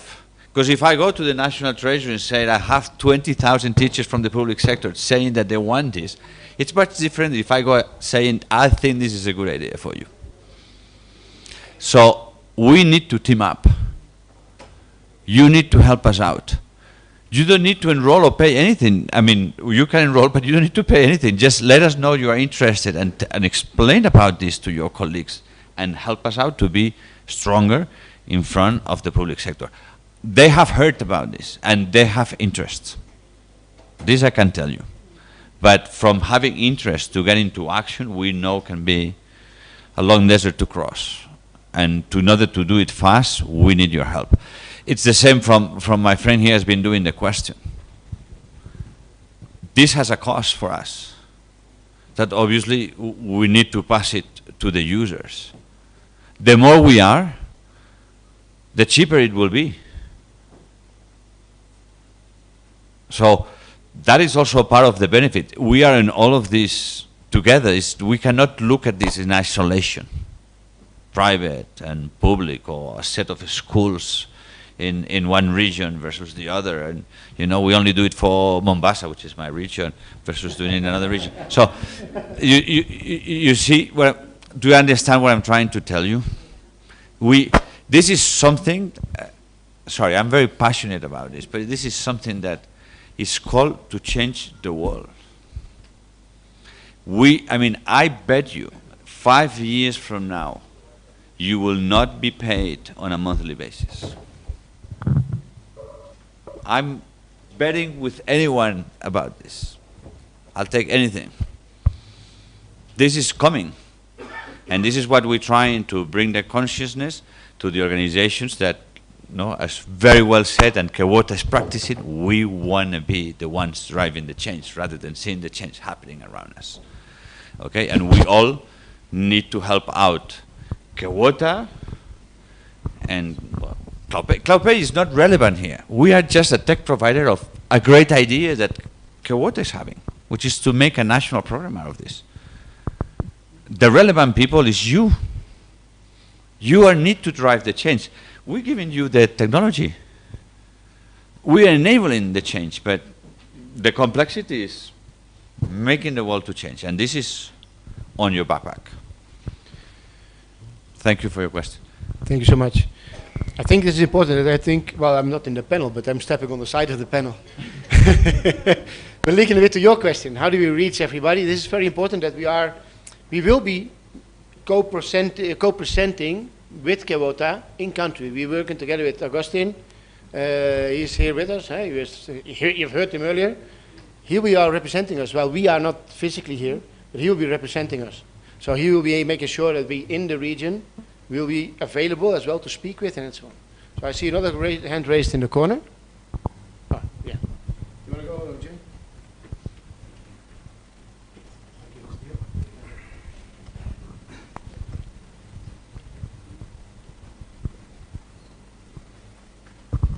Thank you so much. Mr. Joseph, just to appreciate you and thank you so much for coming with this idea. I want to tell you that if this program were to be rolled out tomorrow in this country, then I tell you 90% of the teachers employed by TSC would really enroll on it. The reason is teachers are exposed to a lot of financial issues, problems that expose them to Shylocks. So actually, if this platform were to come, then teachers' problems would be solved by almost 80%. So, as you said, I would really request that you move very fast to engage the relevant authorities so that we get it rolling. Another thing, Kewota is a very vibrant partner. Make use of it, because we are everywhere. We only need that support and correct information, which I believe today we are leaving this place a better people compared to how we came in. My next issue goes to Intel. How then do we protect teachers if we can actually come up with that type of training? Because teachers today are really exposed to con games on internet. Like another secondary school teacher 2 weeks ago at Ratanga Boys High School actually lost 148,000. In what way? They are told that if you are going to sell, you are employed online so that you do the online job.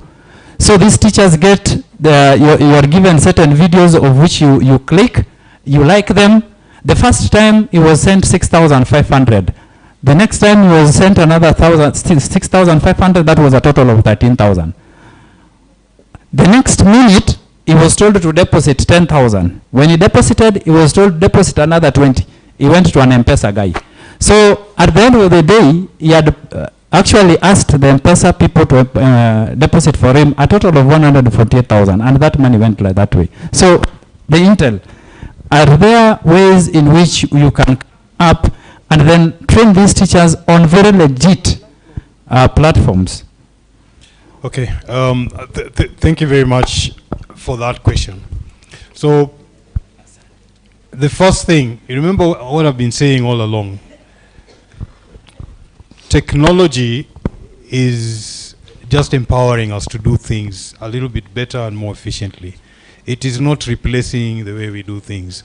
What you've just explained is somebody who went to bus station up in Nairobi and started playing card games, Pata Potea. That is exactly how it is played. It's a grid game. You need to learn very easily to identify genuine websites. Now, how do you identify a genuine website? It's very simple. If I talk about a website, again, just for everyone to understand, that is an address for you in the internet. So believe it like this. This is the Jacaranda Hotel. The Jacaranda Hotel, we are the Pizza Garden. The Pizza Garden has a specific location. That is what your domain is. Okay? So you must be able to know that you're actually going to the right house. People are hiding behind. And that's the reason why I gave you that example of somebody giving you a TikTok video. You're watching an entertainment, and I'm not, because I know I'm live, demo Facebook, who's very interesting right now. But under her video, there's an application that is actually downloading on your systems. Secondly, the reason that will happen is because you're using obsolete equipment. And I want everyone to have technology. But at the end of the day, I do not want you to have obsolete technology that is already compromised. And that's, unfortunately, those are the computers we are buying. Everybody is asking me for a laptop that will cost them 30,000 shillings or 35,000 shillings. When you look at the Intel generation of the processor, it is 4th generation. Right now, we are working on 14th generation. So how many generations behind are you? 10. You're using that device to do your business. Or, I mean, it's just dangerous. It doesn't work, okay? So you should always use and learn how to identify. Just the way you would go and buy a tomato for the ladies in the market. You will know that if I buy this tomato today, I must use it today. Tomorrow it will be rotten. It's the same principle that you should use when you're buying your technology. And there are very simple ways. You are afraid of technology. I asked you a question. Does anyone not have WhatsApp? But you don't have Zoom. It's perplexing because it's the same thing. If you have WhatsApp, you should be able to have Zoom. You should be able to have Teams. You should be able to have Google Meet.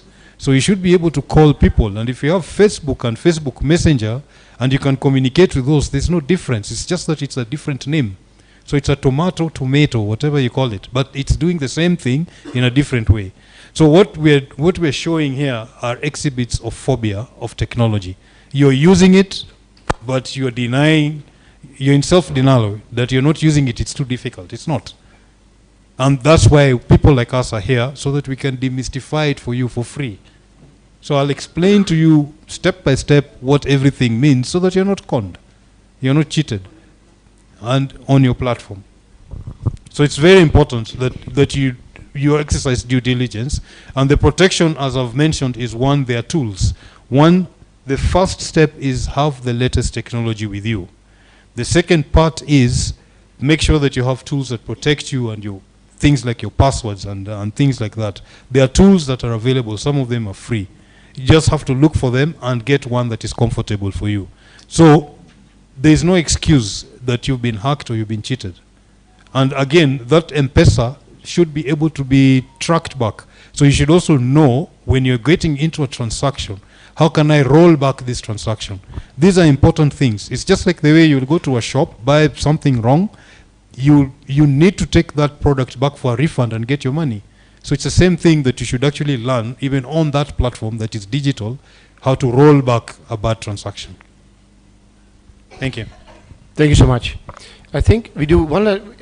There was one last question here, and then I think we are out of time for now for the panel. Thank you. So we do one last question here. My question is to Intel. In the interest of embracing technology, as you've mentioned, there's something you talked about training on affiliate marketing and the blog, something you mentioned about blogs. I would also want to like to be asked to say the amount of money I'm earning and be secretive in a public place like this. So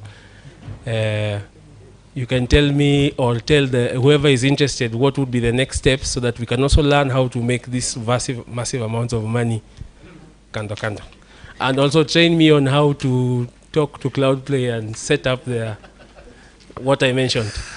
Okay, you've mentioned something very important, and Madam CEO has mentioned there's a proper network, there's a proper team. In this case, I think John would be the best person to contact. Through him, I'm doing a test. We've not actually launched. I'm doing a test, and we have about 17 to 20 teachers every single Friday, and we get these ideas. What I think we should do now is collect from Kewota members ideas or things that they would like to hear about. We can do a research. I'm not an expert in everything, but as I told you, as a technologist, I can get anything done. Right now, on my phone, if you ask me anything about neurosurgery, I'll give you an answer because I have AI on my phone and I know how to use the tool. I need to impact or empower you with the same skills so that you're confident. The idea is be confident to use that technology. So contact John, register.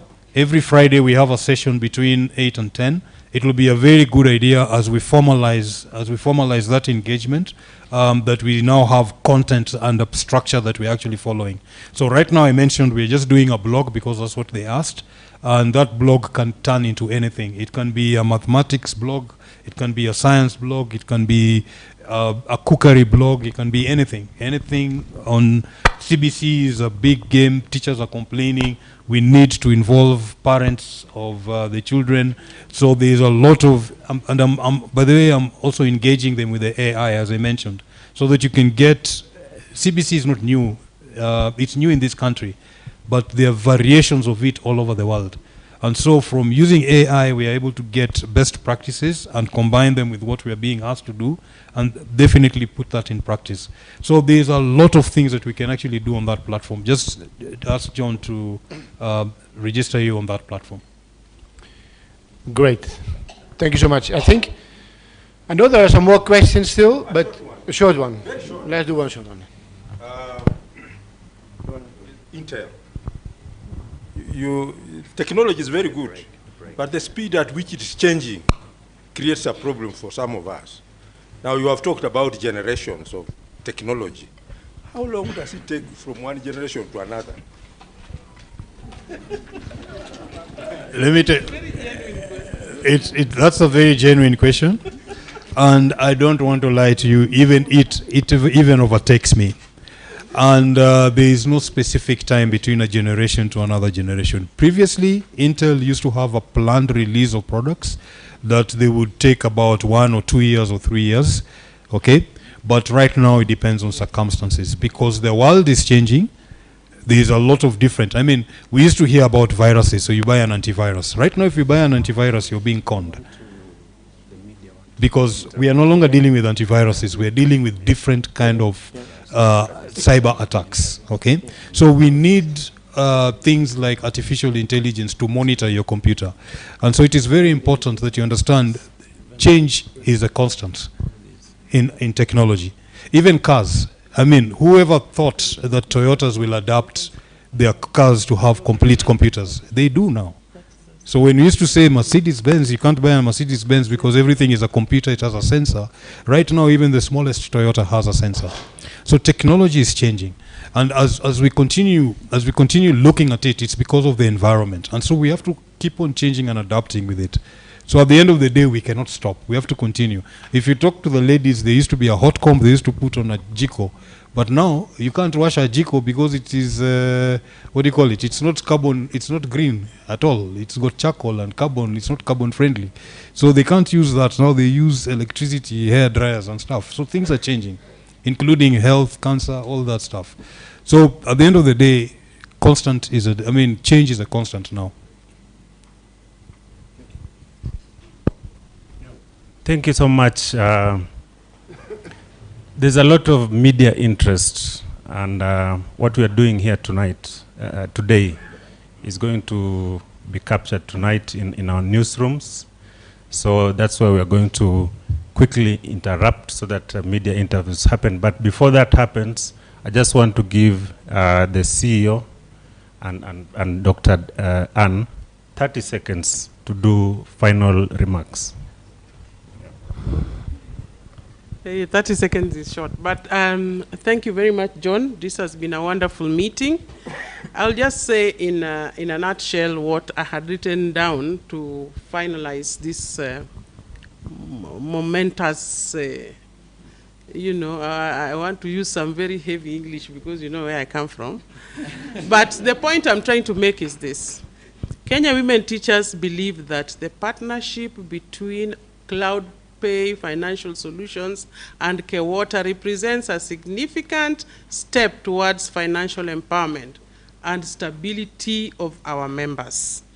It likely means improved access to modern financial tools and services that can help them manage their finances more effectively and improve on their mental health.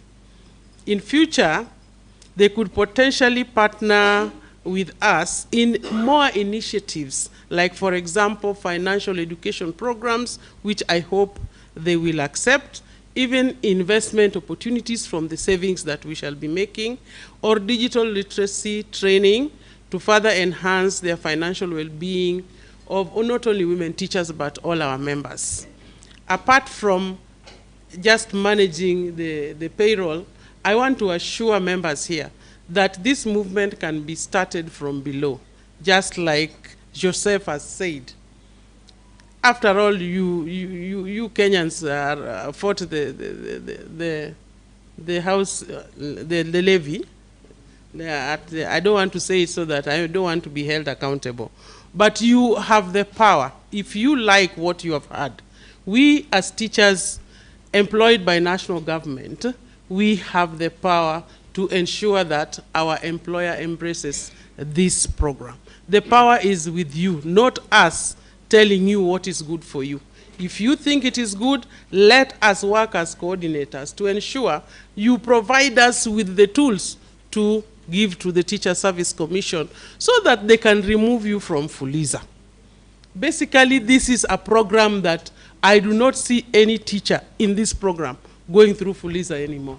Because when you need the money, it shall be available for you, and you will be knowing exactly what balance is left for you to pay your rent and everything else. So with those many remarks, I want to say thank you, and I hope this is going to be a very big program for us. Thank you very much again, ladies and gentlemen. As we wind up today, I can say I'm so much elated by the program that Kewota and Cloudpay has come up with.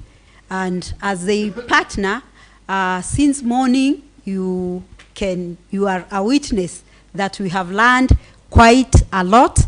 And I can say if this program succeeds, and I have no doubt that this program is going to succeed, it has succeeded in other countries, other places, so why not Kenya? And one thing I know about the teachers is that once we decide to do something, we actually do it. So let us embrace this Cloudpay together with Kewota. And here you are the ambassadors. You have been trained since morning until this time. From the look of your faces, I can see people who are going out to even be the ambassadors, tell the teachers and every other members who are supporting Kewota and who want to be financially stable that here is yet another financial tool that is a tool for the teacher. And we have had other tools, financial tools. I have seen another one called K-Cash. I've seen another one called Mshwari. We have seen quite a number. You know them, the teachers know them. And even the other Shylocks that are there. And we have not seen any which has really embraced the teacher like the Cloudpay. So I would like us to go out there and enroll in this Cloudpay. And as I appreciate what has been done by Kewota for fixing up this very important workshop that has really enlightened us, especially the new coordinators that are here, that we always say that we want to improve our school means sports, isn't it? We are competing, saying that improve your means sports. So, ladies and gentlemen, as you improve the school means score, look at your own personal. As you improve the school mean score, look at your own personal mean score. That we want to see a teacher whose mental health is good. We want to see a teacher who is financially stable, a teacher that can be emulated by the society. So with that, thank you so much. I know we are going to move very far in this program. Thank you so much, and God bless you.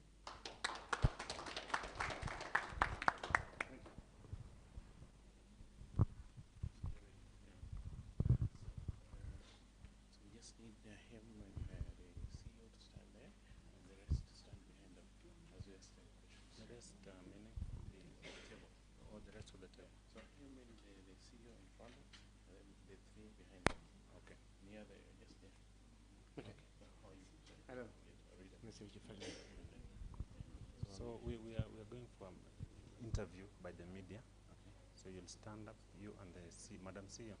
You kindly stand up for the media interview. Then the rest can stand behind you as you answer the questions. Yeah.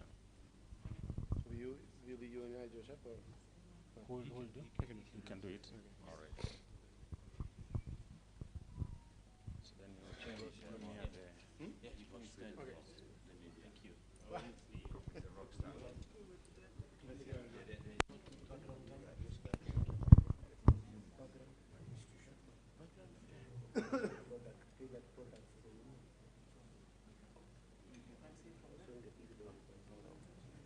Can you stand here and see you here? Yeah.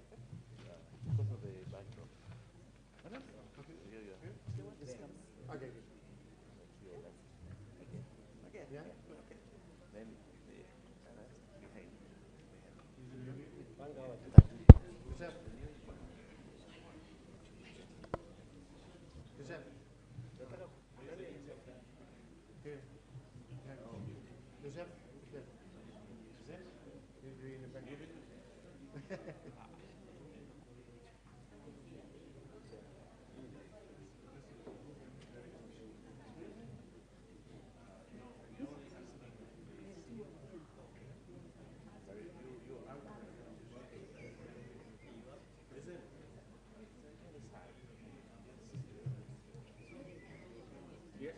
Between them two ladies.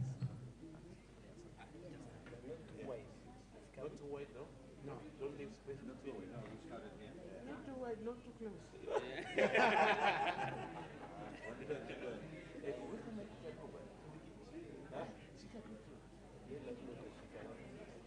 Sound goes out. Is that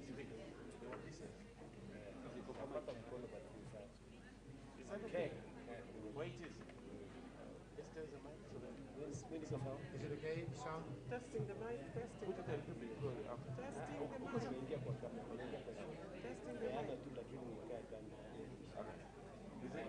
Is the background sound too much? I asked people to play. It's okay. The mic is good.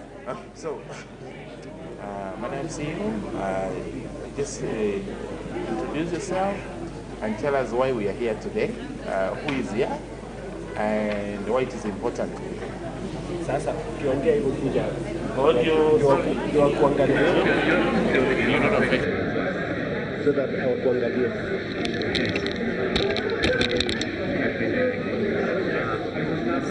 Good afternoon, members of the States. Ladies and gentlemen, we are having a TV interview here. The noise can be a little bit lower. It's really good for all of us. Thank you. All right.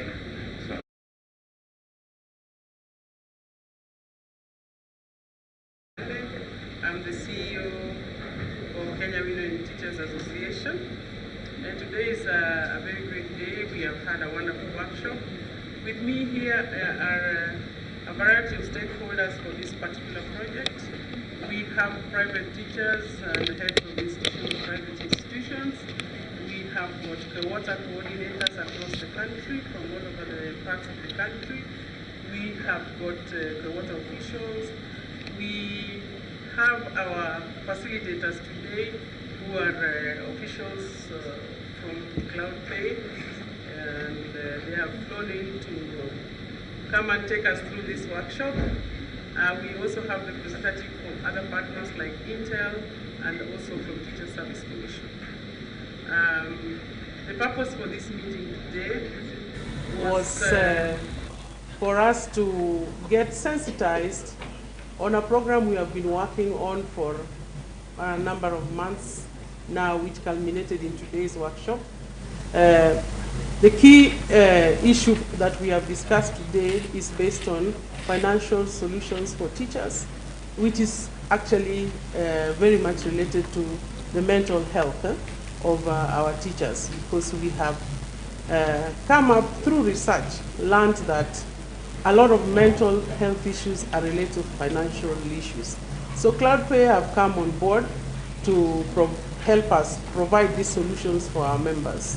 This is a program which is being run by Kenya Women Teachers Association in partnership with Cloudpay. Basically, the program is to provide financial solutions specifically for private institutions and national government employees also, who are teachers, to help them manage their payroll and also teachers to manage their finances. In a nutshell, that is why we are here. Okay. It's interesting that most of the teachers here today are from the private schools. No, actually it is, the attendance here is 50-50. Ah, good. Private institutions and also government employed teachers, because this program is meant for everyone, every employee who is in a payroll. Okay, very well. Yes. So is it already rolled out? This is our first meeting. It was a sensitization meeting for the leadership of Kewota from across the country, and also for leadership from several private institutions, and we are just starting to roll the program out.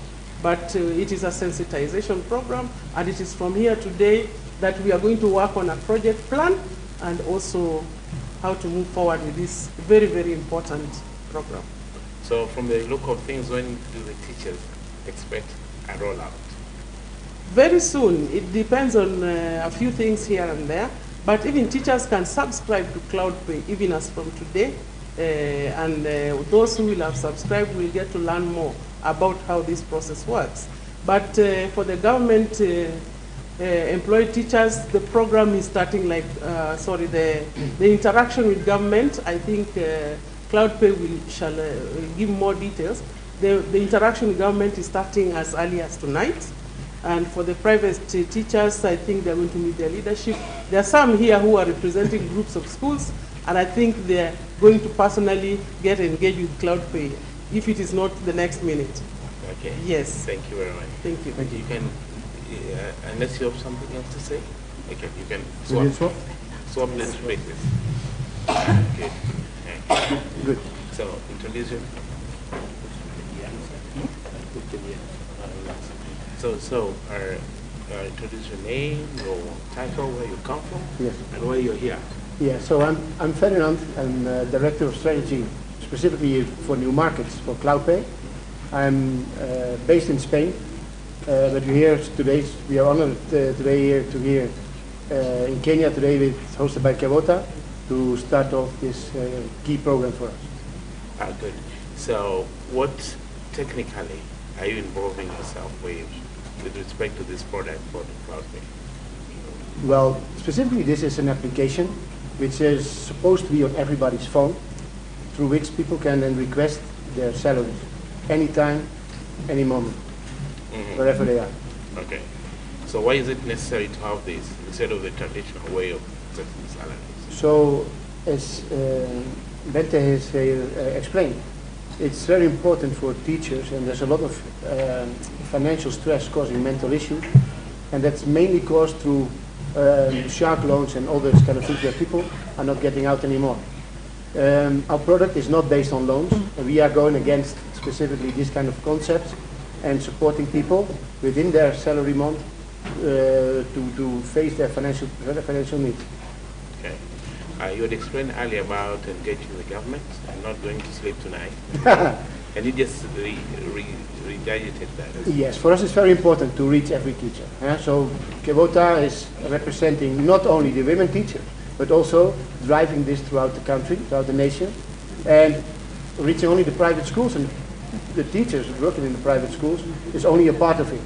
It's very important for us to reach all teachers, but yeah, they are not paid by the same way, so therefore it's very important for us to also reach the public side of it, and that goes through the government. So you just hear us through how easily it is usable, the face of it, the interface between the teacher and the app. Yeah, so what is very important, first of all, is that each single school has to sign up.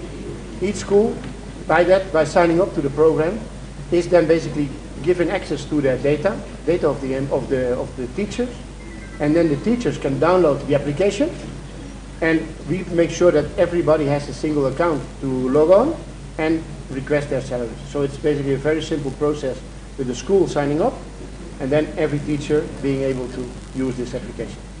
Okay. Anything to add? Not at this moment, no. Okay. Now, other teacher can speak, who can say how, from their own perspective. Yes, we do. Anybody who wants to say from their own perspective what they have seen? Stephen? He's not there. Any teacher who wants to say something? One from private. Okay, somebody wants to. Yeah, yes. One from private and one from private and one from national. Mercy come from. Yeah. Do we need to get out of the way?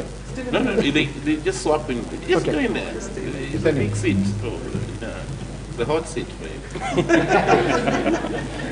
So you're going to introduce your name, which school you are from, what you teach, and then tell us why you think this is a good product for you personally.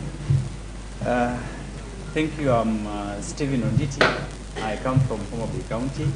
I teach in a school known as Zabura. I teach English and literature. This is a program that personally, I think I will embrace it, and I'm going to enroll today. Reason being, we as teachers undergo a lot of financial problems that expose us to very many challenges, like Shylocks, like microfinance institutions that are very expensive at the end of the day. So with CloudPay, I mean, it will be very possible that I'll get any amount that I want depending on the work needs. That will be easier for me to manage my finances, to cater for my daily needs without struggling going to Shylocks. So your name? Can we get someone from private? Thank you so much. My name? No.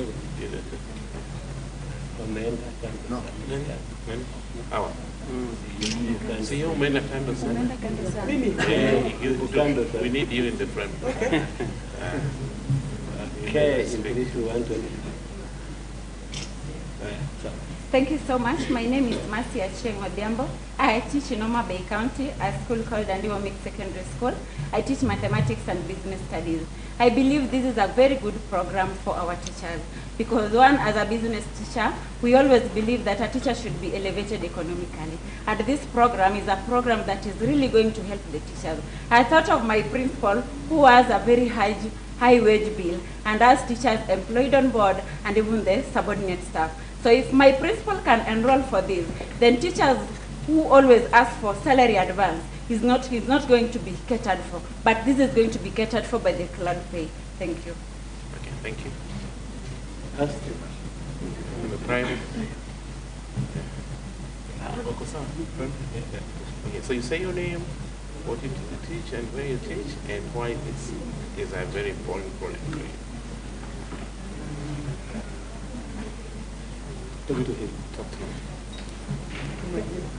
My name is Margaret Kagasi. Privileged to be the head teacher of Mariagani Christian Center Academy in South B. And I teach Kiswahili and English. That's now this program is good because most directors of schools or owners of schools can use it in their schools.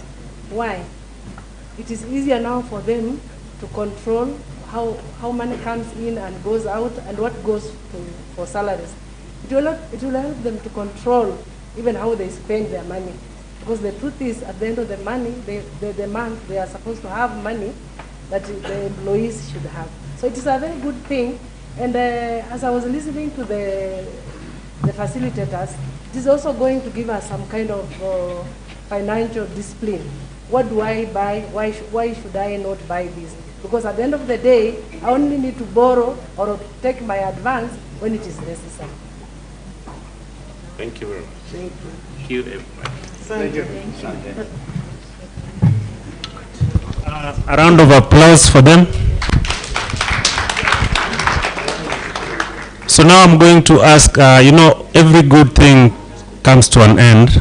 And just before we wind up, I'm going to ask Madam Lucy Kendi to come so that she can give us a recap of what we have learned today.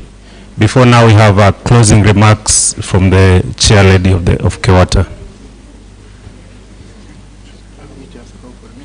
Okay. So that you go to the studies. All right. Okay, no problem. How many minutes are you giving me? Because it's already Just be brief. Just be comfortable because you're winding up. Yeah. We start from where we started. Just a normal. Yeah, then. Yeah, 5 minutes. Okay. Just search for them and then just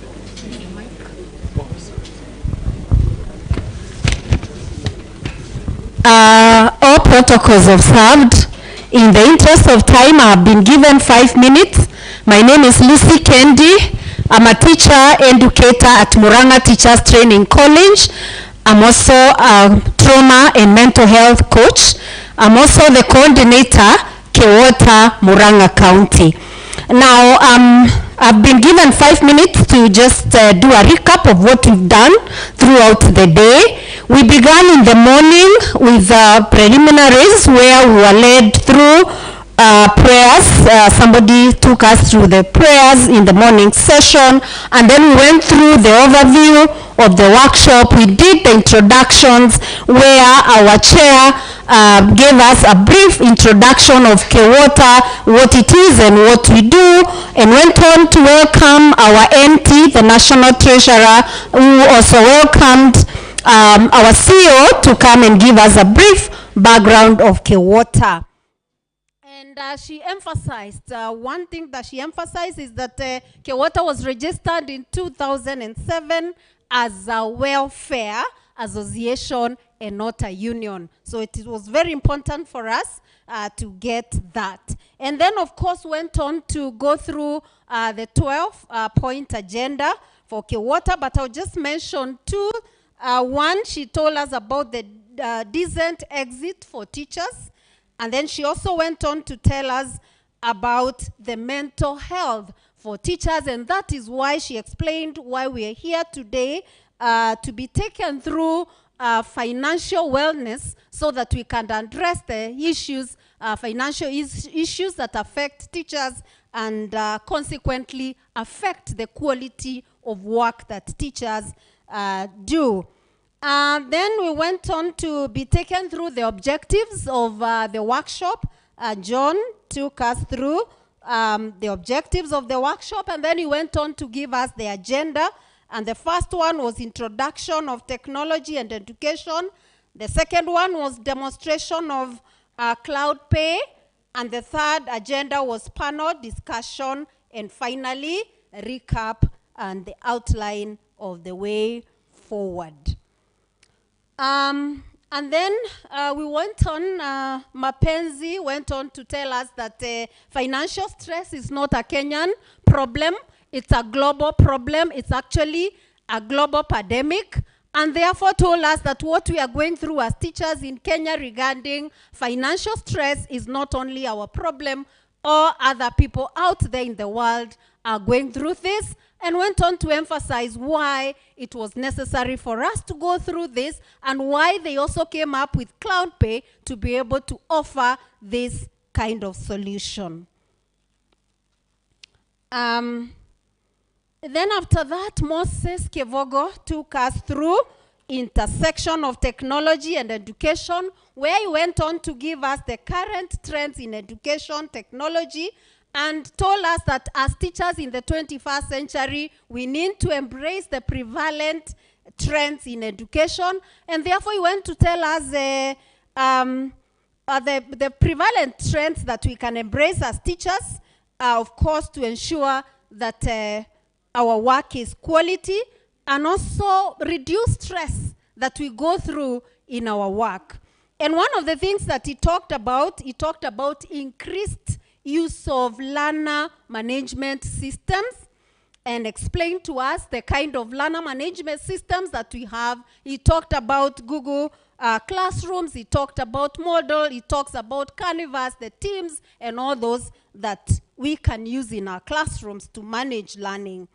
He then went on to talk about integration of AI. He said very, very important for us teachers in the 21st century, and who are members of Kewota, who are modeling, teaching, and setting the pace, and living by example, said we need to integrate AI in learning. Then he talked about adaptive learning platforms, and went on to tell us how we can be able to use them to customize classroom learning. Then he went on to talk about remote learning technologies, and he told us that we can be able to use these conferencing tools to make our work quality better and less stressful.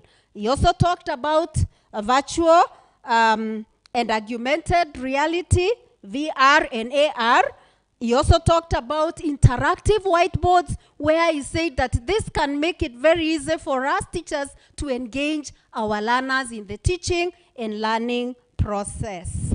Then he talked about digital assessment tools, again, which also we need to embrace as teachers in the 21st century, and went on to talk about coding, which he said is very, very important, especially for our learners when they get to choose the pathways, the STEM. And he said this has already started in primary, grade 6, they're already doing the coding. And then went on to talk about gamification and education games, that said it's very important for us also to know this, so that when we engage our learners on online learning, we can also expose them to gaming so that they are motivated to use online tools, platform to learn. And then he also went to talk about open education resources, OER, and also explains that they are there and we can embrace that and use as teachers.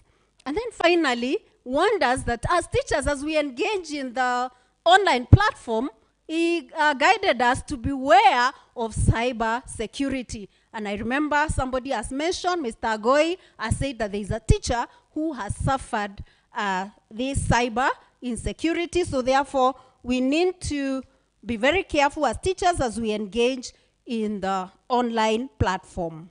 And then, of course, concluded by telling us that as teachers in this century, the 21st century actually and beyond, we need to embrace modern trends, consider reputable education news sources, conferences, and of course consult education publications. So that means we need to be updated and we need to use updated sources. Then we went on to be taken through benefit of financial empowerment. Of course, Mapenzi was very clear about this, told us that job satisfaction and retention, very, very important. He told us that it also helps in reduction of stress and mental wellness. And he also told us that it helps teachers to focus on teaching. That when teachers have managed their finances very well, because it was noted that a lot of stresses that teachers are encountering is because of financial issues. So told us it will help teachers to focus on teaching, and that means teaching is going to be quality teaching. He also told us that it also improves quality of life. It provides work-life balance, which is very important. And of course, it helps us to model financial wellness.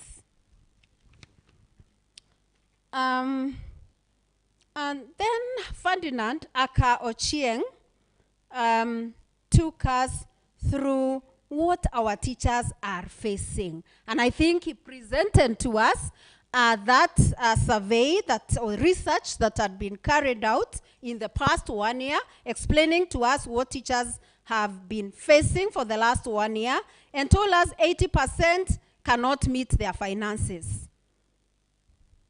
80% cannot meet their expenses, cannot meet their expenses. Then told us 20% borrowed to make ends meet, and then 1% missed payment. Now, why was he telling this? He was telling us there is need to have financial discipline.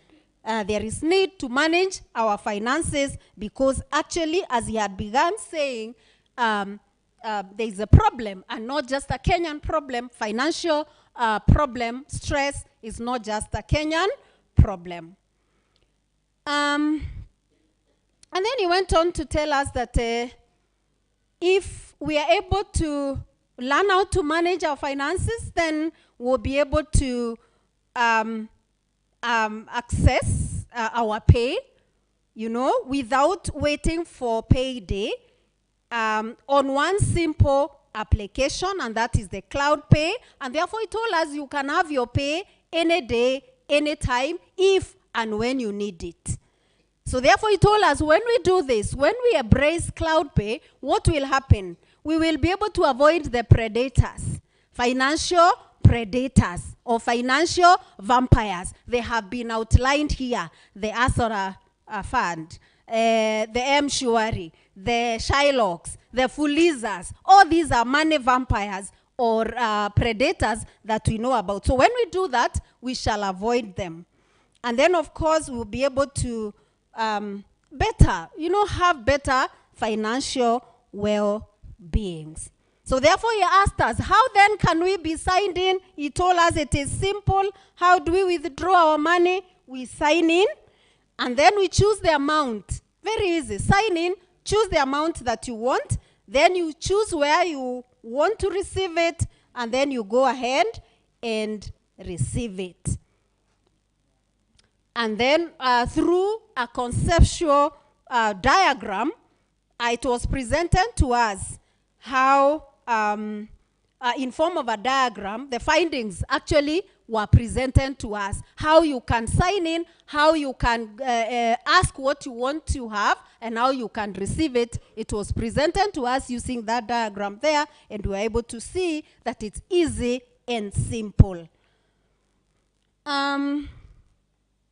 And then it went on, we went on to be explained that health and well-being are very important for us as teachers, because once we are able to manage our finances, then it helps us in our overall well-being.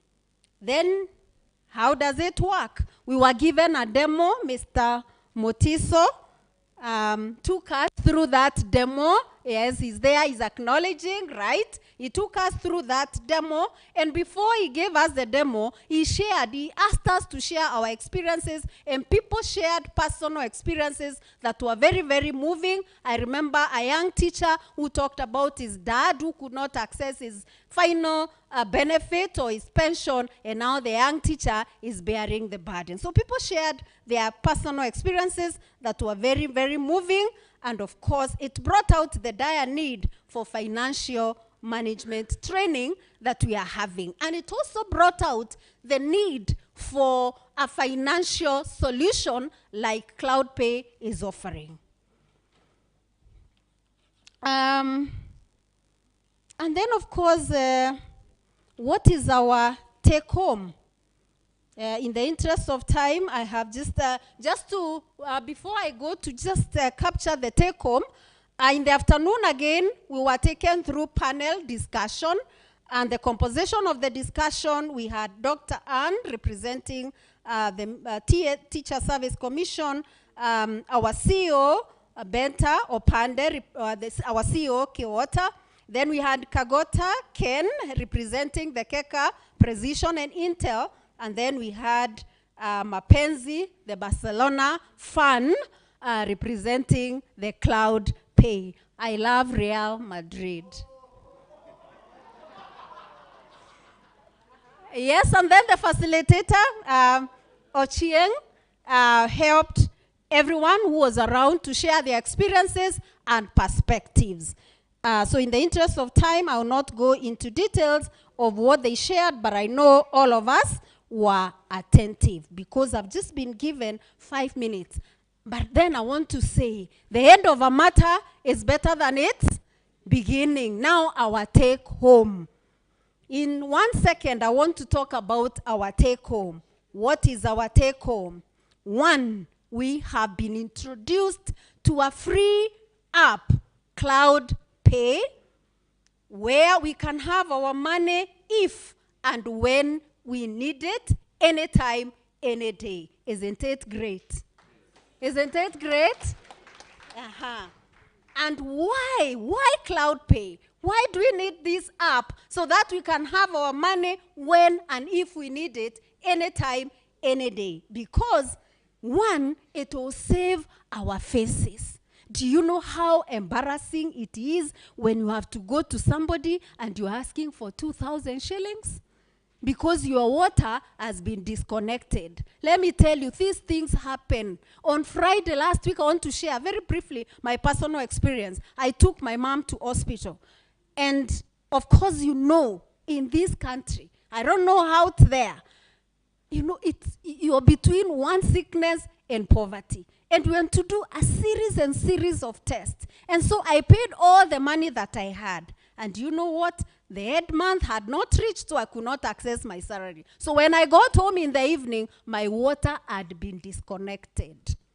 So I learned that from outside. So when I got into the house, the internet had been disconnected. And yet I'm supposed to use this internet as a learning resource. I have said I'm a teacher educator. We do not have a printed material. We use online resources. And I have a class that I needed to prepare for. I have no water, I have no internet. You can see the stress. Can you see the stress? The mental issues that we are talking about. It results to stress, to even despair. Are you getting it? So we are saying, if I could be able to access my pay anytime I need it, then it will save my face from going to a neighbor to knock and say, kindly help me with 2,000 shillings. Because if you get used to that, they will be seeing you and lock their gate and their doors.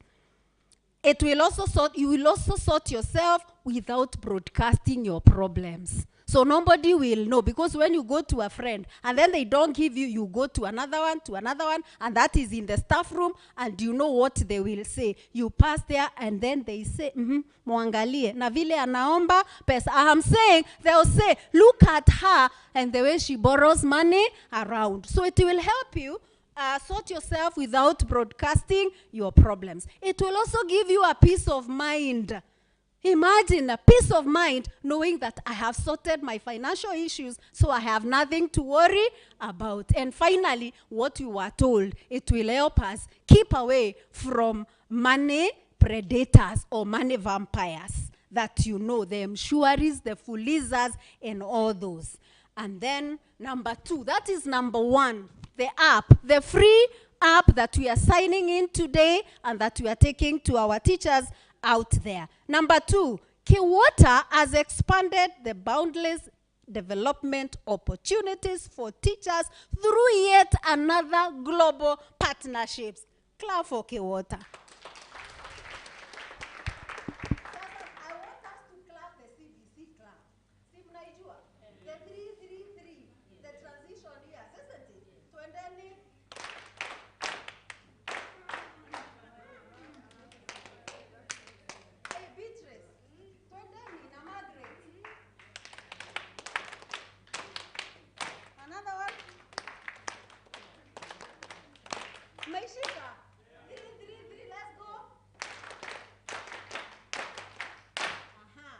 Sana for expanding the boundless development opportunity for teachers through yet another global partnership with Cloudpay. To enhance our financial management skills, we don't take this for granted. Thank you, because this is going to help us in our future financial goals. Kewota is ready to do the following. That is what our CEO has said very clearly, that Kewota is ready to do the following because we have the capacity, we have the leadership, and we have the infrastructure. To do what? To reach out to our 47 counties for advocacy and awareness creation. Clap for our CEO. Number 2, our CEO has said that Kewota is ready to do training and capacity building through various ways, training modules, flyers, online, and so on. So what is our CEO saying? We are ready for this partnership. We are ready. We have the capacity. We have the infrastructure. We have the personnel. And we have the right leadership. And number 3, Kewota is ready to monitor and evaluate for purposes of feedback and reporting where we need adjustment and improvement. Thank you, Kewota. And of course, all the other programs have been explained, so I will not go back to say all that in the interest of time. Thank you so much for listening. God bless you. We appreciate Muranga number 1 again. Thank you so much, Madam Lucy Kendi. So now I'm going to request somebody to answer the question, what next? And that person has to be Augustine. Please, Augustine, take 2 minutes because you're winding up so that we can know from here, where do we go? What kind of steps can we make to actualize this dream? Thank you, John. Muranga 1, thank you so much. I think you've done my job because you've actually brought it home. What is next? What is next is we need each one of you to sign up if you are interested with Cloudpay. So we can either sign up through 3 ways. There's a barcode on Kewota's website, so you can go click on it, provide your information. In your pamphlets, there's also a barcode that you can click on your phone and sign in. We also have Janet on the back, so you can go give your information so that we can capture that information. We do need information from the schools that are interested to sign into Cloudpay. We're also interested in the teachers or maintenance staff, anybody else, so that we can also reverse it. Get in touch with either the TSC or whoever the employer of choice is so that we can start those conversations. I just want to close by saying that I'm a product of 2 teachers, so I'm very passionate about teachers because my parents met in a school, and I guess if they were not teachers, maybe I will not be standing in front of you. So this is something close to me. I'm really hoping that we can change lives, we can improve our financial well-being, on the teaching front, because teachers are respected people, and I know you guys face challenges that are not faced by other people in other areas, and having a tool in your hands where, as Candy said, you can be able to manage your finances in your fingertips with your own privacy and be able to take advantage of what you've earned. So I don't want us to talk about CloudPay anymore. We're going to talk about Hela Mawingu. So Hela is your money in the cloud. So all you're doing is, when you need it, you pull it, you use it. That's it. That's it. Thank you.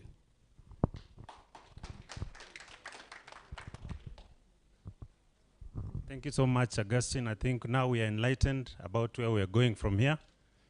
So now, as per our constitution, Kewota, every function begins with an opening from the chair lady, and every function closes by the chair lady. So we've come to the end, and just before we break off,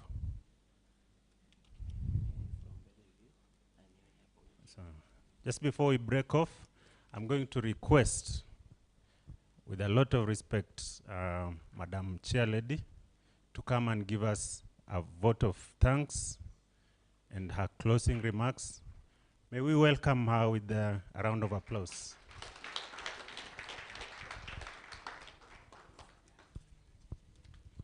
And Mary from Bellevue, please see Orido.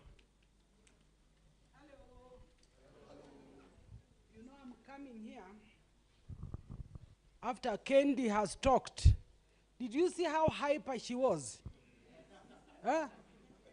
Now for me, I'm wondering, should I have had some drink ile inatoka kwetu? Because I need to also be hyper. Candy, well done. Thank you. Ladies and gentlemen, I know it has been a long day, isn't it? But a very fruitful one. I'm sure all of us here are not the same way that we came here. If you are, jiulize uko na shida gani? Because you can't be the same. Me, I'm changed. I'm even thinking I will begin a school. Can you pray for me? Amen. Yes, and it will come to pass. My gratitude goes to, first, the CloudPay team. Mapenzi, I love that name. I didn't say I love the man. I said I love the. I said I love the name. And Mucheche, hi. The Mutiso and Ocheng. Yeah. Thank you. And Augustine, I can't forget Augustine. Augustine, why didn't they give you a white name? Because they took Kenyan names and they haven't given you a white name. Augustine is a saint. Augustine is a saint, not white. We don't know what color he was. So, thank you very much. I begin by thanking you for partnering with us, for coming here today to share what you have shared. If I can talk about a Kenyan teacher today, nowhere has a Kenyan teacher been thought of after training. Did you know that? You are trained, you go out, if you are a P1, you are whatever you are, that is the end. How you manage your finances is your business. But today, you are coming here to hold the Kenyan teacher, and not just the Kenyan teacher, the Kewota members. You are coming here to hold us, to help our teachers to know how to use their finances and their pay. Thank you very much. I want to thank all the people who traveled from far and wide. Some of them slept on the road. In particular, that young lady there at Trufena, sleeping on the bus, sitting here the entire day. You are strong people. Asanteni. But you came here to learn. Hata nyinyi singewambia asanti. You have learned, sindio? I almost withdrew my asante, but wacha ikae. So thank you very much for the coming all the way from wherever you have come from. For the private schools, also for joining us together here today, twasema asante. May God bless each one of you, so that next time, Cloud, will just be coming to see how we are running our schools and our pay slips. And I want to thank the organizer from the office, Nandwa. You have done a good job. Thank you. That man normally doesn't talk. Today I've seen him talk more than I've seen him talk in years. Thank you, a good job, a job well done. I want to thank our CEO for leading this team, irrespective of her compromised health. When you look at her, she looks very strong, isn't it? So we thank God for her, that she was able to be strong enough to come here today and address us as boldly and wisely as she has done. Last but not least, if I have not thanked you, then you don't deserve to be thanked. So I want to remember everybody. I want to thank, have I thanked our staff? No, those are the ones here, the backbone. The young men and women who work with us at Kewota, asanteni sana. We are proud of you, that when you are entrusted with something, you are able to do it. And last but not least, I want to thank God, who made it possible for us to be here, who gave us health to be here. Thank you, our Father in heaven. On that note, I'm going to announce something. After we pray, we are going to pray for everybody. Then the others will go out, and we will remain only with our coordinators and communication team, okay? Not that tunawafukuza, but mmejifunza. Hii ingine ni udaku yetu ya nyumbani. So thank you very much. I want to call Rose Naitu, is she there, to give us a closing prayer. Pray for Johnny Mercies as we travel to different homes. Then we will remain with the people that I've mentioned. God bless you all. Asanteni. I think it's important if we rise up.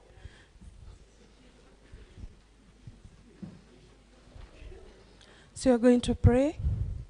Father Lord, in the name of Jesus, we come before you this evening with hearts full of thanksgiving. Father Lord, we're saying thank you because of this initiative. Oh Lord, we thank you because you have good plans for us. Today, Lord, we embrace and receive Cloudpay, not because of us, but because of the teachers back at home. My Father, my God, I say thank you for all who are concerned about the welfare of the teachers. Father, Lord, as we leave this place, we pray that, Lord, you may give us the grace to go and share whatever we have learned and whatever we've gotten from this session. That, my Father, my God, it will benefit our teachers. May we find favor before the teachers, O Jehovah God. May they embrace this, O God, and may it be of help to them. Father, Lord, we say thank you even because of Kewota. We commit the entire leadership upon your able hands. That, my Father, my God, you know their will and their desire to help the teachers of this country. Father, Lord, protect them. Give them the wisdom, O Jehovah God. And above all, O Jehovah Father, may you give them, may you send them help from all the corners of this world. That, my Father, my God, they may help the teachers of this country. And as the teachers of this country, Lord, we pray that you be with us. Help us, O Lord, so that we may be able to serve the children. And as we leave this place, Lord, we pray for Johnny Mercies. We cover the roads with the blood of Jesus. As we also pray that, Lord, according to your word in Psalms 91, that your angels will encamp around us. We pray that your angels encamp around us. And when that time comes again, where we shall converge again and meet again, we shall glorify and lift up your holy name. For it is in Jesus' name that we do pray and believe. Amen.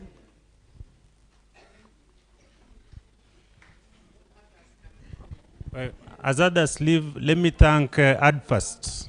AdFirst who have ensured that we have been live on all the social media forums.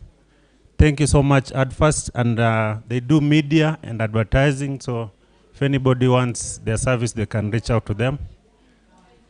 For the private schools, it's a journey that you're working together, so make sure that you leave your details with Sylvia and Grace. Ken Nyakone.